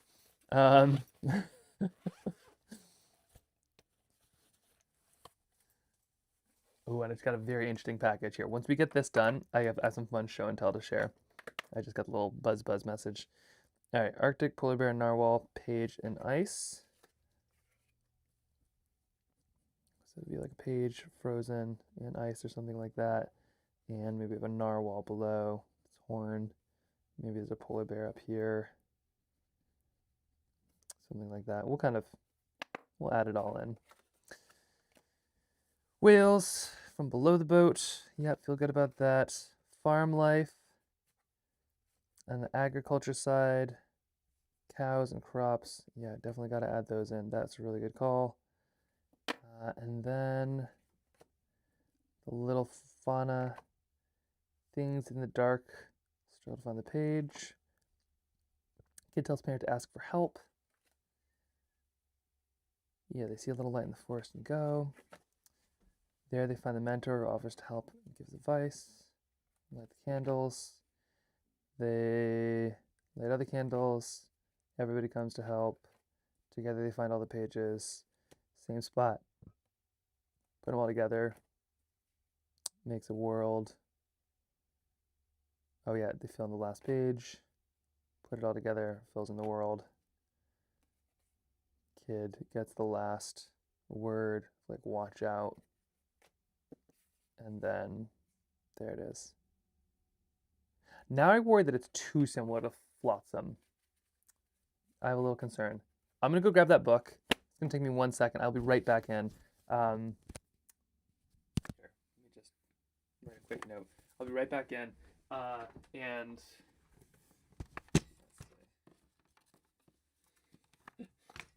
I'm gonna need your take of like, is it too? Yeah, did I go too? Am I too similar to Flotsam? But first, just quickly write a note because I have a new toy to play with.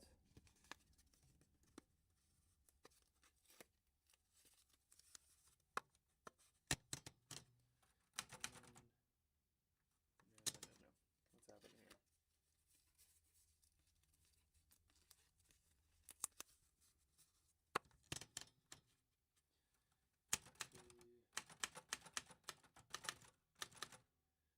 Oh yeah, perfect. That's a really legible note. Great. Well, I'm sure everybody will know exactly where I am with that. Okay. Welcome to the falling apart end of the day here. Right. Back. Okay, I'm gonna grab Flotsam. Be right back.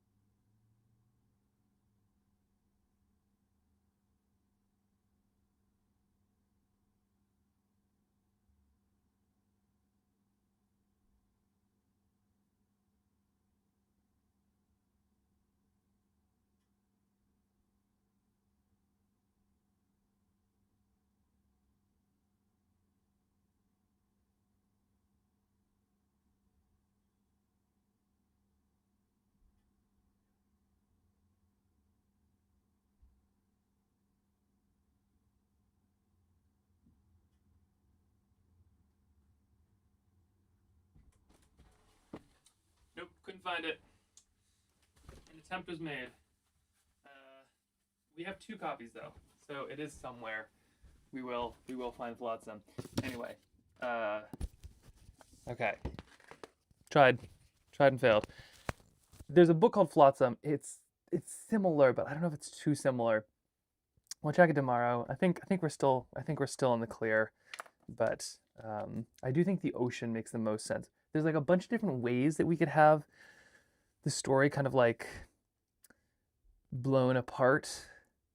A wave is a good one because they're kind of unpredictable, but so wind could be fine too, but also you couldn't like see wind coming necessarily.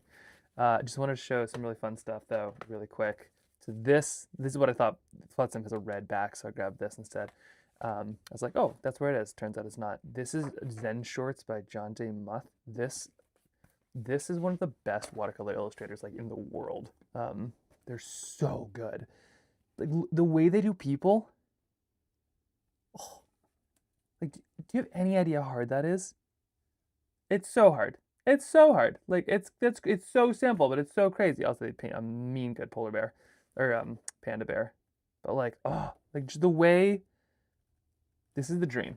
This is the dream. I am so afraid of drawing people, but like they did. Speaking of polar bears, there's one.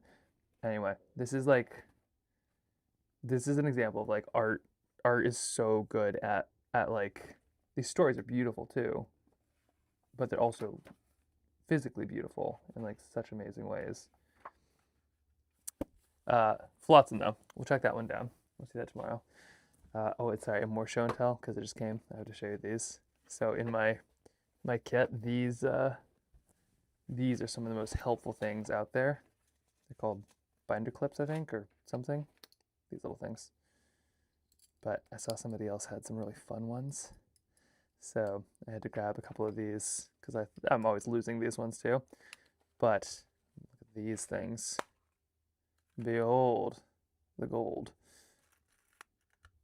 So theoretically, they work the same. They're just like little babies.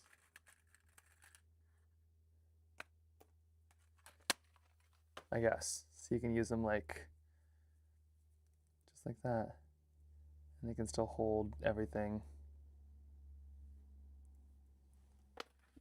I'm not 100% convinced, but it could be interesting. So it's like something like this. Yeah. Okay. Oh, here's the sketch from Seward, by the way, the other day. Trying to do one of those every week. We'll see if I can keep on pulling it off. All right. Back to it. So we have our shapes, we have our sizes, we have our waves, we have just about everything. Now, now I think it's time to kind of get loose composition for most of this. Yeah, I don't even really need inspiration too, because we're just kind of getting we're kind of just getting the initial shape, although maybe we even already have that already. I'm wondering too what the next steps are. Do we go into actually like drawing out everything, or do we need to do this part, which is perhaps my least favorite part and the part I struggle with the most, which is drafting the words. Words and I have never been very good friends.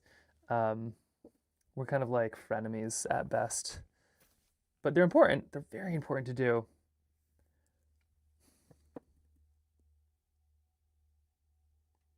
No, let's just draft some stuff out on the pictures maybe. In the art process too, there's a whole lot of literally just like sort of staring at things, which doesn't always translate to the live, I find, quite as well. But there quite literally is just like, sometimes you need to like sort of sit there and look at a thing for like half an hour before it kind of comes to life. Oh, my dad was on a moment ago. Missed that. Hello, Dad. Yeah, Flotsam, so good. Yeah, words are definitely the enemy. They really are.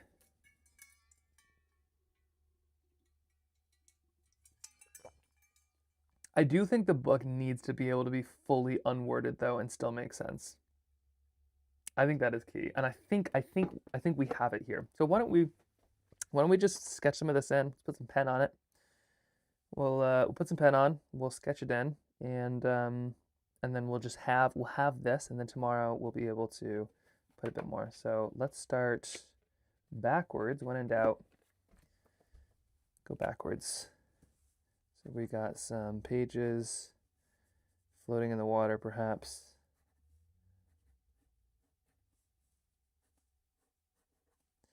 And maybe I'm not even gonna put pen. Maybe we're just gonna do pure. We're gonna go just purely into watercolor. This is for two reasons. The first reason is that I think it helps sometimes just have some color. And the second reason is I think that sometimes your brain just needs a little bit of a chance to kind of think about what's going on. And your brain gets to kind of shut down when you paint, which is good. We don't talk about the importance of shutting down your brain nearly enough. Missing out on most of the awesome project because my PC broke down. Oh no! Be proud and have fun. Don't forget your croissant and hot chocolate.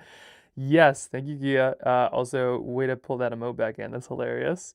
Um, and I'm sorry that it happens. Yeah, it's a bummer. Computers are one of those things too, where it's like, totally, you don't think about it, and then as soon as they fall apart, you're just like, it totally ruins your whole life for a little while. Same with cars or like any of those things. I hope it's back up soon for the sake of ease. And I hope while it's not working, that there's like lovely respites from technology or something like that. I recently actually just kind of ditched the phone. That's been a kind of a crazy experience. Like, trying, obviously not doing particularly well, but like, yeah, like trying to jump off of social media and things like that. Fortunately, I've got amazing teammates like Jen um, and a supportive partner who are like, yeah, you shouldn't be on social media. Um, but it's incredible how hard it is to like get off of Instagram, for instance. I think Twitch is technically social media, but like this is social media that I feel like I actually connect with people. But there's so many of those like platforms that are just practically casinos, and it's so hard to like. It's so hard to get off of them. Discord and Twitch are my only social media. Yeah, way to go, Linda. That is my dream. That is what I'm aiming for. Is like if I was gonna go doom scroll on Instagram instead, I am connecting with people on Discord. Because it's real. Like you're actually connecting. Like that. That to me is just so much more fruitful than anything. Put that right there. There we go. We'll really dive in. Now, me adding color isn't really going to change too much of this, aside from the fact that I'm just spending more time with each of these sketches. Some platforms are literally casinos, are more literally casinos than others. Yeah, yep, no, it's really true. And I think it's how you use it too. Like I think I have a problem with Instagram. I was on TikTok for a little while too, and then it was cool because like, oh, you can reach some cool people and things like that, but then it's not worth it if you reach a couple interesting people, but then you lose hours of your life. And you just gotta like, you gotta be conscious about that stuff. And I was just struggling so much with it. Watching mobile is a pain. Is pain? Watching mobile is pain? Oh, from Twitch or for what? What's the what is the pain? Okay, we're just filling in. Oh, right. Hold on. I just got it. Right, because computer broke down. So you're on mobile and you're used to a computer, which is a much more wholesome, full experience. Yeah, the mobile side is kind of brutal. Okay, so here we go. So here is, now there's the whole world right there. Some people next to us watching it happen. I put that there.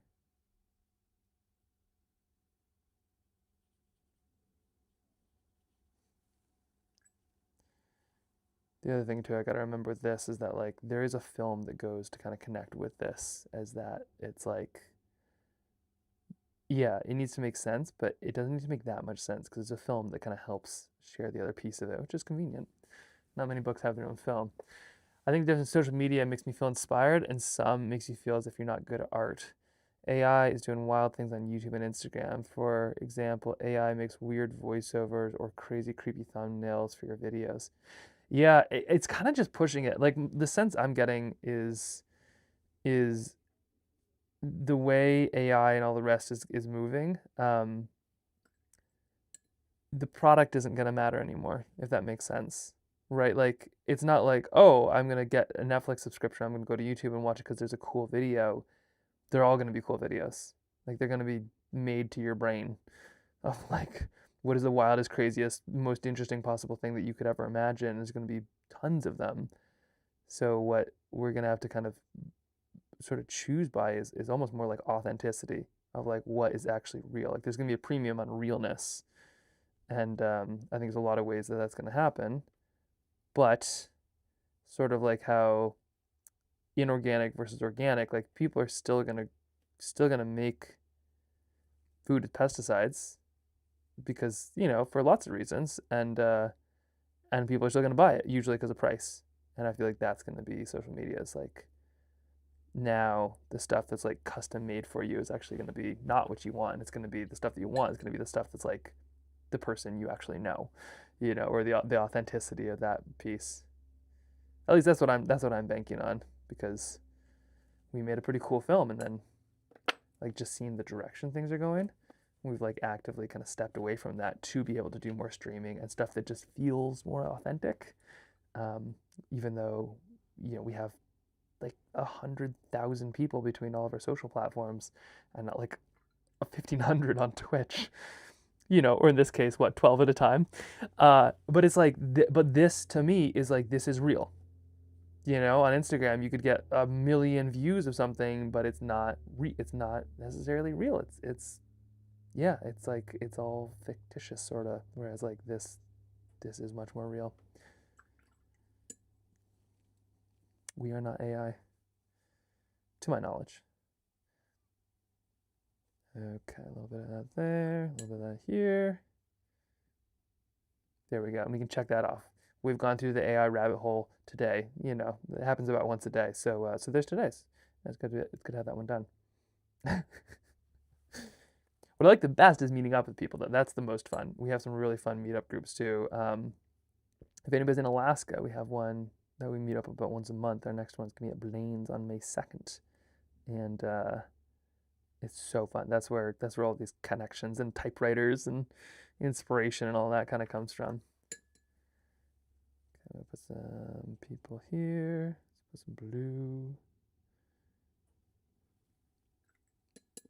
Let's make the dad wearing red, and the kid will be wearing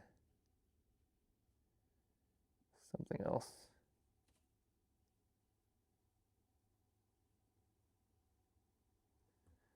I'll put the kid in yellow or something. Orange, maybe? We'll put the kiddo in, orange.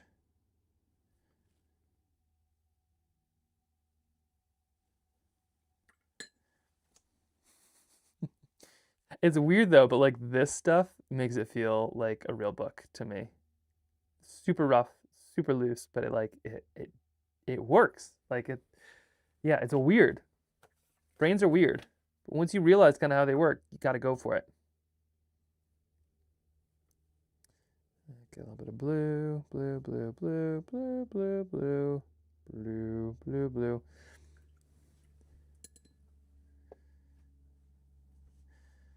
Oh, solid day though. We're going orienteering tonight too. Has anybody been orienteering before? Talking about being lost. Oh my gosh, it's so fun. It's like you, would I consider doing an art retreat? Absolutely, yeah. That's kind of, I think it'd be super fun. Yeah, it's tough because it's like, I do work a full-time job, but making it both fun and accessible. I think that's kind of like the main piece is like still having it accessible.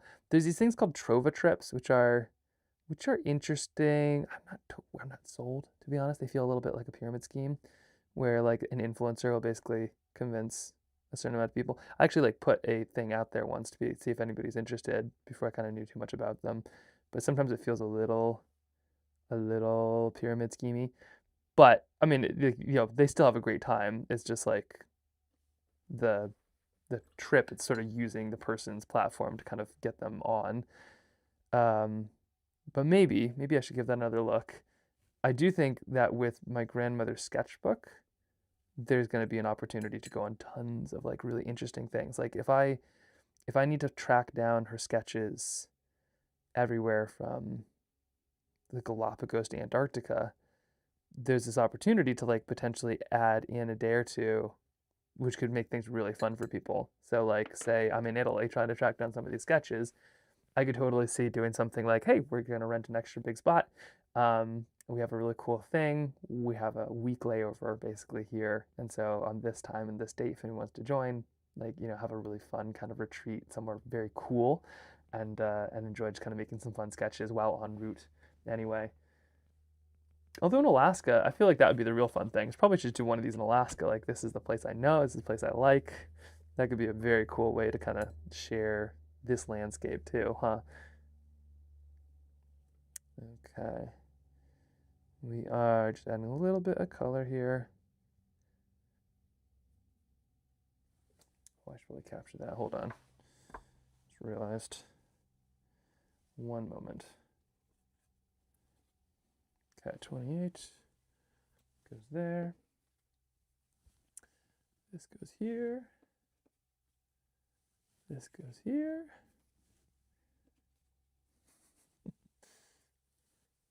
All right. Ah, no! Down it goes. Down goes the gravity. Okay, now I just need this.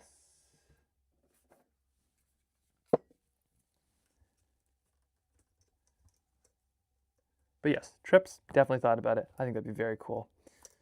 Okay, we're about to do a bunch of these in a row. Just realized I should have done a time lapse because that's always kind of a fun way to show that process.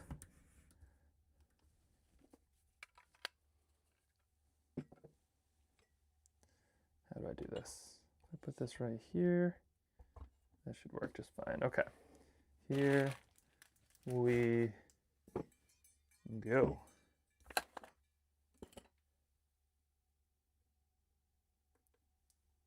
Okay. Places. Here we go. There we are.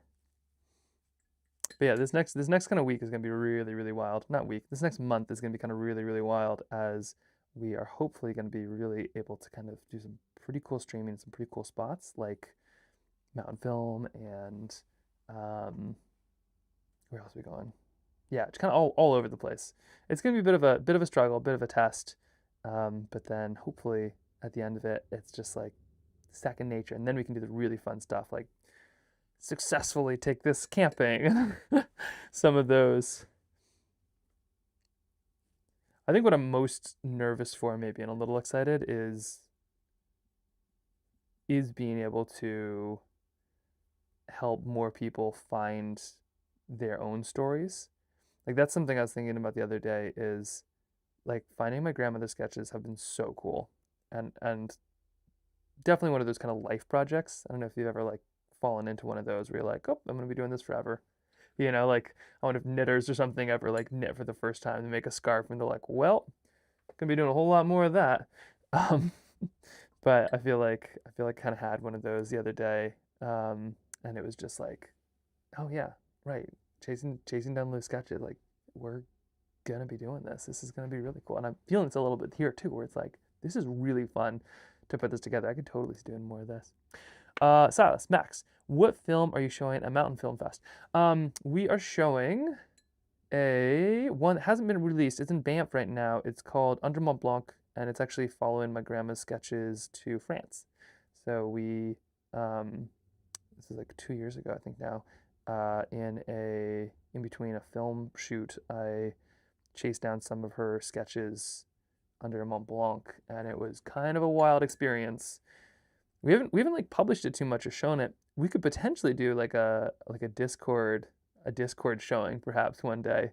Could be a fun one. But yeah, no, it's been a very cool like experience to see how that one is kind of getting out into the world without us pushing it. Like we're seeing some really cool articles and some of that stuff, and like it's all happening pretty organically, which is a good sign if we ever want to do more of them. Also, that has to stay here. Oh shoot, hasn't been released publicly yet. Never mind. What I said was, yeah, okay, all right. 15 of us. We got to keep a real good secret. Nobody go blab to the press. And if we are keeping a good secret, then I will show it. We'll have like a live watch party on Discord. That'll be the pizza party if we can successfully not get me in trouble with the mountain film people. Okay, all of our friends right there on this place. Okay, we'll do this one. It goes here. 22. We heard nothing. Okay, great. All right. Well then, if you want to continue hearing nothing, I can tell you the yeah, it's been really like the reaction has been so like that film and the how do I say this? You can hear the words like falling apart already. There's been some real insecurity on probably my part of like not knowing if these are good or not, which I think is the truth with anything that you do yourself, or especially if it's about like family or something.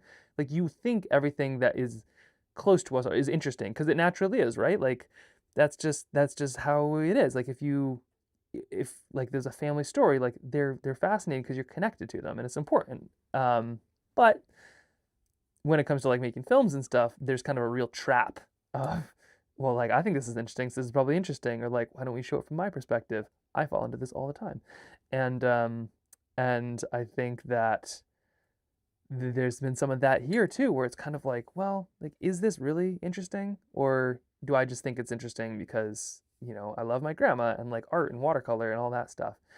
But it's been kind of wild because the story has just really taken off and kind of bloomed in this way, and it's like to see it kind of get out there has been amazing. And then what makes me so excited is that this is such a repeatable thing. My grandmother did some crazy stuff, and to be left behind my grandmother's sketches is amazing. Like what a gift. Like it's all like just the fact that she did all of those. They're really the families, but like the fact that she just did all of them and like to have that's amazing. But everybody can still do that too, which is kind of part of the amazing thing too. Like you can, you don't have to have a grandmother leave you sketches. You can kind of start that yourself. So some people have like relatives who made cool stuff and they can kind of go track that down. But also we can help people start that process because all it needs is some sketches and some time. Just like wait a little while, do the thing, wait 50 years. What you've done is going to be amazing, especially because we're living in a pretty unbelievable time as things change and move and shift, and like what you're doing kind of matters. So it gets me like especially excited if we can kind of Johnny Appleseed this thing. Obviously make cool films, do good stuff, don't go in debt. But like if we can kind of Johnny Appleseed this thing and travel around, show neat films, and then like have people make their own sketches and kind of start that process. Oh my gosh, how cool would that be? Like, have you ever thought about that? Like, who knows where we'll be in 100 years, but like the stuff you do right now, how cool is that going to be in 100 years? Because 100 years ago, there like wasn't technology. And 100 years from now, there might not be technology, or there's going to be a lot of technology. But like, either way, something's going to change. And it's just cool. Like, we get to be around at this kind of wild time. And there still is like these massive struggles with nature and all the rest. But also we get to experience, like know a lot of it and see a lot of it and sketch a lot of it. It's just really cool stuff. And I have never regretted making a sketch, but I have regretted not making many sketches. And I feel like the world could just benefit from more of us doing it. That's my take. Okay, so here we go. We're just kind of moving forward a lot of these little pieces. And I'm not really waiting for stuff to dry either at this point. You can kind of see I'm sort of just like running forward on a lot of it. But I have the general like view down. Like I can tell that this is a forest with some lights in it, and that's enough. And here's some other people in a forest with lights in it. Put some purple in there maybe.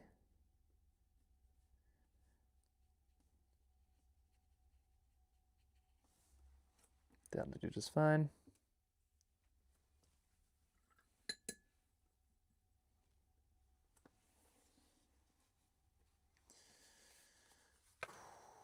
Zooming through, here we have the light hits the candle from the mentor. There we go.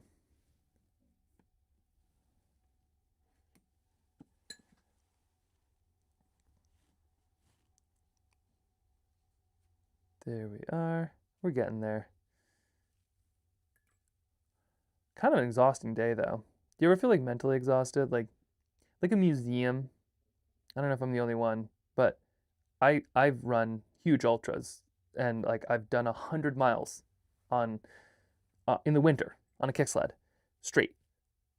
But I don't know if I've ever been as tired as coming home from a day of leisurely strolling around a museum. It is the most like exhausting thing you can do. And I think it's because like yeah, you're walking on your feet, but I think mostly it's just like your brain is just like, wow, that was like a lot of stuff. And the brain is like one of the bigger organs in the body. Probably takes up a lot of blood or something, but it's just like the thinking weight of hanging out in a museum is exhausting in like such a wild way. And I'm feeling a lot of that same stuff like right now. It's like I am exhausted in like I'm museum tired is what I am right now. Um, which is like a whole different level. Okay, now I'm gonna add some candles. We're just gonna go right across. There we are. Here's where the mentor, and I'm going backwards because for some reason the idea of like doing another round of the story just feels like extra exhausting. It's a clever art technique too that you can use. You can go, you can do something upside down and it kind of breaks up the silhouette for you. So if you're ever like not good at drawing faces or something, flip it upside down and then just draw all the shapes that make up the face. But when your body's not looking at what the shape of the nose should be or like what the nose should look like and it just is looking at the shape of what it actually is, it can make for a really quickly like very nicely drawn face or whatever else you're trying to draw. It's like a weird, yeah, it's a weird like concept thing. Okay, we're just gonna scoot up over these.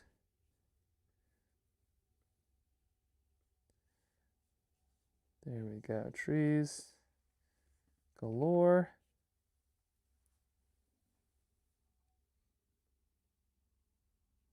There we are, and here's a page.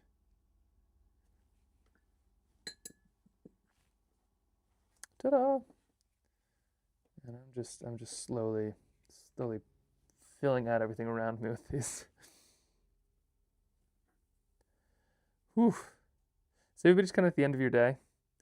Just some like quiet getting through it mode. Kind of where I'm at right now. So I understand if so. A little bit in there. Now I'm just gonna add, like you can kind of see, ooh, our little people are getting very, very all over the place, but that's okay. Wet on wet is one of the most like forgiving things you can do. So we're just gonna add a little bit of this in here, a little bit of this in the end.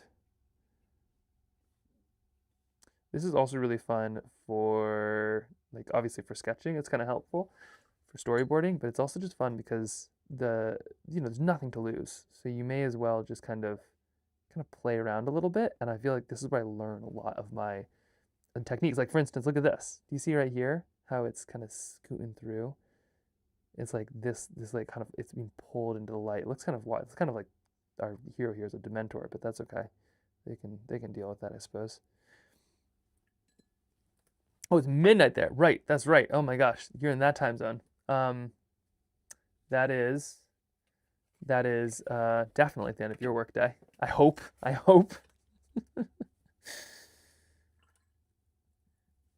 little bit of this over here.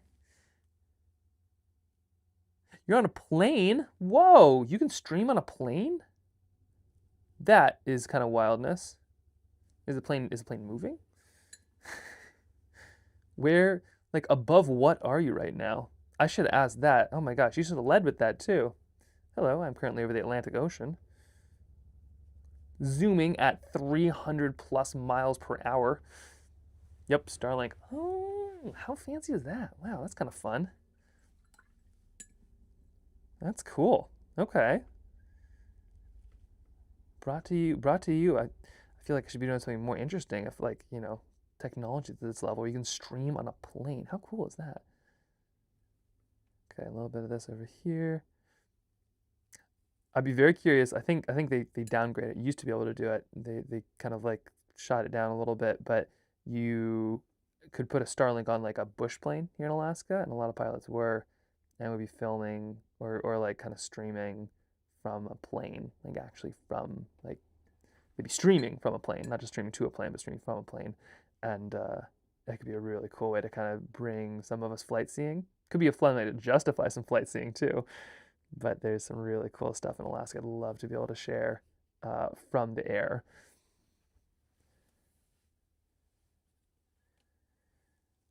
Okay, our little Dementor side of things, a little too scary. Let me go fix this up. There we go.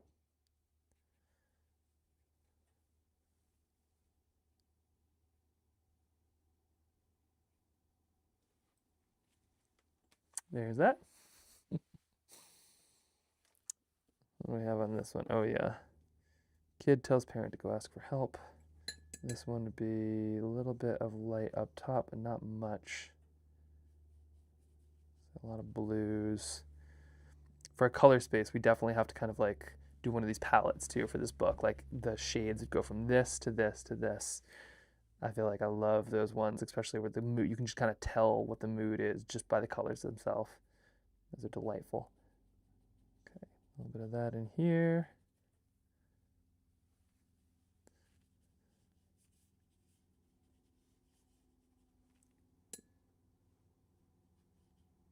There we go.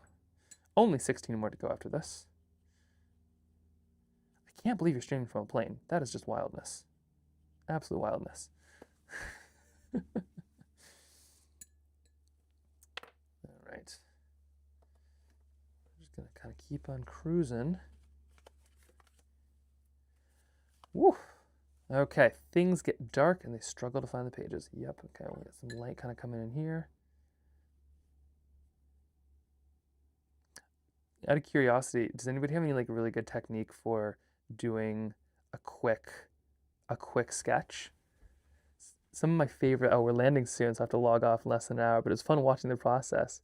Well, and thanks, I should say too, thank you for all of your advice. Like this has been so cool to have so much help on concepting something like this. Like you don't get to do the best things happen, at least for external processors like me, when they're all kind of collaborative in this way. And I think this is what's so cool for me is like, yeah, being able to bring this to life. And I can't wait to be able to, you know, hopefully share this book in like 2 weeks, something like that. But to know that we all kind of like watched it come together, it's so neat. It's gonna be so neat. But in particular, thank you for all the help kind of putting this together. All right, we've got a little people. Once those are dry, so I'll kind of cycle through, sometimes like as many as 3 of these.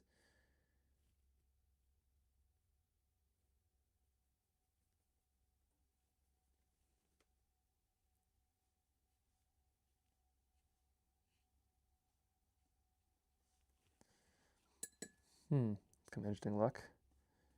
But like I said, this is kind of your time to play a little bit, especially when you kind of paper that has to be used, but doesn't really matter too much of like how it gets used.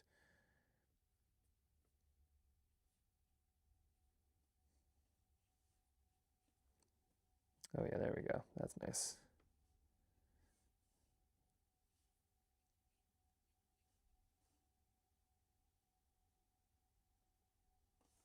There we are. And then we'll have our 2 little people right here.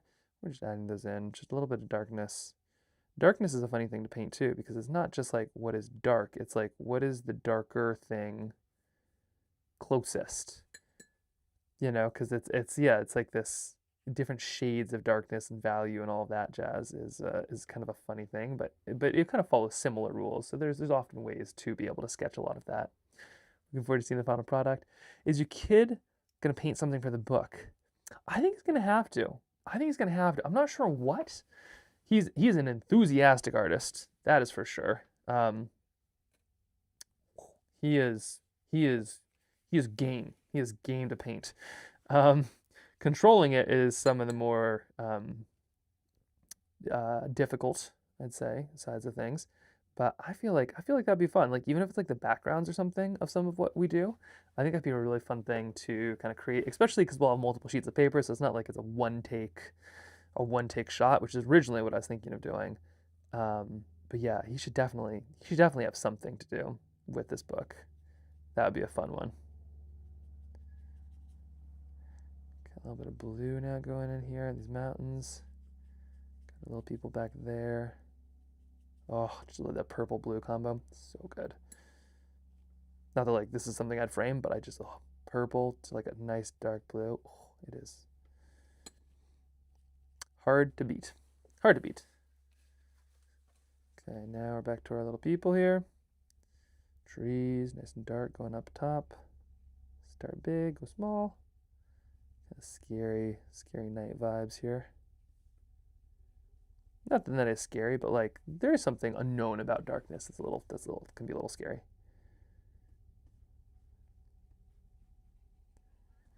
And we're just gonna kind of pick up the pace here.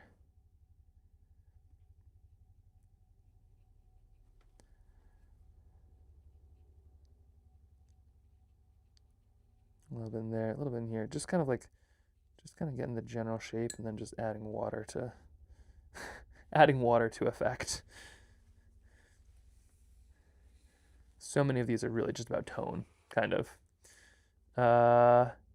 When you had him sketch climbers, he had the quick and block them out. Oh, when I had to sketch climbers, I had to be quick and block them out, paint them first, and then outline the detail in ink afterwards. Oh, what a cool thing, Linda. I didn't even think about that. I've actually been really afraid to how to sketch, really fancy, like kind of athletes, right? Of like somebody doing like something quick and kind of, like what do you like start with this and that? But you're so right. You could just like slap, like with just a little bit of color, you could just go bam and just like, yeah, you could get like a shape so fast with color, and then you could wait for it to dry and then add the detail in later. That's a really fun idea. I like that a lot. Huh.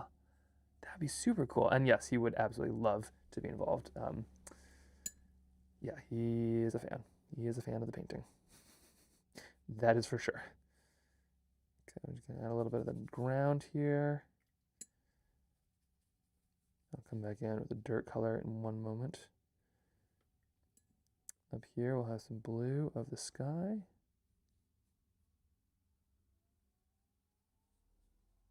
Got a little people right there. Yeah, some of my favorite quick sketches have been just like where there's no time. It's like, oh, rain is coming, wind is coming, people like you gotta go right now. And I just love sometimes how this turned out. I always am stressed where it's like I'm like an olive or something, like some of the best olives are when you really stress the plant, stress the tree. I don't like it, but it results in some good stuff. And it's sort of the same, I feel like it's kind of the same when it comes to art, where it's like, yeah, some of my best stuff is where it's like uncomfortable and don't like it, but then the product is pretty good. So should you kind of push yourself into that situation more? Hard knowing. Hard saying, not knowing, as they say. Okay, farm life. A little bit over here, maybe some green in there, why not? And there's some cows. Those are cows right there, just for the record. A little blob. I know it, now you know it.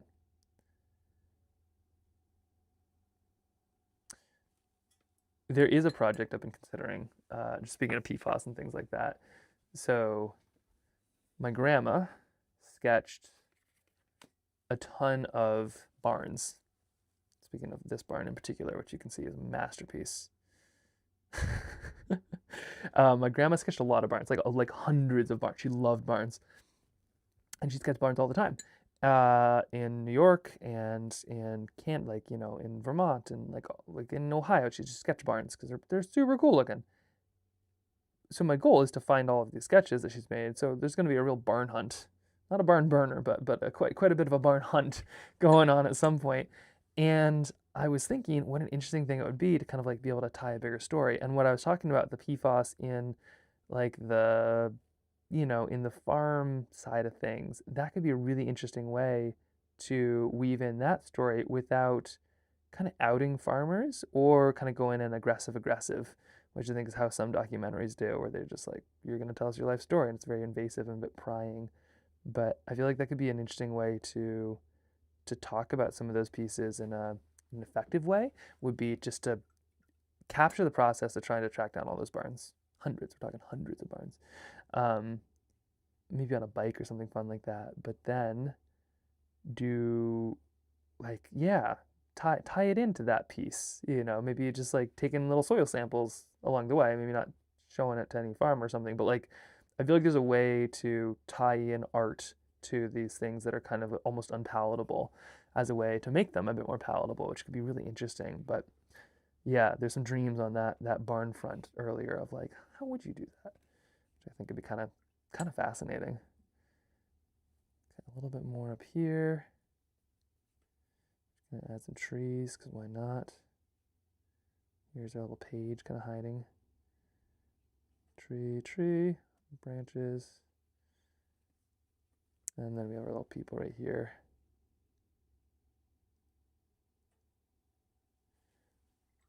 Just ruining like my favorite bloom on this one, but that's okay.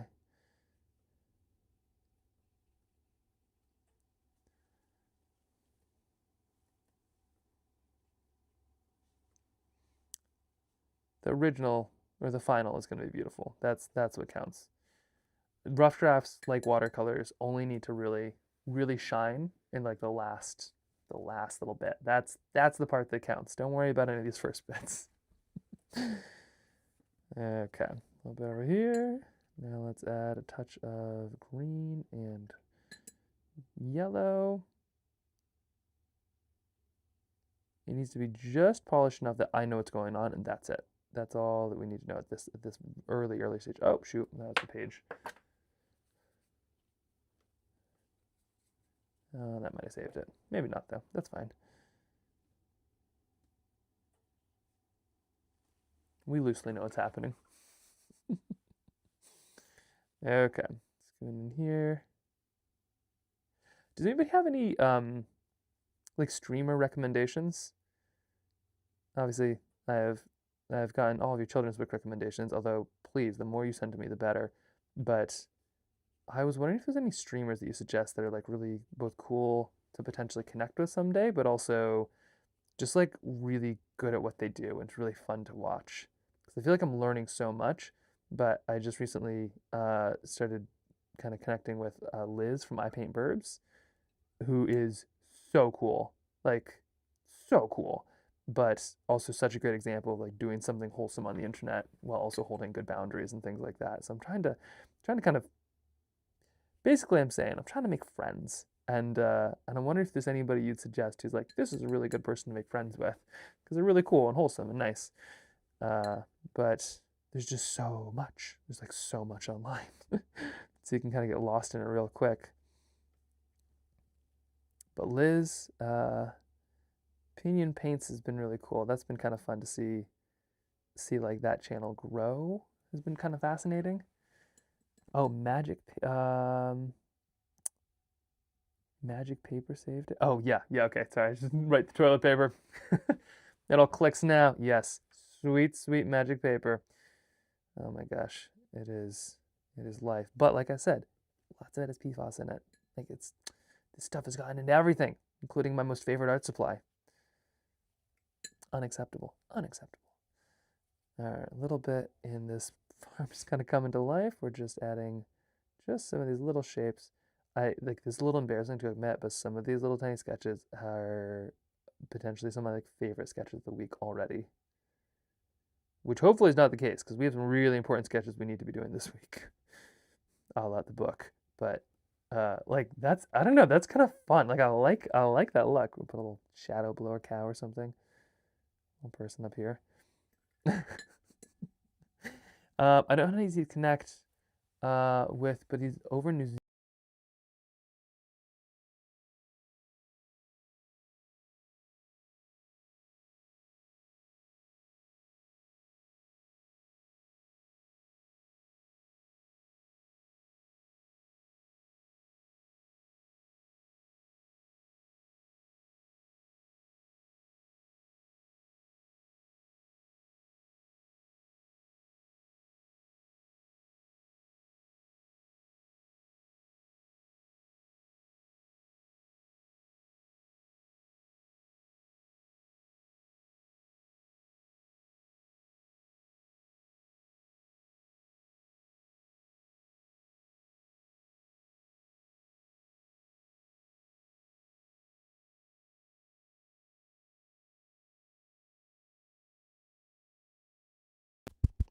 And we're back.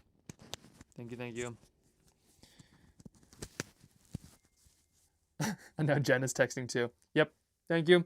I'm glad you all noticed though. This means that like if I just sort of like passed out or something, it would be noticed. I haven't done that for a minute. I do always worry about locking my knees, which I have done a couple times in like choir and passed out, which is always a classic. Need to avoid those things. All right, so we have little people coming up there.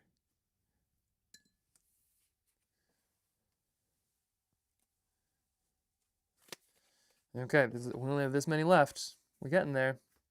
Check this out. Look at what. Well, we can't really. Anyway, all of those are full, which is many. Arctic polar bear, narwhal in ice. Gosh, that's a rough sketch. Let me fix this up. What am I thinking here? Okay, so that's the page, frozen in a block of ice, or something like that. And then here's the water. That's kind of, I think, what you were hinting at, past me. Bit of a rough go of it though.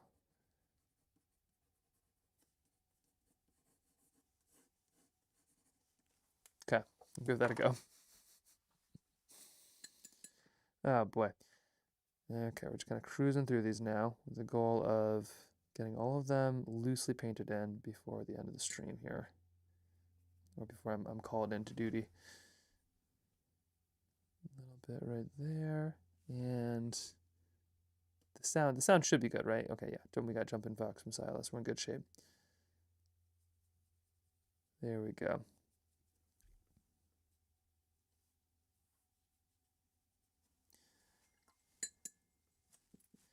A little bit here, a little bit there. We'll put some yellow in the sky, because why not? And I think we'll leave that there. Plenty good.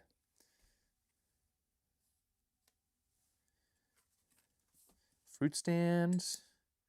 Gotta get those in. We'll have a page somewhere in these tomatoes.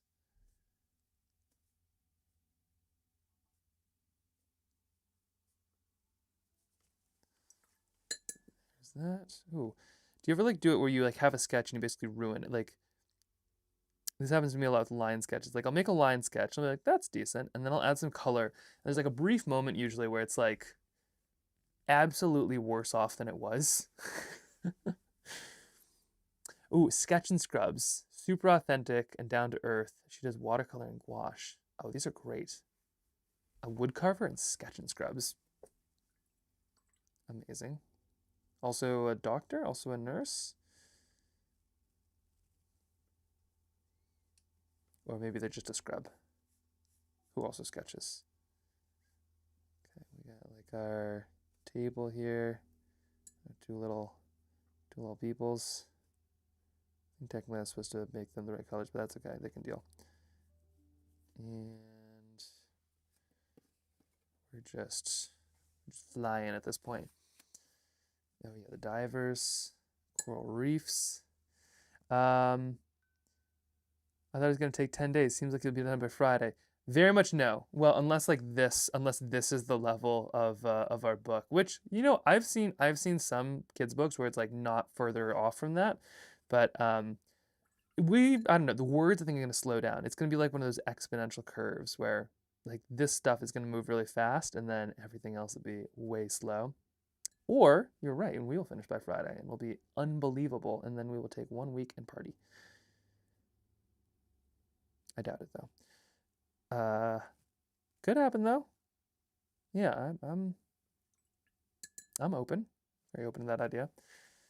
I learned the most from people who are different than me.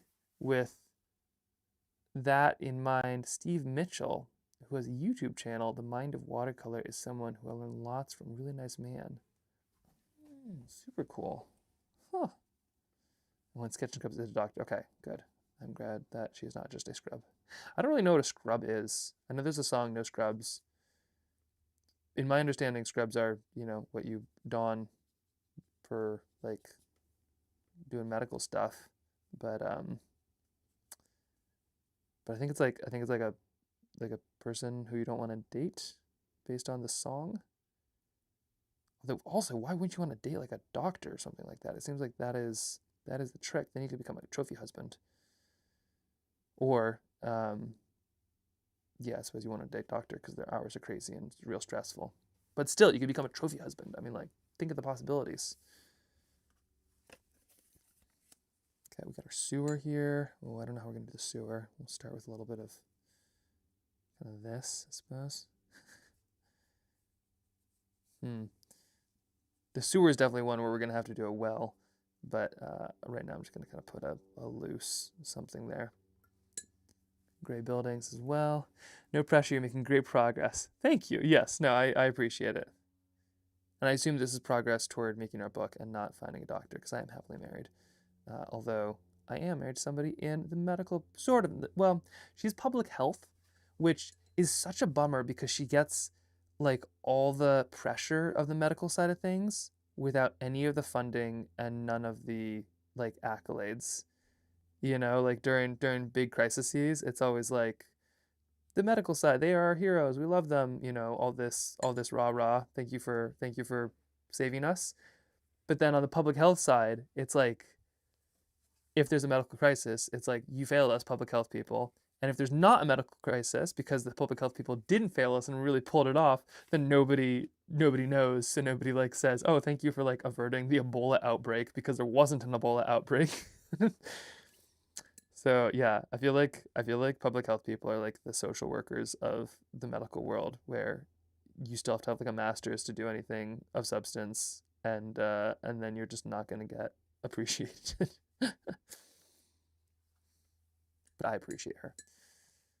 Okay, a little bit here. We'll get some more penguins. We're just kind of moving. We're just kind of getting some loose shapes here and there. One day I'm so excited to go see penguins, hopefully. And I'm lucky because my grandma sketched a lot of penguins, so there's a lot of sketches to choose from if we ever end up going that route. But I'm not sure if you're allowed to stream in Antarctica. I think that's kind of frowned upon. So I wonder what the I wonder how one could pull that off. Okay, we're getting there. Whew. What's this one supposed to be? Bird nest. Okay. Sometimes you kind of need to look at your sketch a little bit closely before sketching. A little bit in here.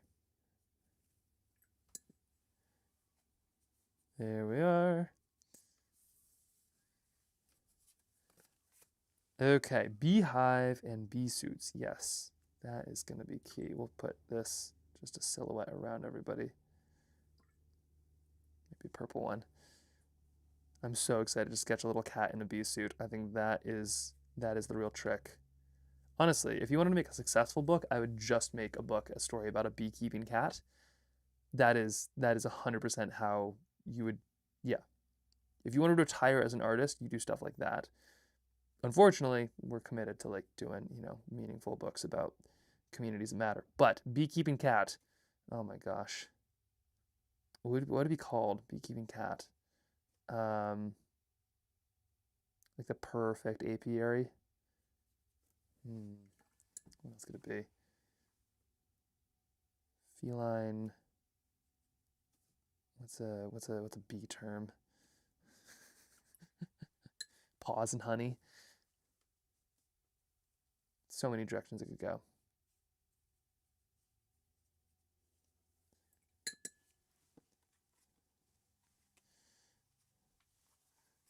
Beekeeping cat. Oh, right. I should explain. So, also, Kia, you know the premise, like, of kind of where we're going, because I feel like we've gone like 1 trillion miles in the last days. Beeline. Oh, it'd be so good. Beeline. Yes.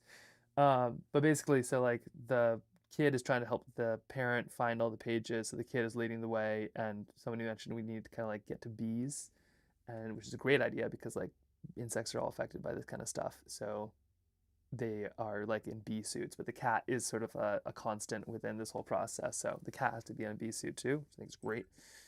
So that was where beekeeping cat came from. But beeline, yeah, that should be definitely, yeah, that should definitely be made.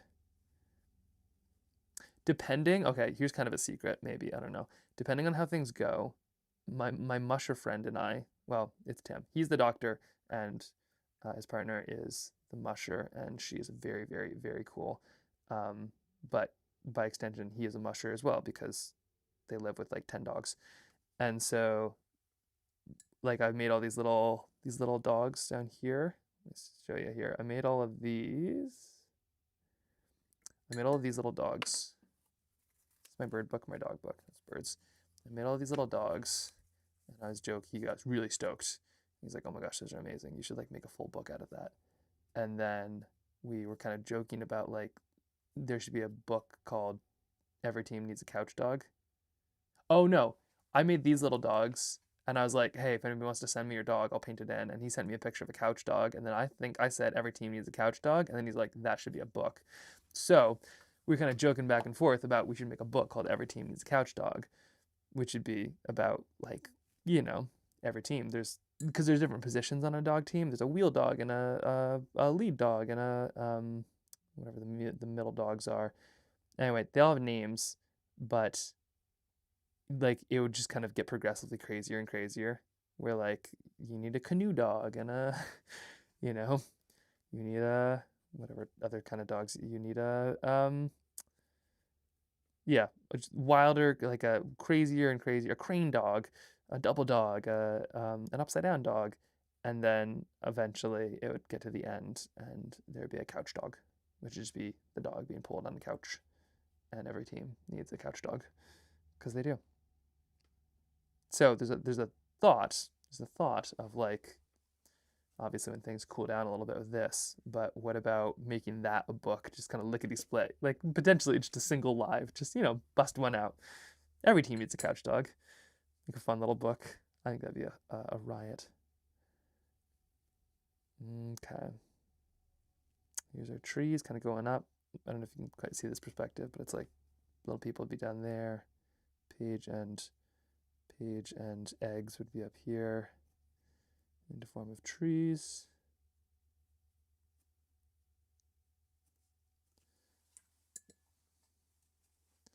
There we are.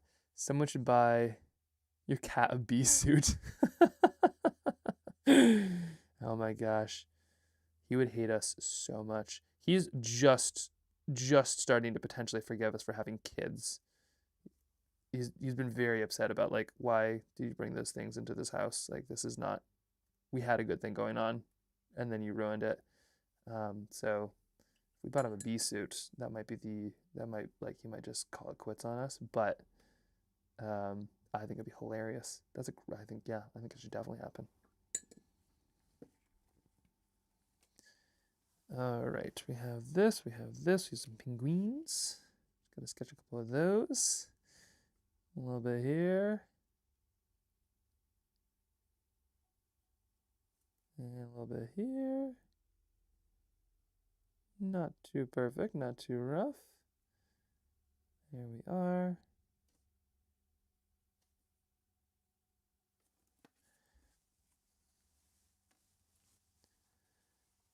Okay, what am I missing now here? Oh, no, that's not that. There we go. He'd probably fly away and go somewhere warmer. Yeah, honestly, yeah, he's a little furious that like we didn't make it spring sooner and that it's not summer, and then also just kind of very mad about the fact that our children exist. Which I can't blame him too much. Like his job is mostly sleeping and or, you know, trying to fight for what attention we have, and the fact that we have kids now like really limits his ability to do that. I think he kind of loves them, but he is a saint, I will say. Like he has so many opportunities where he could and justifiably should scratch our kids, and he doesn't. So he's really, we don't deserve him. And to thank him for his kindness, we did not get a second cat that we saw on the side of the road. The person said it had a home too, but like part of us is like, maybe we kidnap this cat. It was so cute. Oh my gosh.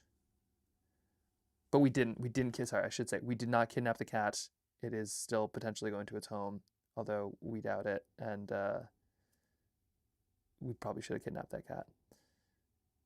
Okay, little cat in a bubble here. That's what he's gonna be in. Wow. So we'll be scuba diving, Great Barrier Reef, bubbles. Did I mention that these are gonna be kind of rough?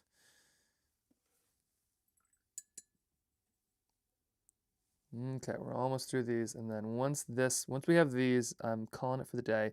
But tomorrow, I think tomorrow we're getting into the words, and then I think once we have the words, then it's going to be a matter of kind of diving into like the little sub story that goes below. Although we can potentially even skip the sub story. The sub story might be something that happens fully after like the book is done. We might wait until literally we have illustrated the final things, the final words, and then we jump into the sub story, which is going to be kind of the story below the story.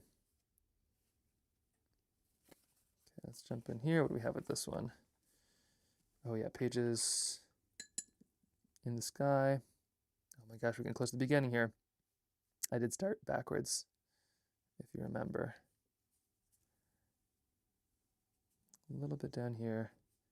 It always feels a little embarrassing to like use really nice paint and really nice like materials for really janky sketches, but also it definitely helps you just get used to this stuff. I think that's actually a really valuable thing, is just like getting used to, yeah, just slapping stuff down. It's an argument for using less expensive paint too. Just use something that you'd be comfortable tossing around. Like I think that's a really helpful thing. Oh wait, oh no, scary words. What scary words did I say? Uh-oh. Now I'm concerned. Did I jinx something? Now I'm trying to think. I should look at the comments more often. Shoot. Help me out, Silas. All right, a little bit here, a little bit there. There's that one. Put a little basket on this balloon. And we're going to see. Right there, okay. There we have it. Small basket on that balloon. Give this one a second. Something comes from, oh yeah, something comes wrecks the book. That's our ocean right here. Slam. Slam blam. Does anybody else love, like, there's just something so wonderful about like typewriter text with like kind of some janky watercolor next to or over it. Like this feels so good. I am absolutely tempted to bring a typewriter with me more often. Especially because Aaron does. Like Aaron will actually bring these things outdoors, which is phenomenal. Like brings them into the Alaskan wilderness. But also does some amazing stuff with like middle schoolers and pre-art classes and stuff, and gets like these middle schoolers super into typewriters as well, which is delightful. Probably really confuses anybody from the 70s, like why are you doing that? But it's fun. Yeah, isn't this kind of fun? Have you seen the work of Esta Zales? Esta Zales? No, let me go check it out right now. I'm curious now. Esta Zales? Let me go look. Her Substack does a lot with typewriter, collage, and watercolor. Ooh, that's pretty cool. Esta Zales? Let me go look right here. Esta Zales, Esta Zales, Esta Zales, Esta Zales, Esta Zales. Esta, I gotta spell that right. Something across, yeah, oh, Esta, okay. E-S. See, you sent me a link as if you know how I know how to click on things. S-T-Z-A-L-E-S.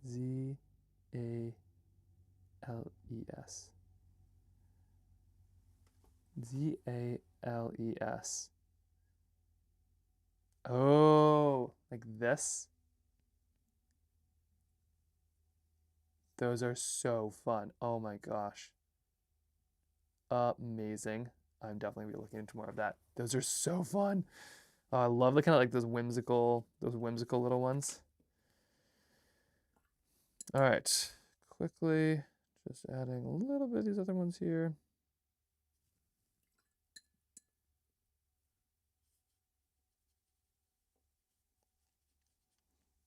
But I'm doing an orienteering race this evening, which is a lot of fun. Orienteering in Alaska is basically where you are given a map and a compass, and on the map is like 5 or 6 spots that you have to get to, and then you've got to go to those spots where there's a little punch card and you punch it to show that you were there, and like that's the fun. It's like a race that has no markings, but you kind of race around in Alaska, which is a lot of fun.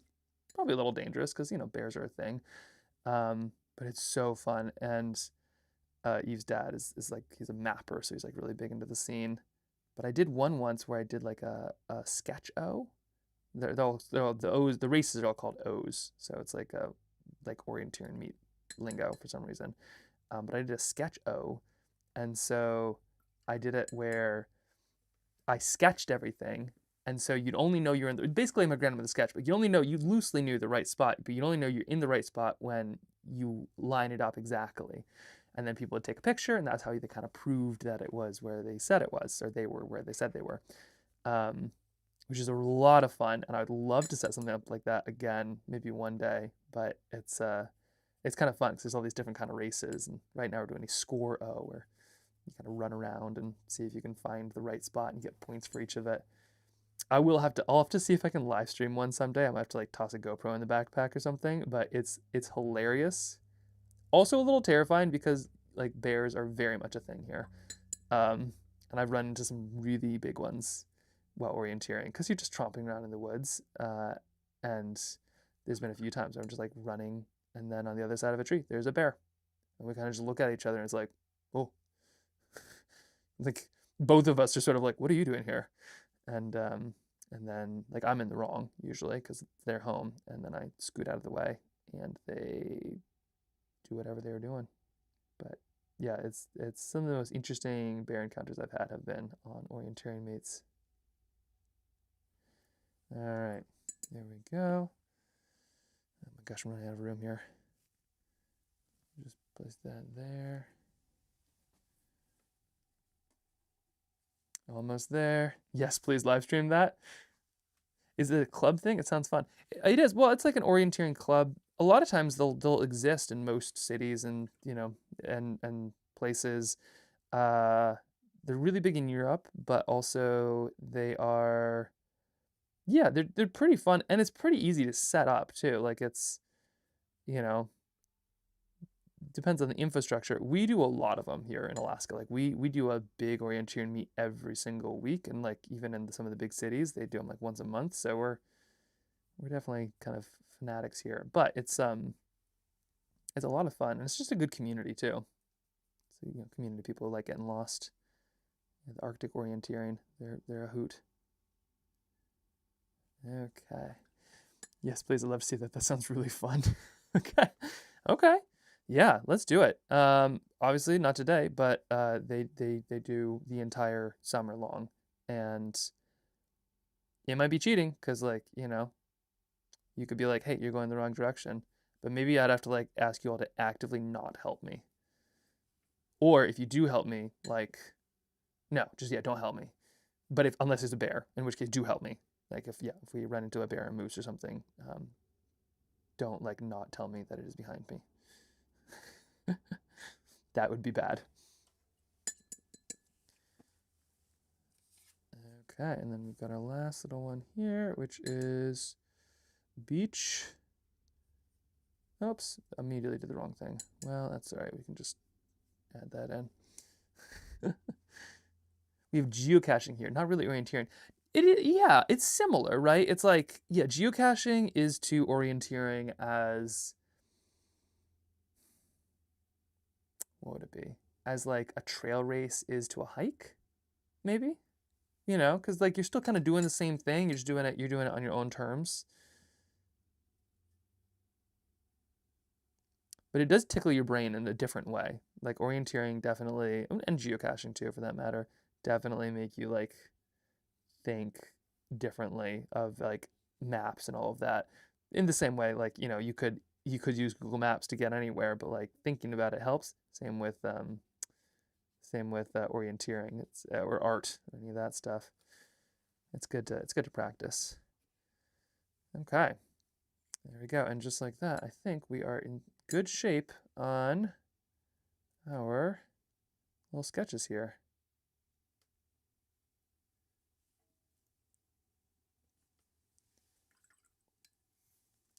Okay, so here's what we got so far.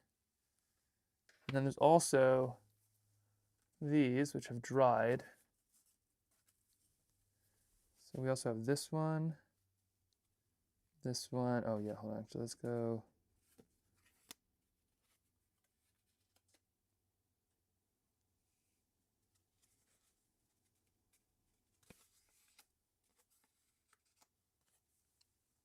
Okay. Whew. We've done it. Sort of. We did like a piece of something. But this is like a pretty significant day. If I'm looking back over sort of like the list of things that we have due, we've got to book dummy cards, draft the words, and then add the lower story. And that's sort of like the heavy lifting before we do a proof. But that's just like a proof of the loose story. And then of course we got to bring it together. And that's why we're kind of rushing through this, because if we need to do this in 2 weeks, which kind of we have this week and next week, if we need to do this in 2 weeks, then we need this locked in as soon as possible, because each of these illustrations could take an hour if we're flying, and you know, there's only so many hours. So once we kind of have that locked in, then it's going to be a matter of just, you know, we'll probably work on 2 or 3 of these together, but like the cat scuba diving, the you know, the people towards the dark, yeah, it'll be kind of wild. Comparing where you were at the end of yesterday, this is so much more progress. Another big day. Yeah, this is pretty crazy, huh? I am just like really excited about where this is going. And even things, I mean, like even this, it's rough, but check this out. Oh, wait, sorry, you can't. Come on, camera. Work with me here. There we go. Not that hard. Okay. Check this out, right? You've got like, even this, you know, here's the little person being kind of hit by the wave and the thing going whoosh up in the air. I mean, it's a fun, yeah, I like it. I like it a lot.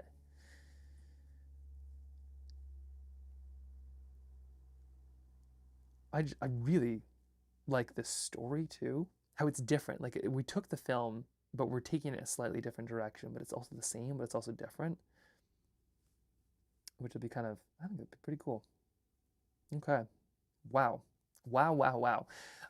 Well, just checking here. Is there anything else aside from, I suppose, like the upkeep side of things are, if you're not already, we have a newsletter. We'll be sending out updates about this all the time. Check it out. It's on the Trailbound Sketches website. And of course, there's a Discord, but I'm probably preaching to the choir here.